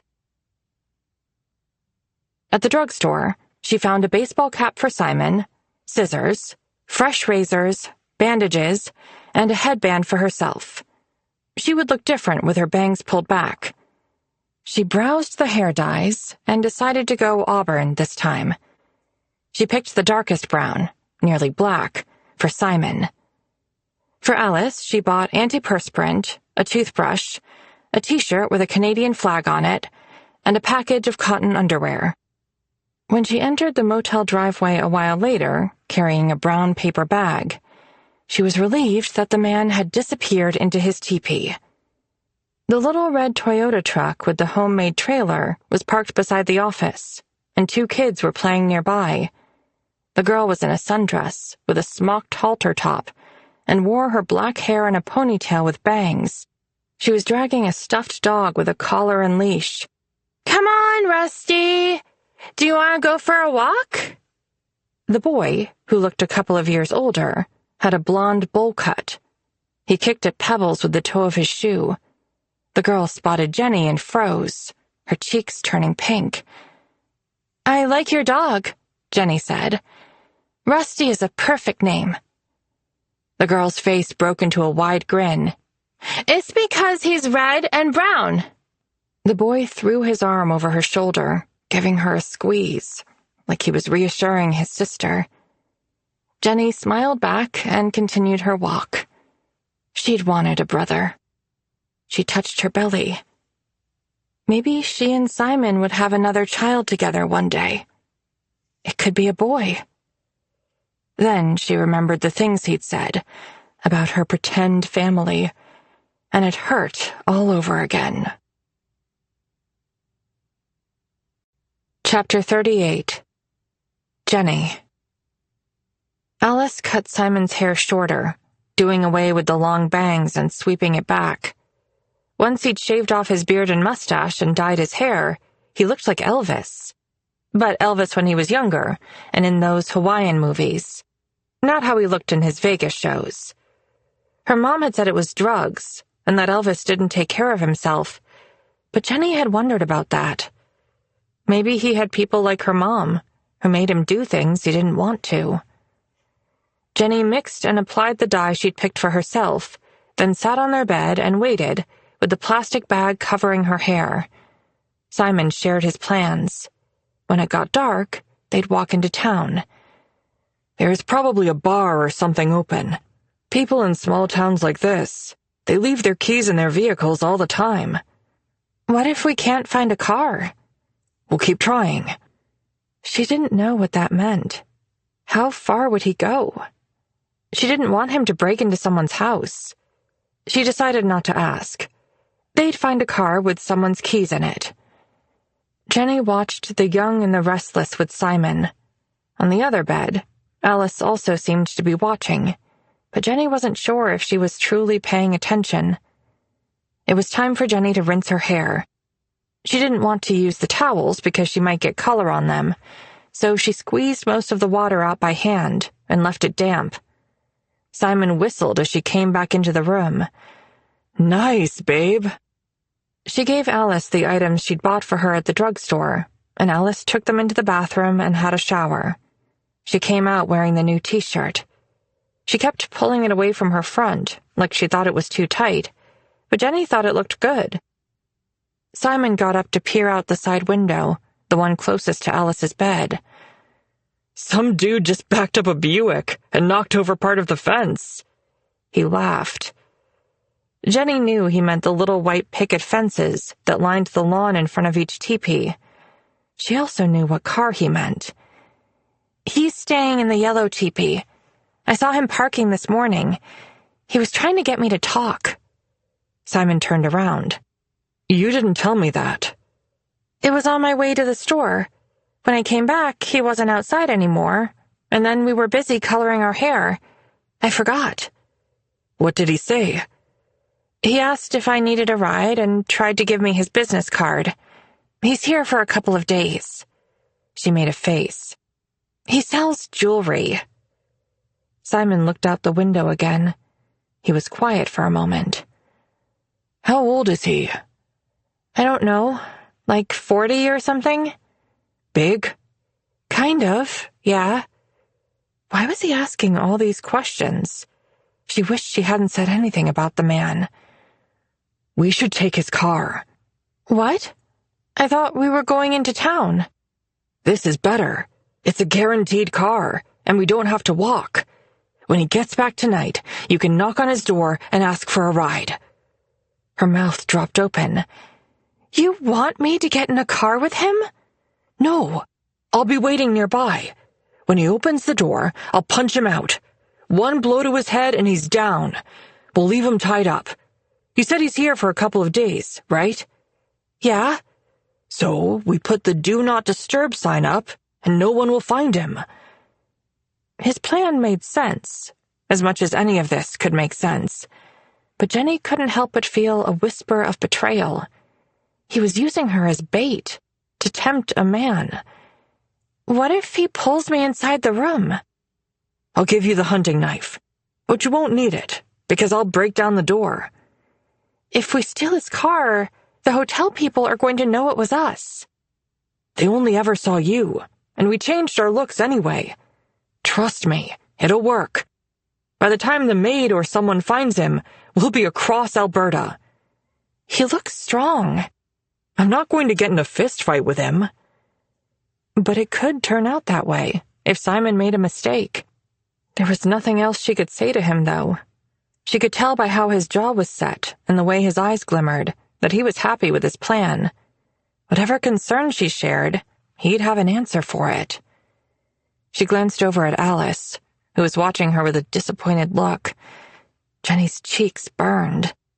She preferred when Alice was angry. That disappointed expression made Jenny feel like Alice could see inside her and believed she was capable of something more. They spent the day watching TV. Simon was restless, often getting up to stand by the bathroom window and smoke. She still hated the smell, but decided not to say anything. She felt strange about their fight. When he was by her side, he was being sweet, holding her hand, rubbing her shoulders and her calves, but she wished she could be alone to sort out her feelings. Could people really say things they didn't mean when they were angry? It was warm in the room, even with the air conditioner. Jenny got a bucket of ice from the machine outside the office, walking quickly through the parking lot and hoping the salesman didn't return. She dreaded the night and what she was going to have to do. She told herself it would be okay. The man was creepy. He shouldn't hit on teenage girls. They chewed on the ice and watched more TV. Simon continued to check the window by Alice's bed, but the salesman didn't return until 5 o'clock. Simon was excited when he saw the man's car. Jenny's heart raced. She packed their belongings. They were going to wait until dark to steal the car, but she wanted to be ready, and she needed something to do with her hands. Alice didn't have a bag, so Jenny added her things to her backpack. Simon looked out the window again at 7 o'clock. Shit! He's gone! What do you mean? Jenny walked over to stand by him, as though she might be able to see something that he couldn't, but she had the same view. The man had left the motel. He's probably out for dinner. Simon turned to Jenny. Good time for us to get food, too. Did you see anything other than the coffee shop? There's an A&W, but what if he comes back and sees me? Tell him you need a ride later. Then he'll be waiting for you. Jenny hated the sound of those words.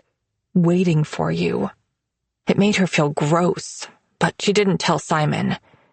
She felt Alice staring at her again. She knew that Jenny was upset. It was a relief when Jenny left the room to get burgers, fries, and milkshakes. When she returned, the man's car wasn't back. She was hopeful. Maybe he'd hated the motel and checked out early. They ate their meals while Simon studied the road map. Then he paced the motel room, sucking loudly on the milkshake and looking out the window. His constant movement was making her dizzy. She wanted to shout at him to sit down. He hadn't tied Alice up again, and she had her arm flung over her eyes, like she was sleeping. But she was probably just as annoyed as Jenny at Simon's pacing. The hours passed. It was dark, and the man was still gone. Jenny curled up on the bed. She was tired of watching TV, tired of being anxious for the last few hours. The fear had slipped into something else, something darker, a slow-building dread, mixed with a sadness she couldn't make go away. Simon's words haunted her. The man and his gold jewelry. Tom, Ruth, and William in a basement. The police officers. What was the point of any of it? They were running away, but would life really be any better? She imagined their future, working bad jobs, no money, with a baby. She got up and found her green sea glass in her backpack. She rolled it in her hand, felt the smooth edges until her eyelids grew heavy, and she let herself slide into sleep. Babe! Babe! Simon's voice was insistent and close to her ear. She blinked her eyes open and turned her head to look at him. The salesman's back. What time is it? 6 a.m. She sat up. 6? Yeah, he just staggered out of his car to his room. How could he sound so happy? Like stealing a car was going to be fun. He wasn't worried at all. Simon stepped away from the bed and flicked on the light. She squinted at him. We should do this fast, he said, before he passes out or leaves again. What if he has a gun? He won't have time to use it. Come on. He clapped his hands together. She got up, used the bathroom, and dressed in jean shorts and her yellow baby doll blouse. Simon let Alice use the bathroom, then tied her to the chair again. He clipped the knife sheath to Jenny's waistband, under her blouse, and showed her how to unsnap it quickly. I'll walk behind the teepees and cut in between.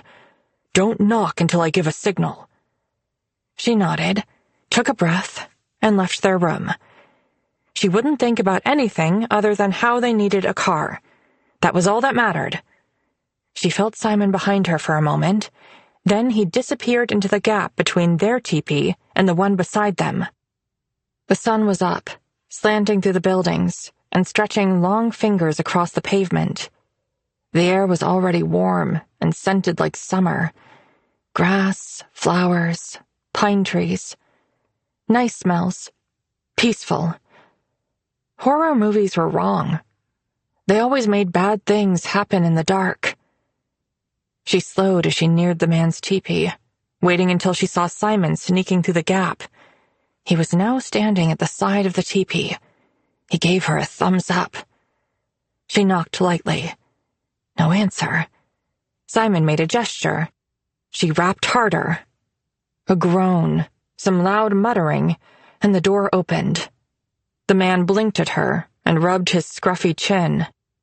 His orange silk button-down was open to his belt buckle, revealing his gold-link chain, which rested against his hairy chest.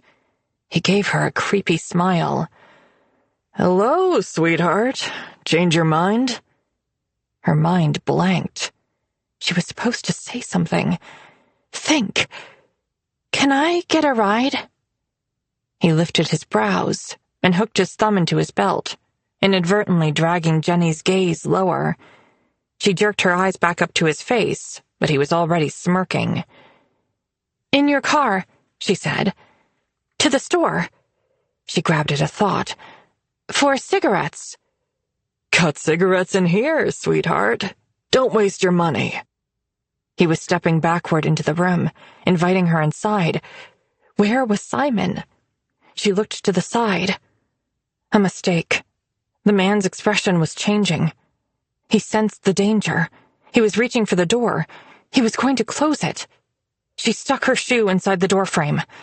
He looked down. An arm was coming over Jenny's shoulder from behind, hitting the door open, then pushing past her. Simon barreled into the man before he could react. A hard, cracking sound. Metal on bone. Jenny pressed her hands to her ears. Simon hit the man with the gun until he fell to his knees, then slumped forward, face down. He was still. Simon looked at her. "Get out of the doorway!" She stepped inside and closed the door.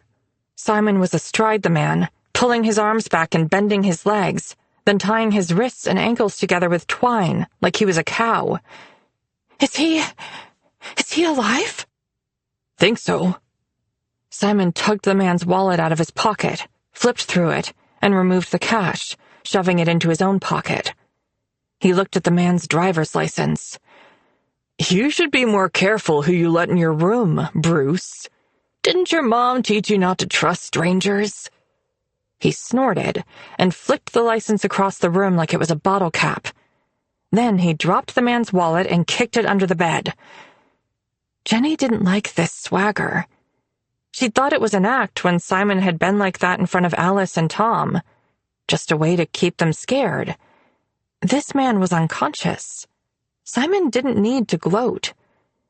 He was moving around the room, going through the man's luggage, taking shirts, tucking them under his arm, and sniffing his cologne. He made a face and dropped it into the suitcase. He found the man's jewelry samples in a leather case and rifled through them. "I can't tell if any of this is real." She didn't say anything, but Simon obviously wasn't waiting for her opinion. He was already taking the case and picking up keys and a pack of smokes off the table. "Let's go." He opened the door and looked in both directions, before hanging the "Do Not Disturb" sign on the handle. He gestured at Jenny. "Okay, come on." They both traveled behind the teepees this time, until they made it back to their own. Jenny sat at the desk while Simon shoved everything he'd taken from the man into one of the pillowcases, including the jewelry samples. He hid the now empty leather case under the bed. Alice was looking back and forth between their faces. She was trying to seem strong, her chin out, eyes angry, but Jenny knew her expressions by now. Alice was scared. So was Jenny. She'd seen Simon beat a man. She hadn't stopped him. She'd stood there, frozen, as if she was watching a movie. Alice had said that not stopping something was as bad as doing it. Jenny felt those words in her stomach. Simon untied Alice and tucked the twine into his backpack. He pointed in her face. "We're almost there. Don't do anything to screw it up." Alice sat on the edge of the bed, massaging her shoulder, then stood and stretched her back with a wince. She looked at Jenny, but Jenny couldn't meet her eyes. Simon swung his pack over his shoulder and picked up the heaviest pillowcase, the one he'd loaded with the jewelry. Jenny did the same with her pack and the other pillowcase. Simon grabbed Alice's wrist with his free hand and pulled her to the door, where he took a moment to look around before walking outside with her. Jenny stayed close on their heels. When they reached the Buick, Simon flipped through the keys he'd taken from the salesman. Jenny looked around. The parking lot was quiet. No sign of maids or other guests. Simon unlocked the back door. Jenny, go. She slid inside, the velvet bench seat soft against her bare legs. She shrugged her pack off her shoulder. Simon tossed his pack and the pillowcase onto the seat beside her. The passenger door was opening. Simon pushed Alice in first, shoving her over until she was sitting in front of the steering wheel. He dropped in beside her and pulled the door closed. It was heavy and made a loud sound. She looked around. No one seemed to have noticed. Start the damn car and get us out of here. Chapter 39. Alice. The Buick had more power than Alice expected, and she accidentally pressed them all back against their seats as she accelerated out of the motel parking lot, the bumper bouncing against the pavement. When they reached the highway, the big car floated all over the road. It took Alice miles before she stopped gripping the steering wheel, her back rigid, but she still wasn't comfortable. She hadn't had a chance to adjust the side mirrors or the seat, and she had to sit forward like a child to reach the pedals. At least the car was an automatic. The interior smelled of cologne and cigarettes, the ashtray full. The bench seats were covered in red velvet, matching the red dashboard, door panels, steering wheel, and carpeted floorboards. A pair of black and white felt dominoes hung from the rearview mirror and slowly swung back and forth. Alice didn't know exactly what Simon had done to the man who owned the Buick, but she hoped his fate hadn't been as brutal as it had been for the man at the church. Alice looked up at Jenny in the back. Her face was pale, her eyes blank. In the passenger seat, Simon was smoking cigarettes with the same colored butts as the ones in the ashtray. The car had a full tank of gas, but they stopped at a gas station 10 minutes later in the town of Bellevue, where Jenny got everyone coffees, donuts too. Sugary powder fell onto Simon's bare legs, only a couple of feet away from hers. Alice despised this forced intimacy. In the hours that Alice had been stuck in a motel room with Simon and Jenny, she'd done a lot of thinking. She was ready to risk everything. She wasn't going to spend one more minute helping them get away and ruining lives. She'd tried to get through to Jenny, but that had failed. The land beside the highway was mostly forested, but through gaps in the trees, she'd seen train tracks running parallel. If she could get to them, she could run back to the last town. Simon wouldn't bother chasing her. It would waste time. They'd take the car and leave. When Alice thought that they'd driven enough miles since they'd drunk their coffees to explain her sudden need to stop, she said, "I have to go to the bathroom." Simon shot her a look, the dark circles under his eyes more prominent. She wondered if he'd slept at all the night before.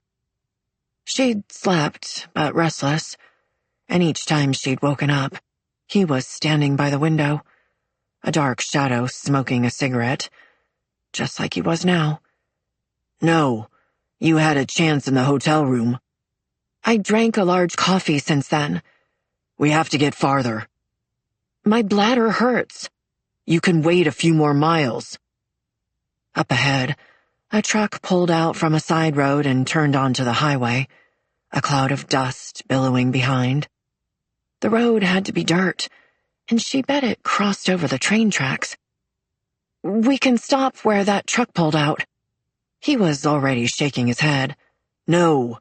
"Let her stop," Jenny said from the back, startling both Alice and Simon. He looked over his shoulder at Jenny like he was going to argue, but she said, "It'll only take a moment." Simon straightened around. Fine. Alice made the turn and slowed as they drove the rough dirt road, fighting to keep the car from bottoming out in the deep potholes or fishtailing on the loose gravel. Where are you going? Simon said. Pull over. I want to be away from the highway. This is far enough. She stopped the car on the side. Simon took the keys out of the ignition. Let's go. Alice opened her door. The moment her feet touched gravel, she felt her nerves give out. If this didn't go well, if Simon caught up to her, he'd dump her body in those woods.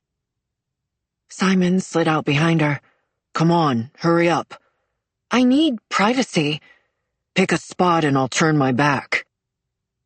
As they walked away, Alice heard the rear door of the car open and close. Jenny was out. Alice had hoped she'd wait in the car. Alice swallowed, trying to ease the tension in her throat. She looked around. There was a stump set not far back from the road. She moved in that direction, scanning the ground near it for a stick, a big, heavy one. The forest was so dense with trees, shrubs, and slash, she wouldn't be able to cut through quickly. She'd have to run down the road and find the railway tracks. That plan would only work if she was able to distract Simon, and by distract, she meant incapacitate. She was almost at the stump and beginning to worry that she'd picked a bad spot. There was too much grass. Simon's footsteps crunched on the gravel behind her. She had to see this through. He'd get suspicious if she wanted to keep looking. Her eyes landed on a fallen tree close to the stump. A limb had broken off and was lying nearby. It looked sturdy and long enough. I'm going over there. She pointed to the stump. Fine, go.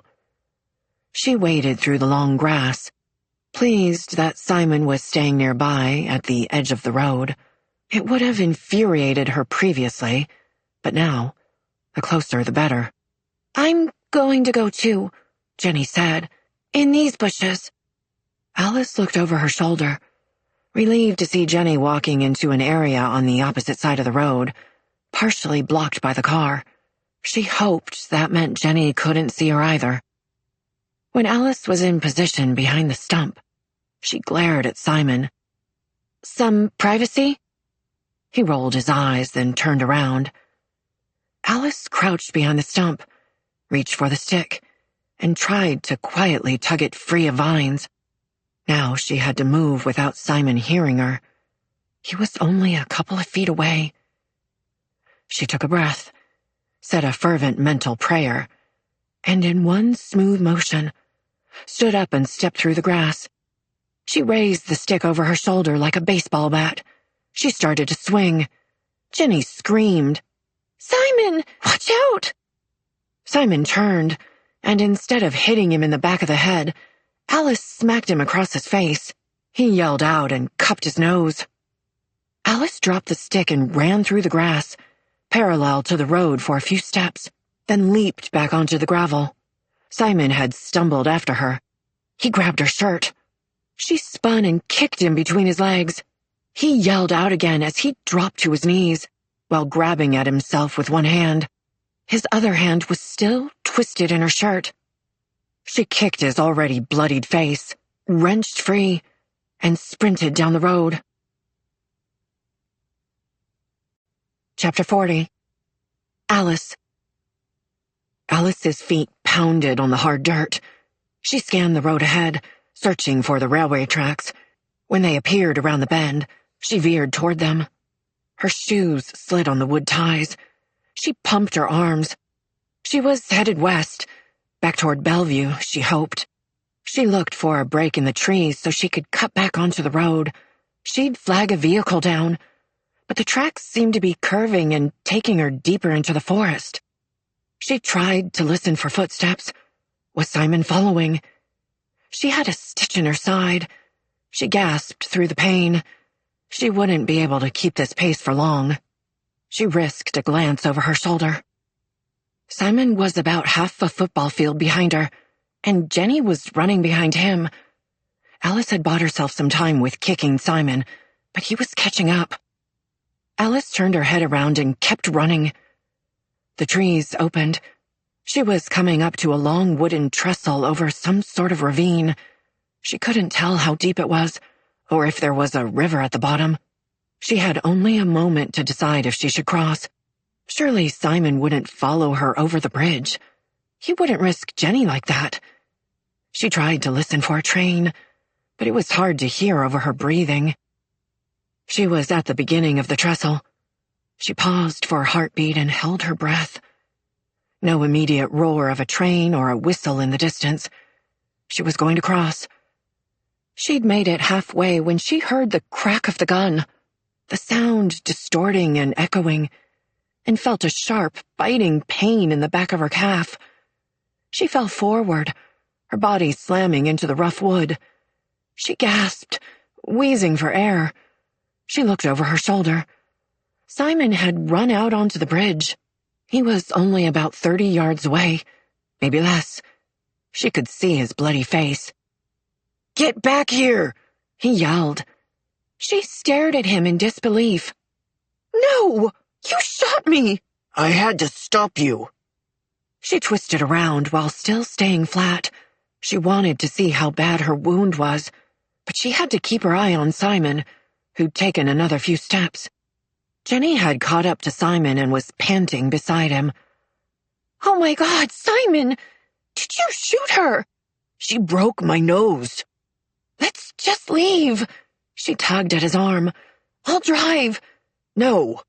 He raised the gun again and aimed at Alice. "Get off the bridge." She had only moments to get through to Jenny. She was her only chance. "He's never going to let me go, Jenny. He's been planning on killing me all along." "That's not true," Simon said. "Just come back and we'll talk."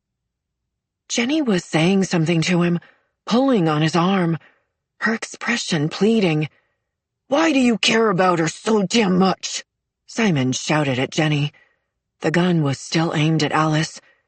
She pressed herself as flat as possible, which wasn't flat enough. She wondered if she could climb down the side of the trestle, using the wood beams. Stupid plan. She'd fall.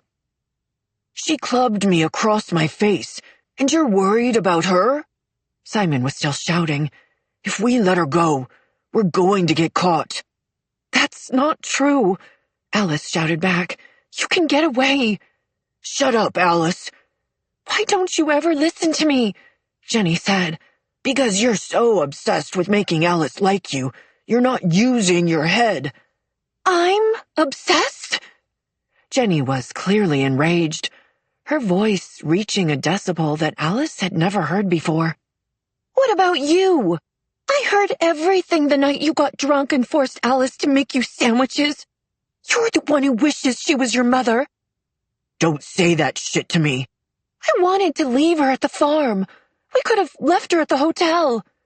"Fine. I'll shoot her right now." He raised his arm again. "I give up." Alice got to her knees and lifted her hands into the air. "I'll drive the car." "No, stay there," Jenny shouted. "What the hell is wrong with you?" Simon said.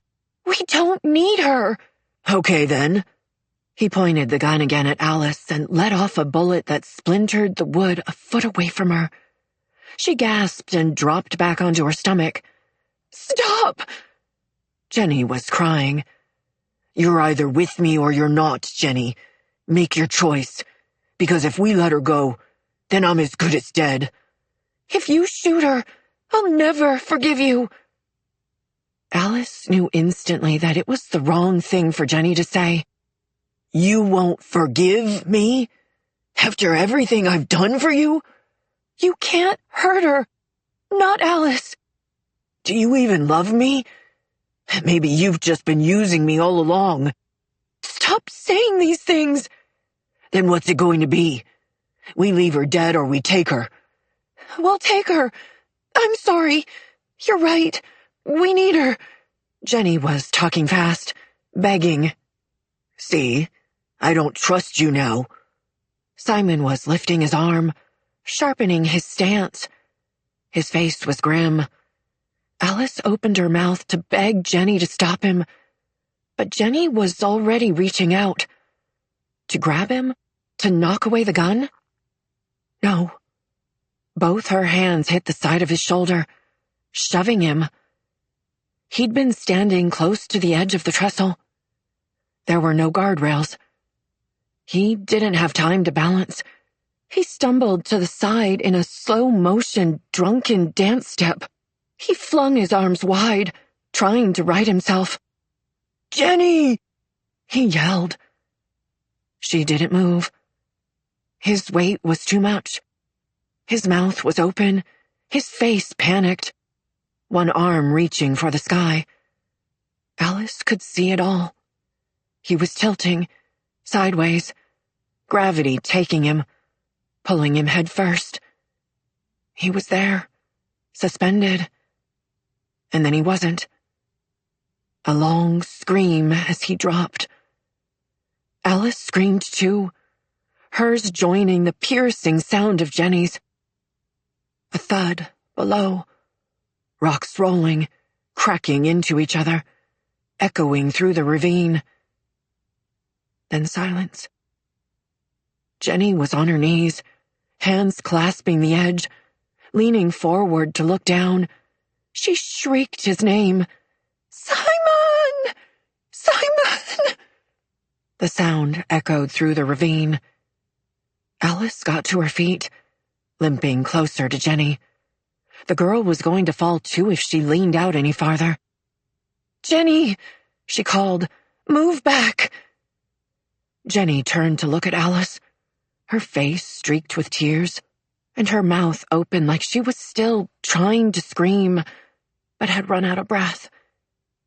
Alice reached her side and grabbed the back of her arms, tugged her up and away. Jenny sagged against her, stumbling as Alice led them off the bridge. She let go of her and moved to the edge of the ravine. There was a thin trail on the sloped bank. Animal or people, she wasn't sure. She didn't want to lose her footing either, but there was a chance he could still be alive. She turned to Jenny. "Run to the highway and flag down a car." Jenny stared at Alice, her body shaking. She sank onto her knees in the gravel beside the railway ties, clutching at her heart.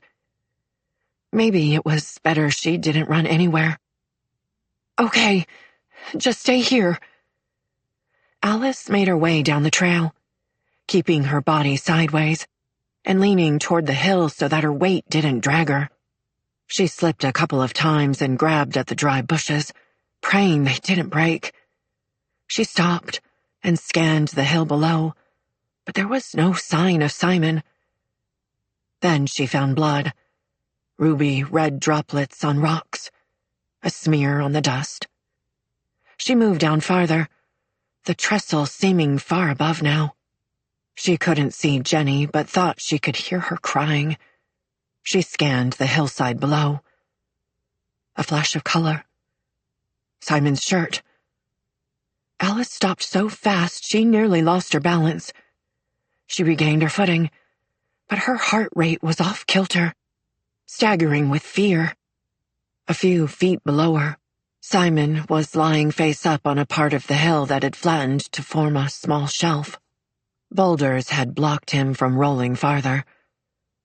"Simon?" No answer. No moans or cries. He could be unconscious, but something about the way his body had settled. It didn't look right. She felt her throat tightening. She crept closer until she was beside him. His hand was flung toward her. She reached out to feel his wrist, her fingertips pressed against still warm skin. She held her breath, waiting to feel a flutter. Maybe she had the wrong spot. She moved her fingers up his wrist, pressed harder on the veins. She checked for a pulse in his neck. Nothing.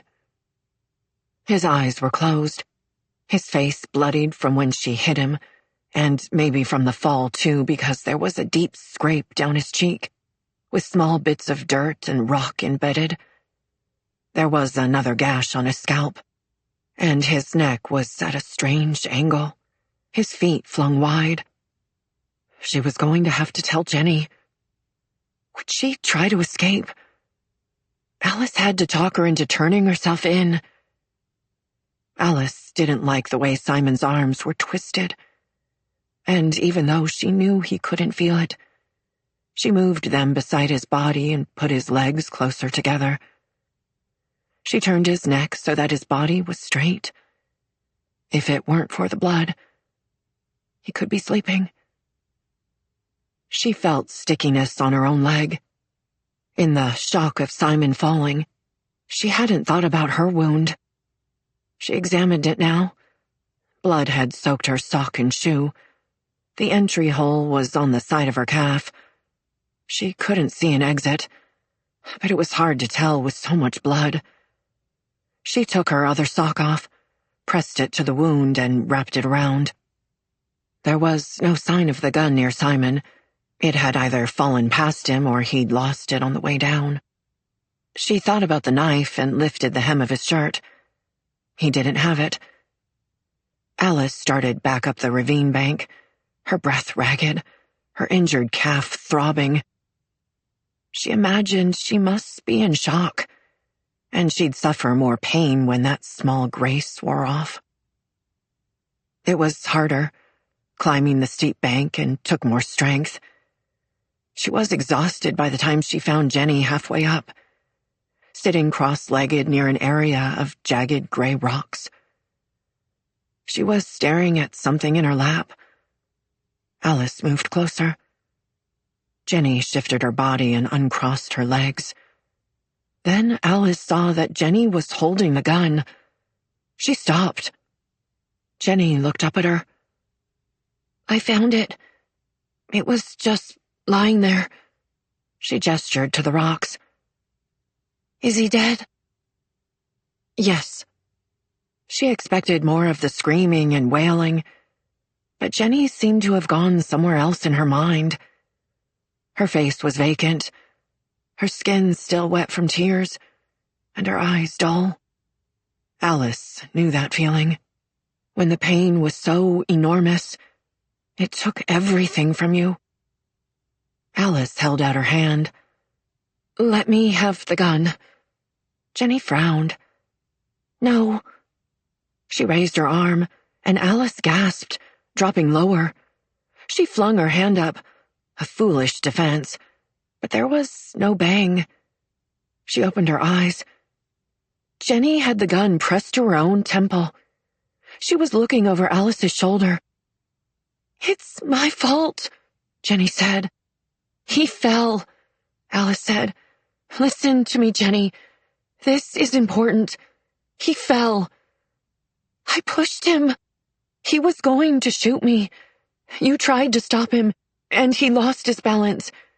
That's what I'll tell the police." Jenny looked at her, brows furrowed, but she didn't lower the gun. "Please put the gun down. Please. I don't want you to hurt yourself. All those people were hurt because of me. You didn't make Simon do those things." Jenny was getting upset again, her breaths faster, and her hands shaking. "I loved him, and he loved me. I'm sorry. I know."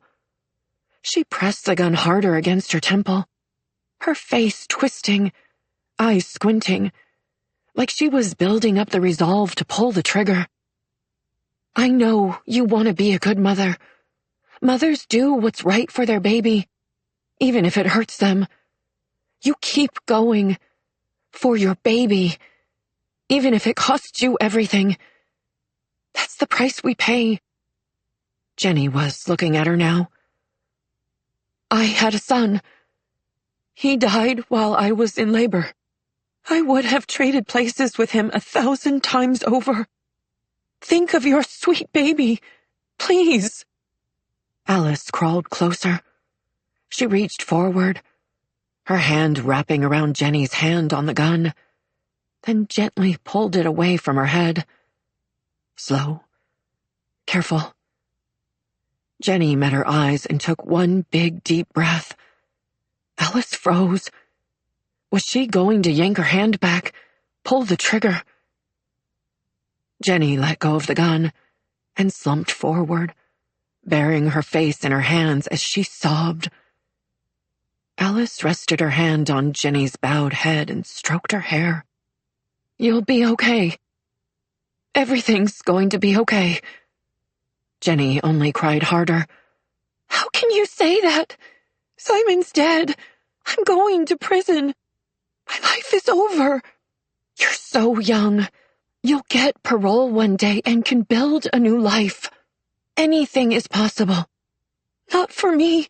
Yes, for you and your baby. You'll always have a part of Simon. Jenny took a few more deep, shuddering breaths, and Alice thought it meant that she was calming down. But then Jenny raised her head with a bitter smile, her face wet. The baby isn't Simon's. Chapter 41. Jenny. Alice stared at her, blinking. Simon knew, but he didn't care. It was the first time Jenny had told someone else. She didn't feel ashamed. She didn't care anymore. She just wanted Simon back. You had another boyfriend? Jenny shook her head. Then who? Alice trailed off, frowning. Then her brow smoothed. She pressed her fingertips against her lips, murmured, Your stepfather. Jenny looked past Alice. She needed to be near Simon, needed to touch him. She had to see for herself. She scooted forward until her feet were braced against a rock. Then she stood. Alice tried to hold her leg, but Jenny pulled free, nearly unbalancing them. Jenny inched down the hill, crawling backward in some areas like a spider, scooting on her bottom in others. When she found Simon, he looked as though he was sleeping. His hand was palm up, with his fingers curled. She took his hand into her own, placed a soft kiss in his palm. She traced his handsome face with her fingers, his eyebrows, his mouth, the line of his nose, his strong jaw. She rested her cheek on his chest. They had lain like that so many nights. Alice was behind her, talking. Jenny ignored her. She wanted to go back, all the way to the day when Simon first spoke to her on the dock. Alice was touching her arm, shaking her. Jenny, we have to get him help. Simon couldn't be helped now. Alice meant they had to call someone to get his body. Simon wasn't there anymore. Jenny lifted her head from his chest. Her tears landed on his face, mixed with his blood. Alice slid down beside her and rested her hand on her back. Jenny looked at her. I was 15, the first time it happened. The house was quiet and dark when she got home from school. She flicked on the lights, and the crystal chandelier over the dining room table glittered. She reached up to touch one of the diamond drops. They'd been in Whitecliff for over a year now, but she could still scarcely believe that she lived in such a pretty house. Sometimes when her mother and Robert weren't home, she'd pretend she was grown up and that she lived there with her wonderful husband and adorable children. 2 at least, maybe 3. She'd pour juice into a wine glass, play a record, and slow dance in the living room with a pillow. She'd die if she was ever caught. That weekend, her mother had driven into Vancouver to shop for the latest in fall fashions. Robert usually went with her, and they'd get a room in a fancy hotel. But this time, he'd wanted to stay and focus on his book. He'd probably be shut away in his office far into the night. Jenny put a placemat under her notebook so she didn't scratch the mahogany table, and worked on her English homework until her stomach complained. She fetched the chicken salad that her mother had left in the fridge and ate at the table while finishing her essay. She paused when the lights flickered. Was the power going to go out? She got up and walked to the large window in the living room. It was nearly dark outside, so she cupped her hands around her eyes and leaned closer to the glass. The sky had been heavy with gray clouds all day, the air spiked with a metallic scent. Now, wind lashed the trees around their house, and raindrops hit hard and loud against the window, like thousands of stones. She'd just finished her meal when there was a loud poof, and all the lights and appliances shut down, plunging the house into sudden darkness. She stumbled into the living room, searching for candles and the matches by the fireplace. She ran her hands along the mantel. "You okay, Jenny?" Robert had come out of his office and was carrying a lit candle. The glow stretched across his face, dipped into the shadows. "I can't find the matches." "Here." He walked over and lit the candle in her hand, then the ones at the table. "Come into the office. The fire is going." She followed him and sat on his brown leather couch, warm from the fire. There were soft pillows on each side and a knit throw blanket. She imagined that he probably rested on the couch while he was coming up with ideas. The office smelled like spiced cigars and leather. Robert stood behind his desk, staring at his typewriter, a sheet of paper still inside. "Do you mind looking over some pages for me? See if I've made any mistakes." He wanted her help? She loved reading, and sometimes they talked about books, but he'd never asked for help before. She sat straighter as he brought over a stack of crisp white pages, the typed black words pressed in. She could feel them with her fingertips. She read the pages by the firelight, while Robert paced or stared out the window behind his desk and drank whiskey. When he came over and held out another glass for her, she looked up at him, shocked. "Just a small one," he said. "Stormy nights call for whiskey, but don't tell your mother." He winked. She'd never tried whiskey, or any alcohol, for that matter, but the idea of doing something without her mother knowing was both exciting and terrifying.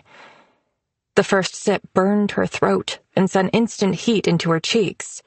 She coughed. Robert laughed. "The second won't be so bad." She took another sip, and when he looked pleased, she had another. The next few minutes passed with her focusing on the pages. He gave her a pencil to mark any edits. "Whatever you notice," he said. "Typos, or if something doesn't make sense." It grew hotter in the office, her wool tights itching, and Robert added more whiskey to her glass. She took small sips, enjoying the clink of ice against the glass, feeling like a grown-up, reading a manuscript. Maybe she'd be an author one day, or an editor. She squinted at the papers, except these words seemed to be moving and blurring. Robert sat beside her, the dip in the couch making her slide toward him. She moved to give him room, and he moved closer still, leaning over her as he pointed at a mark on the page. "That was a good catch." She felt her cheeks grow warmer. "It's a great story." "Yeah?" He smiled at her, showing his white teeth. "I'm glad you think so. I can't tell anymore. If it's not perfect, the reviewers are going to rip me to shreds." His smile melted away, and he gave a heavy sigh. She felt bad for him. It had to be so hard. "I could never think of something so clever. The way the main character, Susan, collects the driftwood to build her fence against the storm. It's a metaphor, right? Because the storm isn't what's happening outside, like tonight." She gestured at the window. "It's what's happening in her heart. She wants to wait for her fiancé to come back from the war, and she misses him, but she's falling in love with that other man, the doctor, and she's trying to shield herself." Robert was staring at her, his face solemn. Did she say something wrong? She'd always had a hard time speaking to Robert. She used to flush and stutter when he looked at her, and just about died with embarrassment when he first began dating her mother and brought Jenny flowers. She'd been unused to attention, to a kind word. Now that they lived in the same home, he mostly ignored her. That wasn't any better. She felt like an interloper, an unwanted guest. Robert set his hand on her leg, just above her knee, rubbing and massaging. She stared at it, confused. Her stomach flipped like she was going to be sick. She wanted to leave. She set her glass of whiskey on the side table.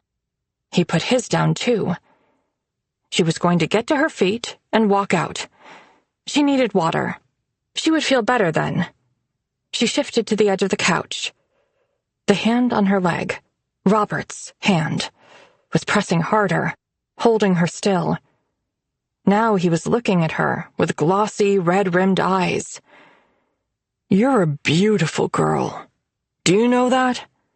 That's why your mother's jealous of you." Jealous? What did he mean? Then his mouth was on hers, and she was stunned, so frozen by the feeling of fleshy lips and the sour taste of whiskey that she didn't push him away. She fell backward. He was on top of her, heavy and moving quickly, his hands everywhere, mauling and grabbing her breasts.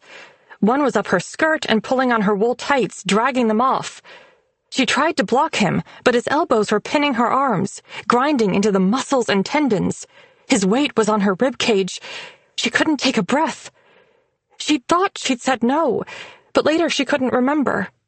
She just remembered pain. It was over as suddenly as it had begun. She was crying as she straightened her skirt and tried to pull her blouse together.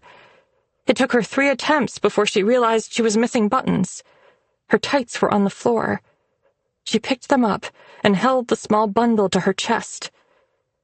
Robert was sitting at the other end of the couch with his head in his hands. "Oh, Jenny." His voice was agonized, like he was the one in pain. "Why did you have to give me those looks? With that damn short skirt, sitting so close to me. You can't tease a man like that." Jenny pulled the offending skirt over her knees. She didn't know what to say. He was the one who had sat beside her, wasn't he? Maybe her skirt was short, but she'd been wearing tights. She wasn't showing skin. Her head was blurry from the whiskey, her cheeks burning. Robert got up from the couch and collected the papers that had scattered all over the carpet. He stacked them on his desk in a neat pile, fussing until they were perfect. Then he turned around, grabbed his whiskey, and took another mouthful, eyeing her over the rim. "I won't tell your mother, but this can never happen again. Understand?" She didn't understand. Had this been her fault? She had to leave his office. She got to her feet, legs quivering, throat tight, and ran upstairs to her room. She locked the door to her bathroom and had a bath so hot her skin turned red. Maybe she had sat too close to him. Her laugh had been too bold. Her questions had made her seem too interested. He'd talked about the way she looked at him, but she could only remember wanting him to feel better about his book. She'd made some sort of mistake. She didn't know exactly what, but she couldn't let it happen again. That night, unable to sleep, she practiced ballet in her room. She didn't stop when the blisters on her heels tore, or when her calves and thighs cramped. She welcomed the burn in her chest. When she was finally exhausted, she collapsed on her bed and fell asleep in her clothes. She didn't come down for breakfast, and waited until late at night to sneak to the kitchen for her dinner, which she was barely able to eat. She threw most of it off her balcony. She worried that Robert would come to her door. He might want to talk, or worse. Sometimes she heard him moving around downstairs, but he never climbed the stairs. When she again couldn't sleep, she practiced ballet. Her shadow danced along with her in the mirror. Her mother returned Sunday night. Jenny remained in her room until she was called down for dinner. She considered saying she was sick, but any excuse would lead to questions. "Why are you sick? Were you in the rain? I don't need my dancers with sniveling noses." Then her mother would subject Jenny to some gross homemade cure that she'd read about in a women's magazine, like beef bone broth or ground ginger mustard poultices. Robert sat at the head of the table, Jenny's mother on his right, and Jenny on his left. She kept her eyes on her plate, and her knees swung to the side. Robert and her mother were holding hands over top of the table, his thumb rubbing against her mother's ring finger. She was telling him about the clothes she'd bought, and material for new drapes. Velvet. Maybe they should reupholster the sofa. She was bored of the color. They talked about the dance studio. Robert asked Jenny for the salt. She passed it, and he flashed her a distracted smile, then turned his attention back to her mother. He laughed at something she said. There was no shame in his eyes, no fear. It was as though nothing had happened. Jenny touched her legs under the table, felt the sensitive spots on her thighs and hips, the round bruises from his fingers. Months passed. Although it was impossible to avoid him altogether, Jenny made sure she was never alone with Robert for long. She didn't go near his office. If he entered a room, she left. She became a ghost in her home. She no longer thought it beautiful. Fall changed to winter, spring, then summer. Her mother put her on diet pills. They made her dizzy and lightheaded. She couldn't concentrate at school. Her mother complained that Jenny looked exhausted. The dark circles under her eyes were ugly. She was then given Valium. Jenny woke on her bedroom floor, downstairs on the couch, once outside on her balcony, her body covered in dew. It scared her, these late-night wanderings she had no control over. She began to split the pills in half, unbeknownst to her mother. The lower dosage was enough that she fell asleep easier and was able to ignore the burning hunger in her stomach, and she didn't wake in strange places anymore. She was relieved. The problem was solved. Until it wasn't. She jolted awake one night. Robert was beside her bed. The dark shape of his head and shoulders loomed over her. He placed his hand across her mouth. She smelled cologne and cigars. She thrashed and fought against him, pushed at his chest. Shh!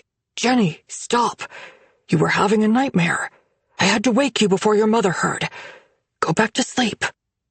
His shape moved away, so suddenly that she was left punching air. The door closed with a soft click.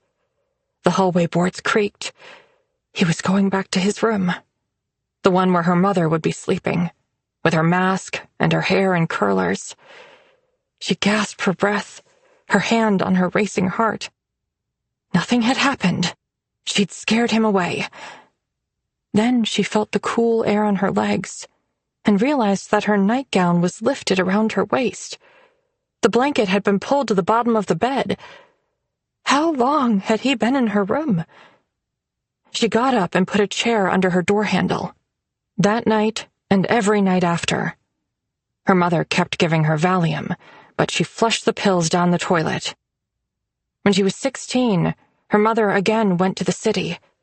Robert had planned to go with her. They'd taken several trips together over the past year, and Jenny had savored every second of them being gone. She could pretend she had a different life. She could pretend to be happy. At the very last moment, Robert said he had to stay home. The words were flowing. He couldn't stop now. Her mother and Robert argued loudly.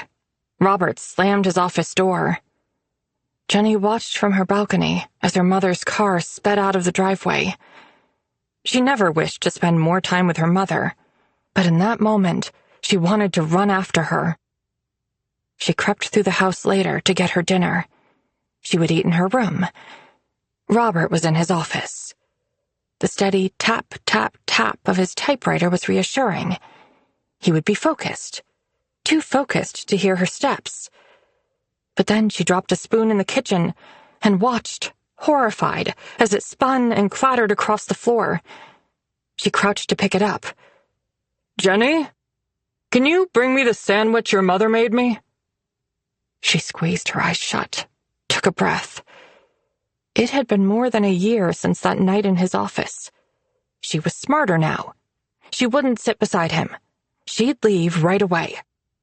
She got his sandwich out of the fridge, envious of the thick cheese and deli slices, the oozing mayonnaise, and poured him a glass of water. As soon as she walked into his office, she noticed the whiskey decanter on his desk. The top was off, and a glass, half full, was by his hand.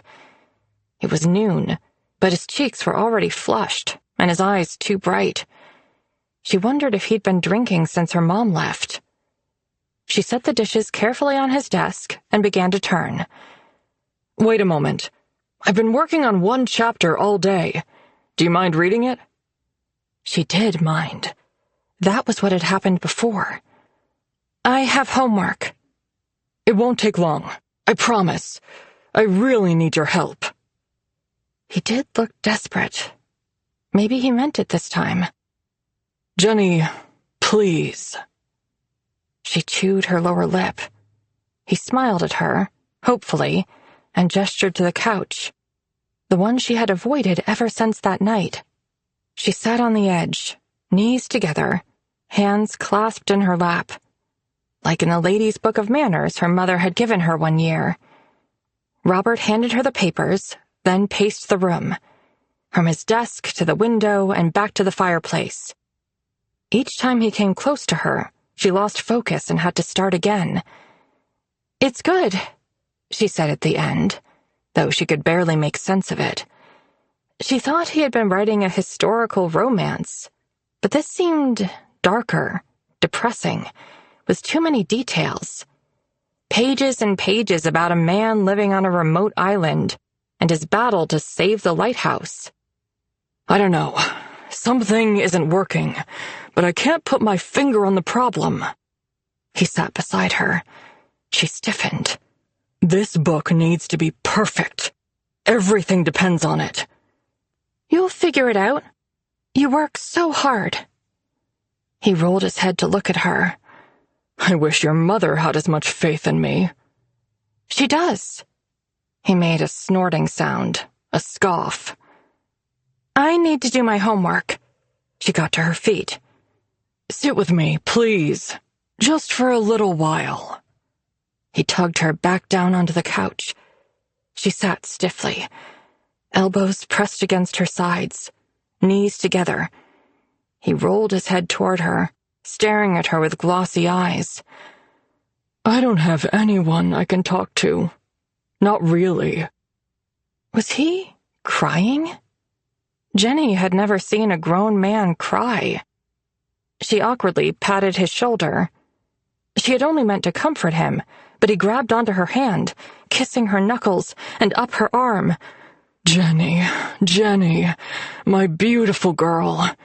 "Stop!" She tried to pull free, but he was so much stronger. He pushed her down and trapped her on the couch. "No, no, not again." He covered her mouth with his hand. He begged her to understand that he couldn't help it. It wasn't his fault. He'd tried to stay away from her. Afterward, he sobbed, then threatened. Her mother could never know. Her mother, who finally had her nice house and rich husband and ballet studio. Everything she wanted. Jenny had gone back to her room and tried to forget. When that didn't work, she made plans. She would practice harder. She'd get into ballet school. She'd never return. 1.5 years went by. She failed her audition.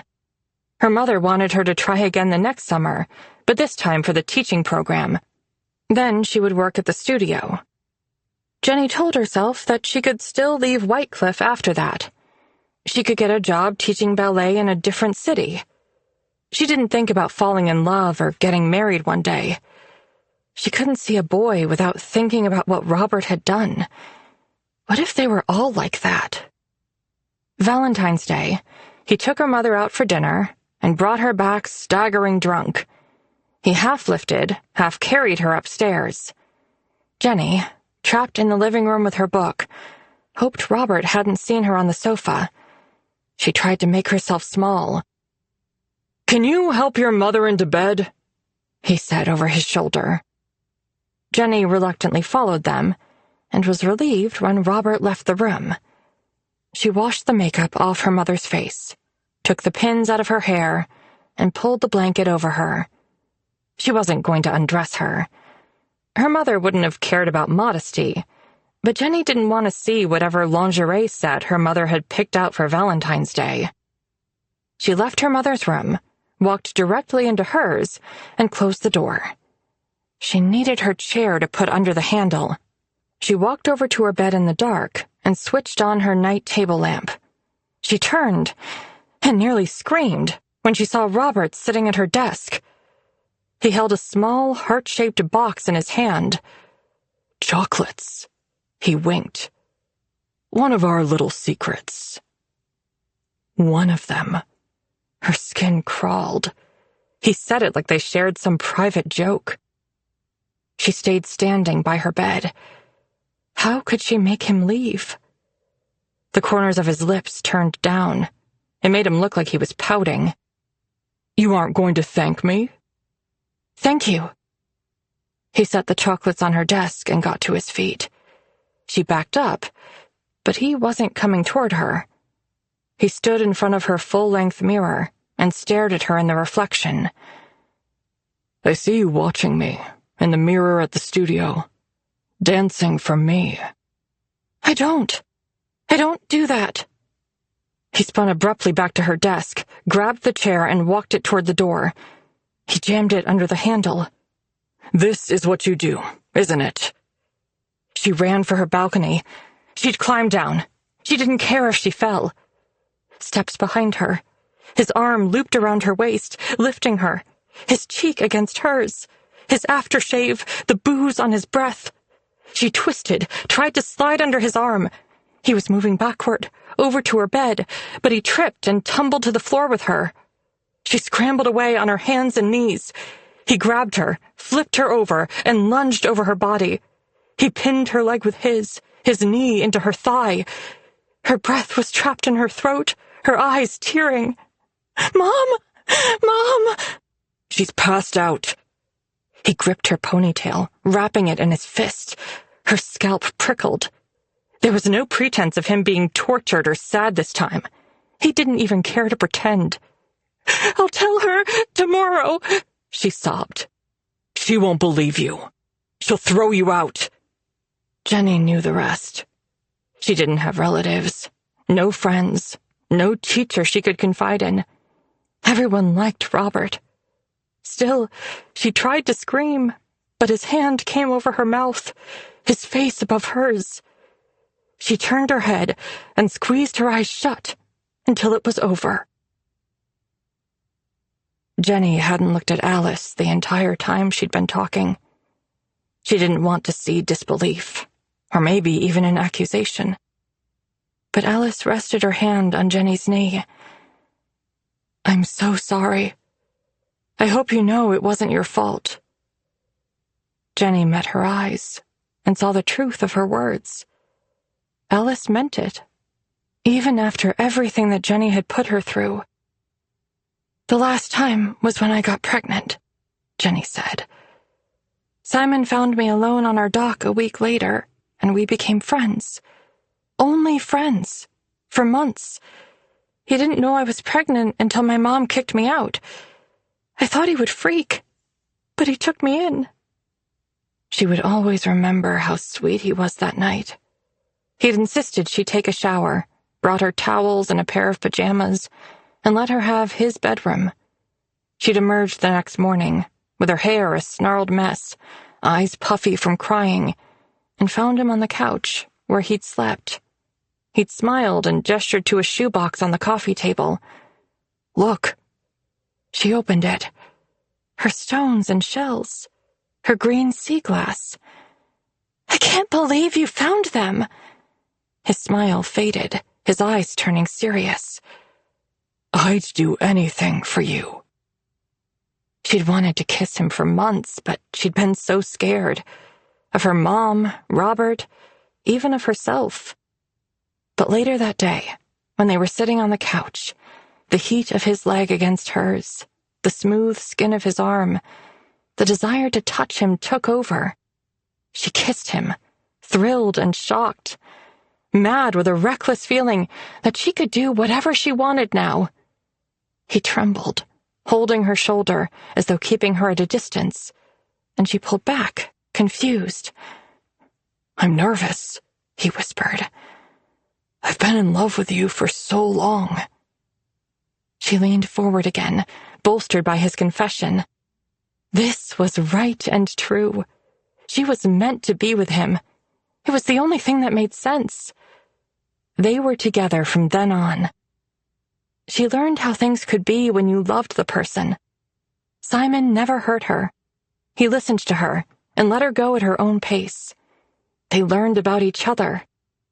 She needed to be touching him all the time, to breathe in the scent of his skin and his hair. She loved greeting him at the door when he got home from work. He'd pick her up, and she'd wrap her legs around his waist, burying her face in the curve of his neck. She began to feel love for the life growing inside her, too.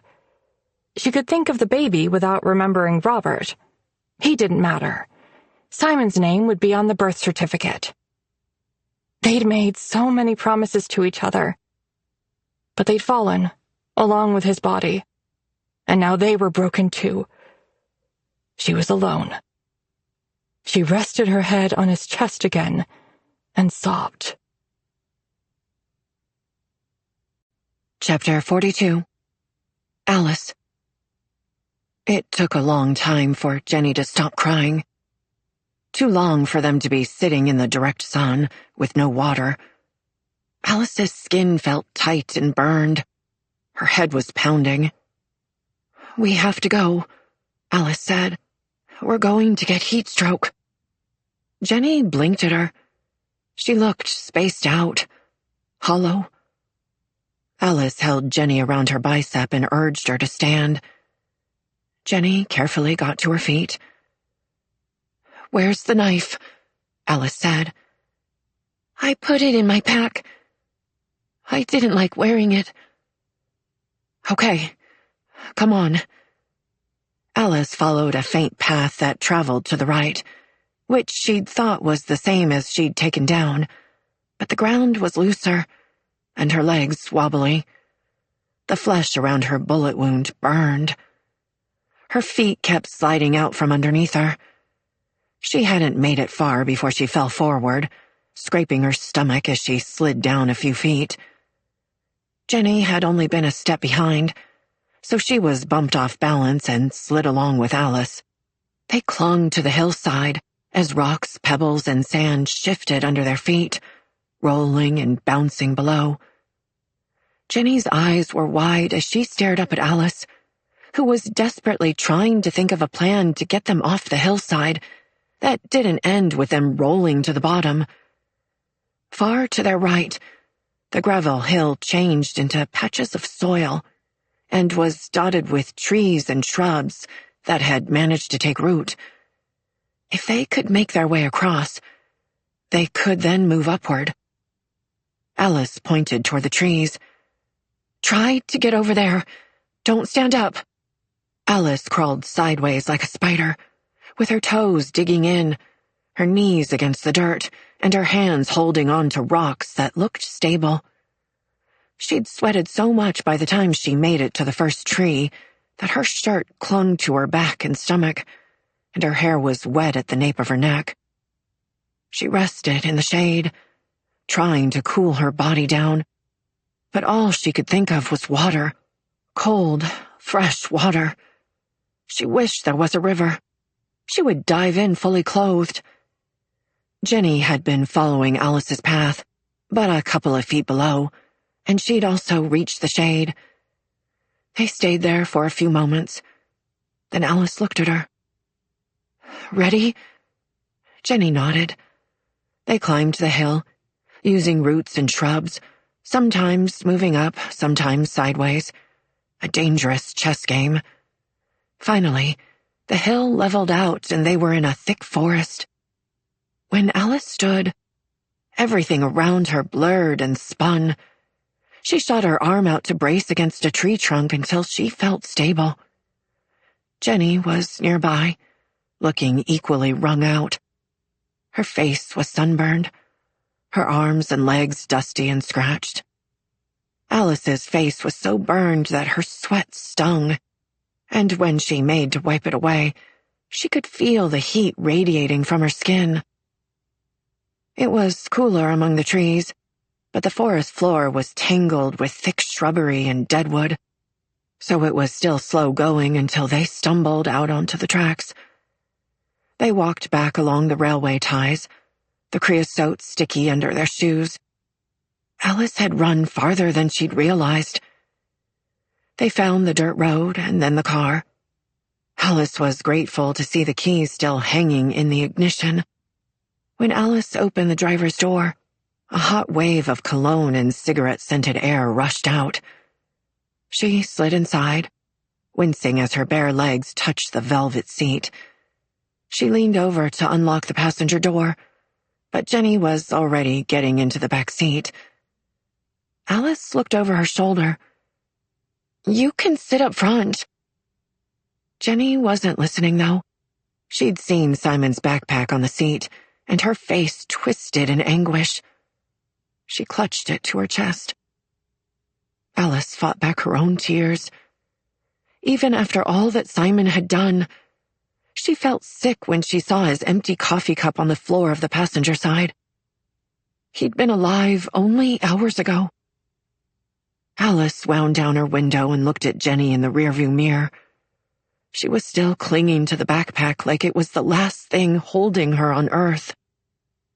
"Can you roll down your window, Jenny?"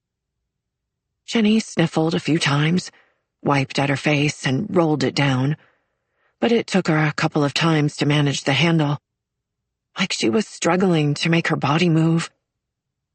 "I need the knife." Jenny fumbled with the clasps on her backpack. Each movement seemed excruciatingly long to Alice. She wondered if Jenny was delaying. Maybe it was a ruse. She tensed. When Jenny finally pulled out the knife, it was still in the sheath. She passed it over the top of the seat to Alice, who set it down beside her. Alice reversed the car until the dirt road widened and she could turn the Buick around.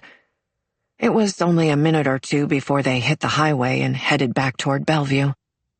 When they reached the town, though, it was clear that it was far too small to have a hospital. She didn't even see a medical clinic.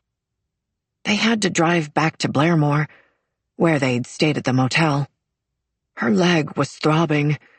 She peered down. She'd bled through her makeshift sock bandage. She glanced up at the rearview mirror at Jenny, who was still clutching Simon's backpack. The girl was dangerously flushed and glassy-eyed. They made it to Blairmore and Alice drove around the town, searching for a medical building of some type. She was beginning to worry that there might not be one when she finally found a white building with a sign, Blairmore Hospital. She pulled into a parking lot and shut the engine off. She turned in her seat so she could see Jenny. Would she bolt? Jenny looked at Alice.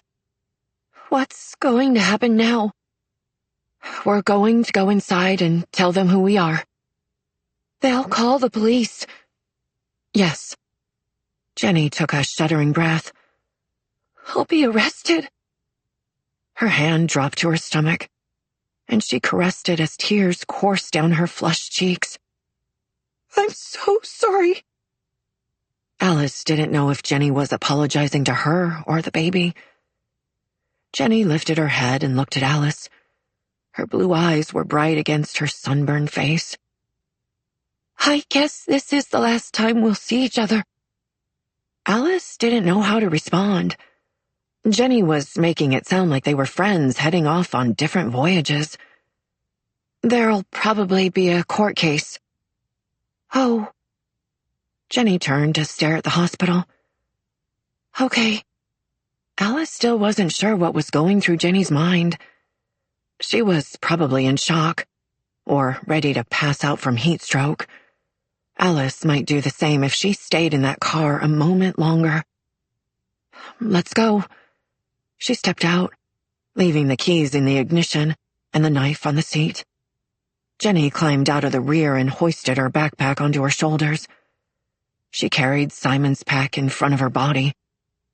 They'd only taken a few steps when Alice heard the wail of a siren, rapidly growing closer. An ambulance? Alice and Jenny turned to look at the road. A black and white police car with lights flashing screeched into the parking lot and blocked the Buick. Jenny let out a loud gasp and stumbled backward. Alice stood frozen. 2 policemen jumped out of the patrol car, one from each door, guns drawn. They were yelling, but Alice couldn't focus on the words. It was just angry noise. Other people in the parking lot were turning to stare. A woman was running with a child into the building. One of the cops shouted, "Get your hands up!" And Alice thought he was talking to Jenny, so she didn't move. But now he was advancing on Alice, his pistol aimed at her, his face red. "I said, get your hands up!" She lifted her hands into the air. He was telling her to turn around. Then she was shoved against the side of the Buick. Her feet kicked apart, pain lancing up her leg. "Stop! I've been shot!" Didn't he see the blood? Hot metal burned her cheek, her chest, and her thighs. She was patted down. Hands slid in her pockets, felt around her waist. "I'm an American. My husband and I were kidnapped." Jenny was shouting something nearby. Something about Alice. "She didn't do anything. Let her go." Jenny was on the ground, her face against the pavement. A cop was kneeling on her legs. Her pack had been torn off. Simon's was a few feet away. Jenny's sunglasses were in pieces. "She's pregnant!" Alice yelled. "Don't hurt her!" Alice's hands were forced behind her back. Cuffs clicked tight. The cop who had Jenny was dragging her up to standing. She stumbled, swaying on her feet. Then Jenny's eyes rolled back into her head and her body went limp. The cop caught her just before she fell. Chapter 43. Jenny. She spent the first night in the small-town hospital. She didn't sleep. Every time she moved, the handcuffs clanged on the metal bed rail. When she closed her eyes, she'd see Simon's face, his body alone on the hill, and the tears would start again. Maybe they'd never stopped. Maybe she'd been crying for hours. Everything had turned dark since he died. Each moment slowed. She had a headache. Her lips were dry. Her chest hurt. She replayed the moment Simon fell over and over in her mind. Was he scared? Did he feel betrayed? Nurses came in and out of her room, brisk, unsmiling. She was on an IV for fluids. Her cuts and scrapes were bandaged. Her legs were splotchy with bruises. The doctor said her baby was okay. He spoke to the clipboard in front of him, never once looked her in the eye. The cops asked their questions with clenched jaws and grim expressions. She asked for a lawyer. The next day, she was driven to Vancouver. She sat in the back of a patrol car, still in handcuffs, and watched the scenery that they'd passed through days earlier, now in reverse. She fell asleep slumped against the door. She was held in the women's unit of the provincial jail in Vancouver. Alone in a cell, she huddled under a thin blanket on a flat mattress. She didn't look around. She didn't want to see the metal toilet and sink, the bars. She tried to make her mind go blank. The court-appointed lawyer was a small man, not much taller than her, with glasses, a mop of frizzy black hair, and a thick mustache. His suit was rumpled and his briefcase a mess, but he had kind eyes, and he brought her tea. He explained all the evidence against her. The police believed she had helped Simon with the murders. In revenge for her mother having kicked Jenny out, Simon's and Jenny's bloody fingerprints were all over the house. It didn't matter who did the actual killing. Jenny was guilty for just being there, and escaping with him. Then there were the other crimes they committed. The lawyer listed so many additional charges that she lost count. There was something called duress, but she'd have to say she was afraid of Simon. It would be hard to prove, and Alice and Tom could testify that she had gone with Simon willingly. Jenny didn't want to go to trial. She didn't want to have to talk about it in front of people. She didn't want to keep lying. If she pled guilty, the prosecutor would drop the charges to second degree. She learned that she would serve her time in the prison for women in Kingston, Ontario, which was across from the men's prison. If Simon had lived, they'd have been close. She remembered how they'd sat by the campfire that one night and talked about prison. He'd thought they'd never be caught. He was so sure. She burst into tears, and the lawyer gently patted her back and handed her a tissue. If the judge agreed to the deal, she could be eligible for parole in 15 years. The number stole the breath from her chest. It was almost as long as she'd been alive. The lawyer said she could still have a future. There'd be programs. She could finish high school. She didn't know where Alice and Tom were now. She hoped Alice's gunshot wasn't too painful, and that Tom's shoulder was okay. She wondered if they made it to the Olympics, or if they went back to Seattle.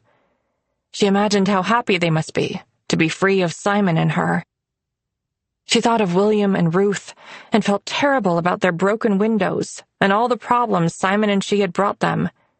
Their house was old, but Jenny knew it had been a happy place. She hoped they were drinking iced tea in their kitchen and laughing together like before. Her lawyer told her that the younger officer was uninjured and had been able to get help for the older officer, who was now recovering from his gunshot wound. Jenny had cried in relief when she heard that, thinking of his little boy and pretty wife. Her mother and Robert had been in debt. Everything would be sold off, including the house. Anything left would go to a distant uncle of Robert's. It was strange thinking of all their belongings scattered around.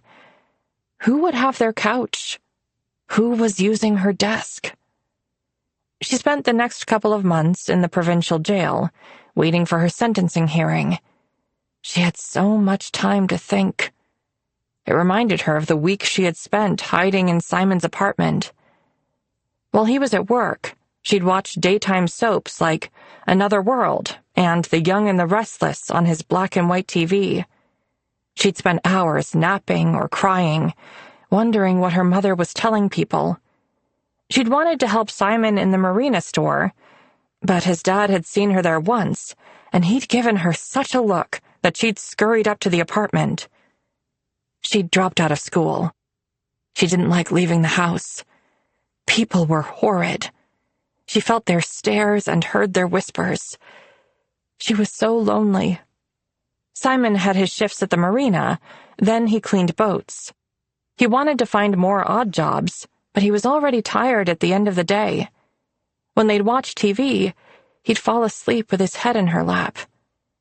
She needed to do something. Why should Simon have to work so hard while Robert had no consequences? So, Jenny had picked a night when Simon was unloading stock at the marina, and her mother would be at her aerobics class. She walked the path through the woods to the house. She'd only wanted to talk. Robert's dark eyebrows lifted when he opened the door and found her on the doorstep. He immediately looked over her shoulder. He was checking if she'd come alone. "Jenny," he said, "you shouldn't be here." "I have to talk to you." "Your mother's out." "I know." He hadn't worried about being alone with her before. He'd wanted it that way. He'd created those opportunities. His gaze dropped to her stomach, then flicked away. She hesitated, her face burning, that familiar sick feeling in her stomach. Maybe she should leave. But then she thought again of Simon and all the ways he was taking care of her. This man couldn't even look her in the eyes. This man wanted to send her away and make her feel ashamed for what he'd done. She stepped forward, until he was forced to take a couple of steps backward. He didn't want to touch her now. She'd have laughed if she wasn't trying so hard not to cry. She was inside the house. She closed the door behind her. She could hear Frank Sinatra on the record player in the living room. He shoved his hands into his pockets. "What do you want to talk about?" She wasn't going to have this conversation in the foyer. "I want to sit down," she said. He glanced around, looking into the living room like he'd never seen it before. She walked past him and chose the gold-colored velvet sofa, the one her mother had reupholstered. Robert hesitated, rocking back on his heels, both hands in his pockets. She could see his reflection in the windows. Finally, he sat in the love seat across from her. "You shouldn't be here," he said again. "I need money." "Your mother told me not to give you anything. She's very upset with you." The hot tickle of rage was climbing higher up her throat. She didn't think she'd ever been so angry before. "She'd be upset with you if she knew what you did." A flush bloomed on his cheeks. She used to think him handsome, but now he seemed too slick, his hair combed back like a plastic Ken doll. The flesh of his chin and cheeks was beginning to sag. She wondered if her mom had noticed. "I don't know what you're talking about." "Yes, you do." "She won't believe you." "I'll go to the police." "They won't believe you either." She knew that was true. The only proof was in her belly, and even then, he could twist it to say she wanted it to happen, that it was her choice. She kept staring at him as he tugged at his neckline. It was hot in the house, even at that time of night, and he was sweating.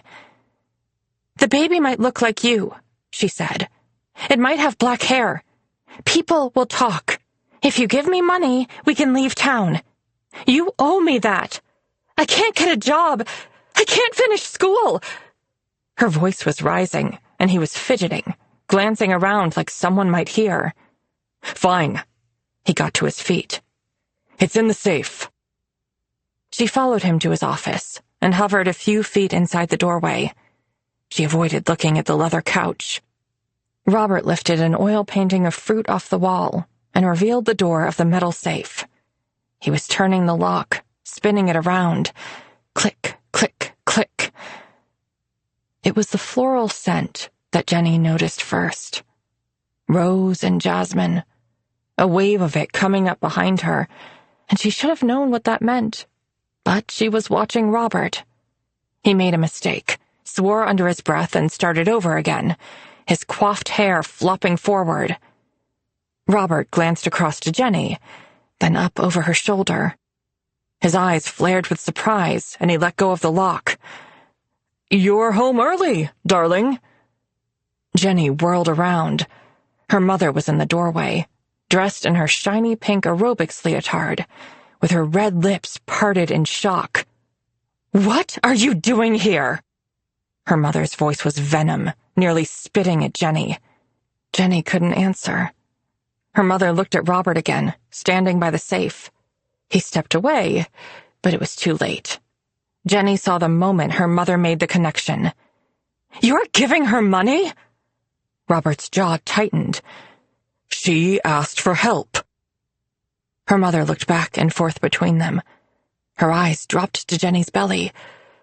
A wave of anguish distorted her features. Jenny had never seen her mom show so much emotion, so much hurt. She hadn't thought her mother capable. Hope filtered in through Jenny's shock.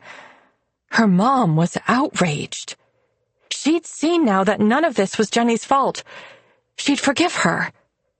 Her mother whirled around. "Isabel, stop!" Robert went after her mother, bumping Jenny into the doorframe. She followed behind. She found her mom in the kitchen, pouring a shot of bourbon as Robert stood with his hands in his pockets. "Will you just listen to me?" he said. Her mother swallowed the shot in one gulp. Then she pointed a shaking finger at Robert. "You monster!" Jenny sidled closer to her mother. She'd be protected. Her mother was going to fight for her. She didn't have to worry anymore. Her mother would help. "You said no more. You promised." Jenny repeated the words in her head, but they didn't make sense. She looked between Robert and her mother. He had flushed a deep red, his face shiny with sweat. "How many girls do we have to pay off, Robert?" "You've got it all wrong. If you'd calm down and let me explain—" He ducked as her mother threw her glass at him. It struck his shoulder, shattered on the floor. She threw the bourbon bottle, the tray that held the decanter, the crystal salt and pepper shakers. "I can't talk to you when you're like this." Robert spun around and stalked into the living room. Jenny could see him through the breakfast bar. Her mother chased after him, grabbed the candlesticks off the table. They were both throwing things now. Glass shattered. Something thudded into a wall. The record player stopped. Her mother was screaming accusations, but Jenny couldn't focus. All she could hear was what her mom had said moments before.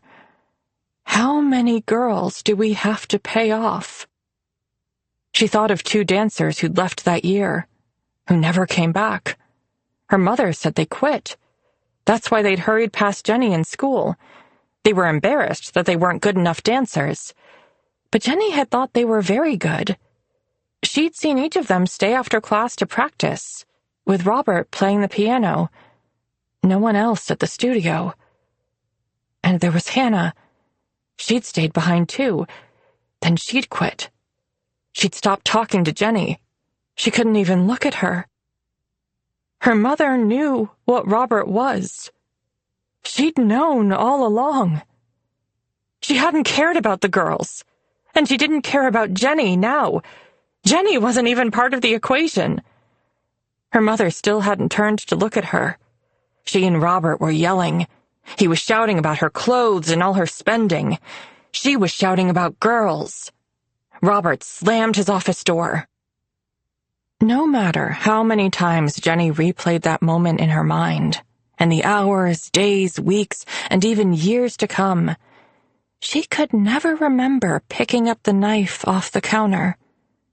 She'd been standing by the fridge, then she wasn't. She followed her mother out of the kitchen, and the knife was gripped tight in the palm of her hand.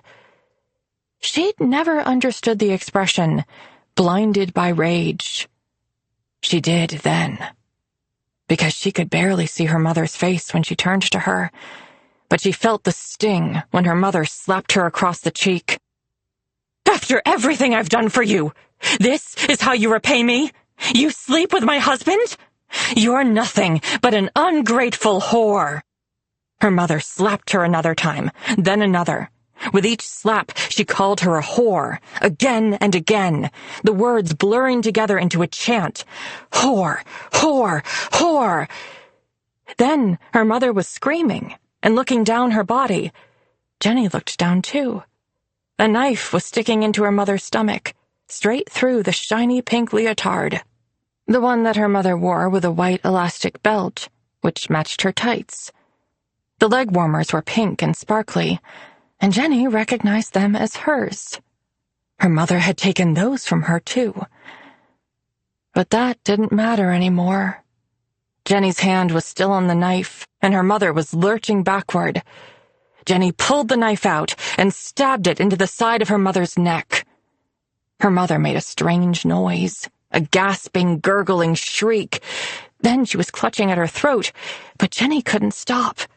Her arm kept going up and down, then sideways, like she was sweeping a table clean. She slashed at her mother's arms, hands. Fury spurred her on, roared in her ears, screamed at her to make her mother shut up. Her mother was falling to the floor, and blood was everywhere, flinging off the knife, droplets on her face, sticky warmth on her hand. She followed her mother down, kneeling beside her body, plunging the knife into her stomach. It caught in her mother's ribs, slipped to the side. The handle was slick with blood. Robert was there now, grabbing at the knife handle, but she moved, and his palm slid down the blade. He screamed and let go, and in that moment, she stabbed upward into his stomach. Then he was stumbling away. She was on her feet, chasing him, and he was trying to get to the back door, his hand leaving bloody streaks on the wall, begging her to stop. She remembered how she said those words to him, didn't she? And she was telling him that now, that she remembered every time he'd hurt her, how she cried just like that, but he never stopped. No, he'd blamed her, said it was all her fault, and she believed him. She drove the knife into his back, the meaty flesh above his hip, and he was falling. He was trying to crawl away, crying, blubbering, really. She was so much smaller than him, but he was scared of her. She kept coming after him, punching down with the blade, and her arm was so sore, and she was sweating, sticky with blood, her hair in her mouth. Robert had stopped moving, stopped making any noise.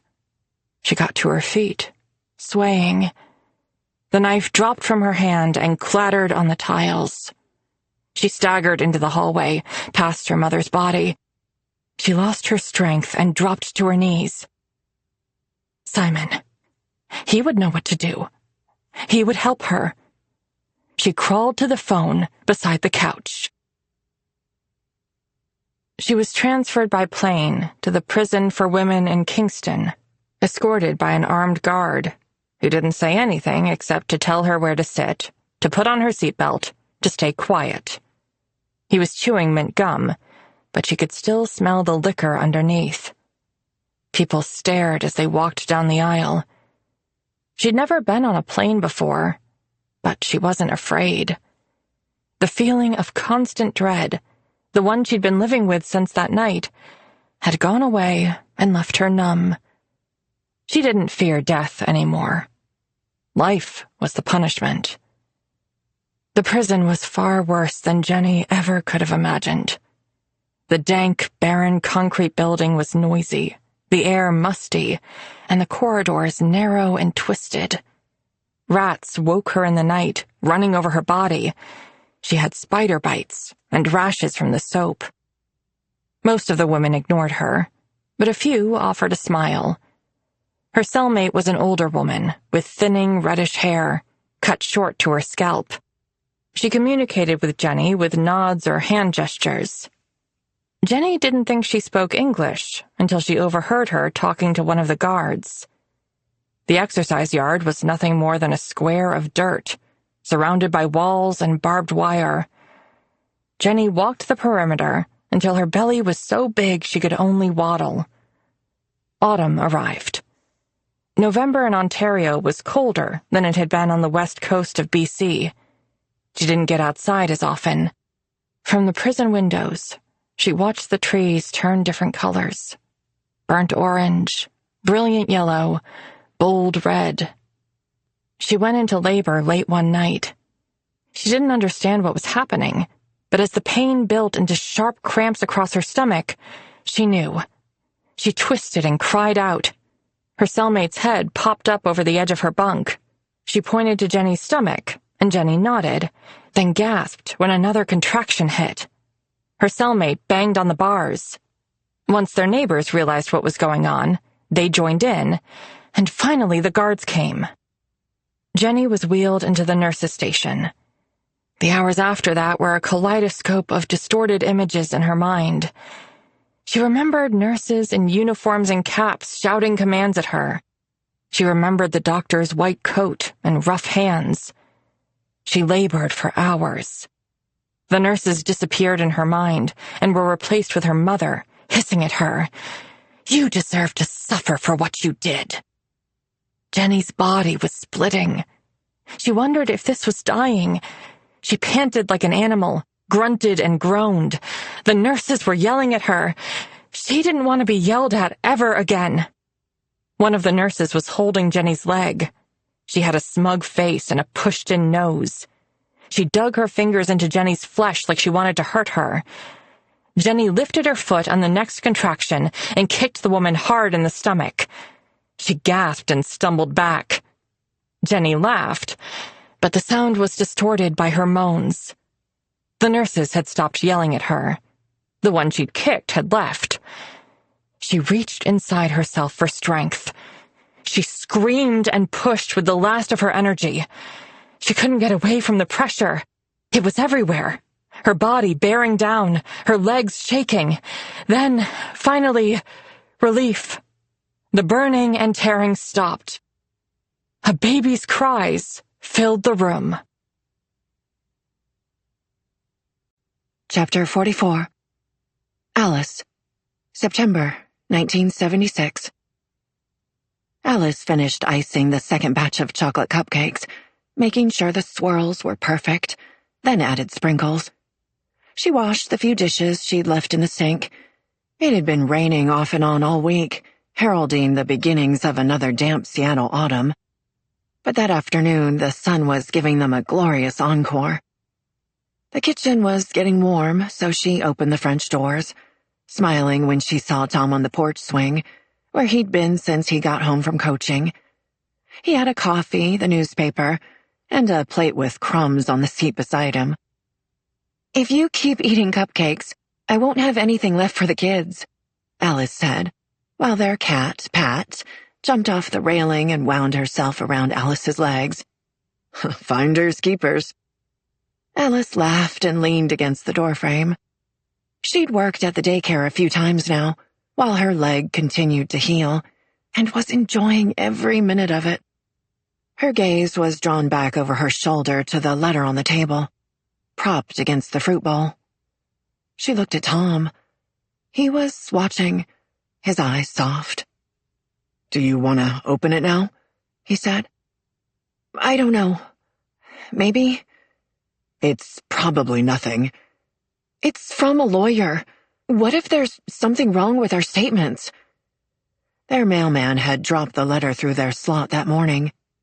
They'd agreed to wait until Tom was home to open it, but then Alice had gotten too nervous, so she'd baked and baked and baked. "Come on," Tom said. "We'll do it together." She took a breath and stepped inside to get the letter. She handed it to Tom, then sat on the swing as he tore the edge of the envelope, carefully pulled out the paper. It wasn't the usual thick, creamy paper that lawyers used, but a flimsy sheet that looked torn out of a notebook. As Tom unfolded it, she saw a girlish scrawl in pencil.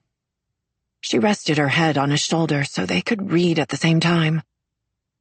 "Dear Alice and Tom, I have tried to write this letter many times, but then I get too scared to send it. I know you must hate me.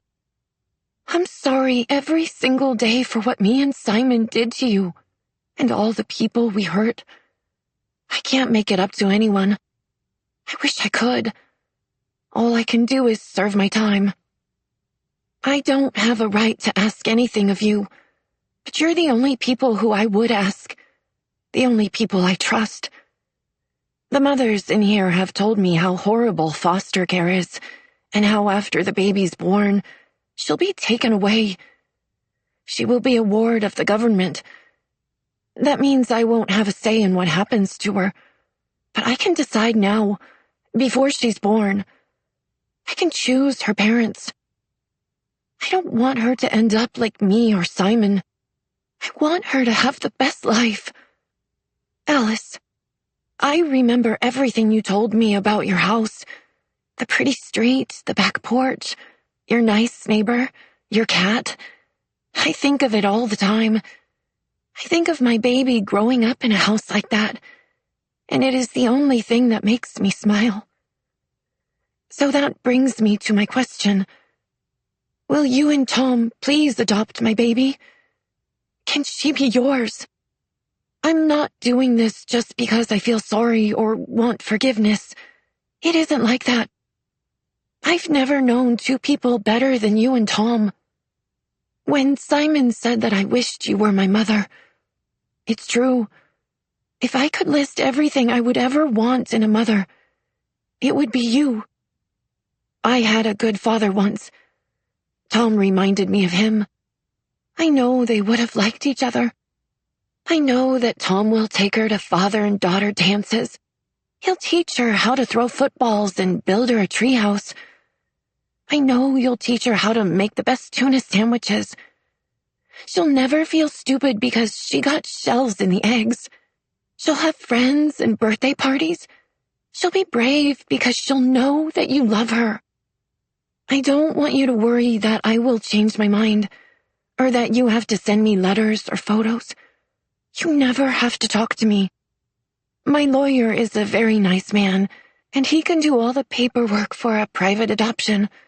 The records will be sealed. That's the second part. If you say yes, then I don't want her to know who I am. I don't want her to know anything about what I did or who her father was. I don't want her to know that she was created from something so awful. I don't want her to feel ashamed for something that wasn't her fault. Please think about it. It will give me so much peace to know she is safe with you. But I will understand if it is too much to ask. My lawyer's address and phone number are below. In hope, Jenny. Their backyard was quiet. Only the twittering of birds and the occasional rumble of a passing car. Pat jumped onto Alice's lap, kneading the flesh of her leg, her purr vibrating. Alice stroked her soft gray fur. Tom folded the letter and slid it back into the envelope. Neither of them spoke as he pulled Alice closer to his side. She stretched her arm across his chest, her fingers slipping under the collar of his shirt, ghosting over the scar on his shoulder. They swung back and forth. It would be insane, she said, breaking the quiet. Unusual, maybe, he said. But I don't think it's all that crazy. Alice stared at their neighbor's maple tree. The colors were changing. Soon the leaves would fall into their yard, and Tom would rake them all into a tidy pile. We don't have any baby stuff. They'd donated most of it. She hadn't been able to bear seeing it all in the room. He took her hand in his. We can get more. We still have the crib in the basement. The one thing she hadn't been able to give away. She and Tom had put it together. Their son had never used it. He'd never made it home. We can repaint the room. Powder blue. She'd tried so many samples, each one in different lights. I just started working at the daycare. Yes. He didn't say anything else. He knew the daycare mattered to her, so he wouldn't suggest that she give it up. But she knew it wasn't a true problem. She was barely working part-time. She could easily take a leave. She might even be able to bring the child with her. What if Jenny changes her mind? We'd need our own lawyer. It's just... Her voice cracked. What if the baby's sick? He turned his head so he can look into her eyes. That scares me too.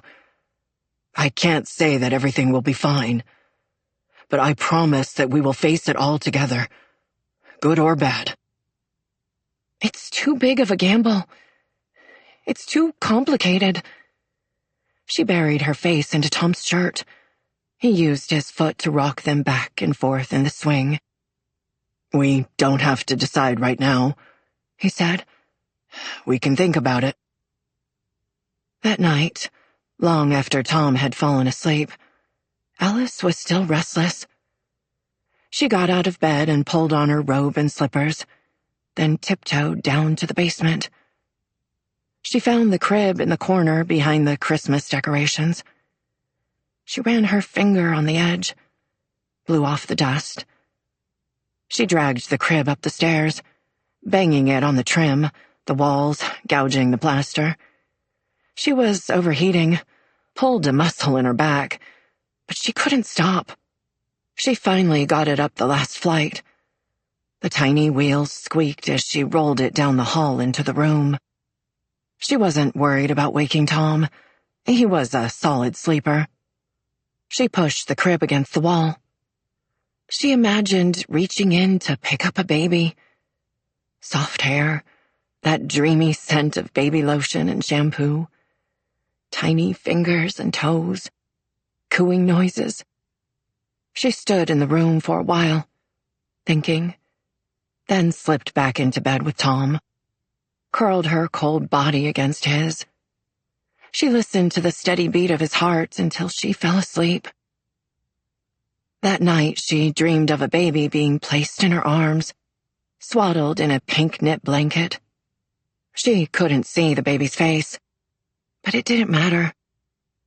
Alice already knew who she was. She was their daughter. Epilogue. August 1991. Jenny took the early Greyhound bus over the border, stared out the window at passing cars and trucks, while her reflection stared back at her. She was 33 now, her skin still pale, her blonde hair long, and her shape fuller from years of starchy prison food. She was learning how to eat better. She was learning a lot of things. She'd been working on her release for 3 years. First, day parole, then the halfway house.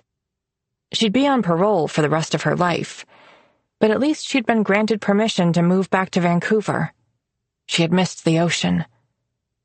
It was mid-morning by the time she arrived at the bus station in Seattle. She took a taxi to the address she'd memorized, asked to be dropped off on the corner, then waited on the opposite side of the street, sitting on the grass strip that separated the sidewalk and curb. She was hidden in the shade of a tree, but had a clear view of the home through the gap between 2 parked cars. She sipped water from her thermos. The house was smaller than she'd imagined, painted a soft yellow, and the front steps, the porch, and the iron gate were all a crisp white. The hedge that ran along the front was trimmed with a flat top. A pretty street, with leafy trees and well-kept houses. It was afternoon when the door finally creaked open a few inches. Jenny held her breath, staring at the dark sliver of space, until the door widened. Tom, with a sports bag. His hair was streaked with gray, the sideburns gone, but he still looked fit, in shorts and a t-shirt. He stepped off the porch, walked the brick path to a side garage, and disappeared out of sight for a few moments. The garage door slid up. A blue car backed out and drove away. Time passed. She stretched her legs, ate her snacks. Someone was mowing.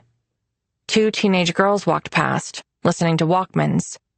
They didn't look at her. The door on the house opened. Alice came out. Jenny froze, scared to move in case she broke the moment. It had been so many years, but there she was, unmistakably Alice. Her hair was a lighter brown, longer, and styled in bouncy spiral curls.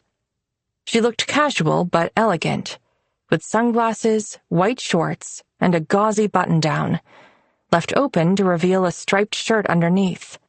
A beach bag hung off her shoulder. A rolled towel poked out. "Katie!" she yelled, with laughter in her voice. "Hurry up!" A girl burst out of the door, and it slammed behind her. "Sorry!" She hurried down the stairs. Long, black, shiny hair, black t-shirt, black jean shorts with rips, a belt with silver studs, dark, smoky eye makeup, and deep red lipstick. She was carrying a little fluffy white dog. She set it down, and it trotted ahead while she held onto the leash. Her name was Katie. Jenny whispered it to herself. Alice and Katie walked down the sidewalk, talking, their voices mixing and layering so much that sometimes Jenny couldn't tell them apart as she followed farther behind, obscured in a baseball cap and sunglasses. She trailed them through the neighborhood, past more stately homes, glad for the shady trees, until they made it to a beach, where they spread out a blanket. Jenny watched from a park bench as they shared food, still absorbed in their own world. Katie's hands were moving in the air, her face animated. Alice tossed back her head, laughing. Jenny felt a smile dance on her lips. She could see Katie's features better now. She was beautiful, truly beautiful. Almost 15 years old. Jenny hadn't been much older when she'd gotten pregnant. She searched Katie's face for traces of her own, but she didn't look like Jenny, or Robert, other than his black hair. She was her own person. Jenny wondered if she liked dancing or sports. She could be a bookworm or musical. She could be so many things. Katie stood and pulled off her shirt and shorts, revealing a red bikini. She ran toward the water, yelling, "Otis!" and the little white dog chased after her. Katie squealed as the cold water hit her feet. Otis barked at birds and chased waves up and down the beach. Katie was now bent over, searching the shallow water. She brought up a handful of stones or shells, picked through them.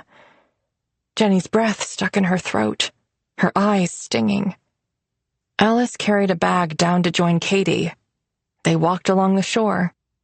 Katie would find a stone, or maybe Alice, saving some and tossing others, while Otis tried to catch the splashes. Eventually, they returned to their blanket. They spent another hour there, reading magazines, talking. Sometimes they were quiet, gazing out at the water or up at the clear sky. Jenny would tip her head back too, wondering what Katie was thinking when she saw the chemtrails from jets, the puffy clouds. Otis was resting between Alice and Katie, little feet in the air. Jenny wanted to memorize this moment, like she had memorized the tiny bit of time she'd had with her baby. She'd given her one bottle, admired the perfect dark swirl on top of her head, her pursed lips, her soft cheeks.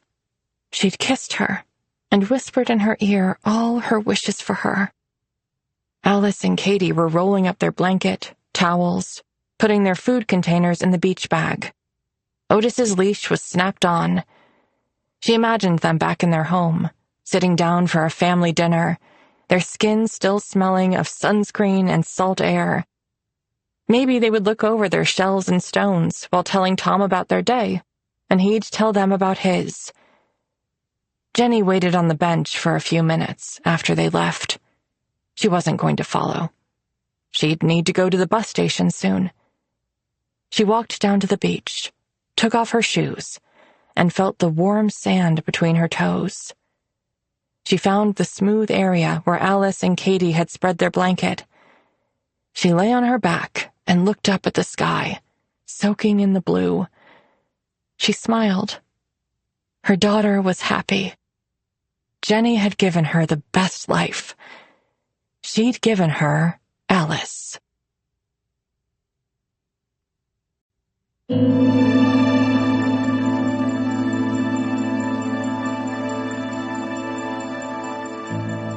We hope you've enjoyed this production of The Hitchhikers by Chevy Stevens, read for you by Monica Plant and Lindsay Dorcas, a Macmillan audio production for St. Martin's Press. This title was produced by Allie Demeter. Text copyright 2025 by Chevy Stevens. Production copyright 2025 by Macmillan Audio.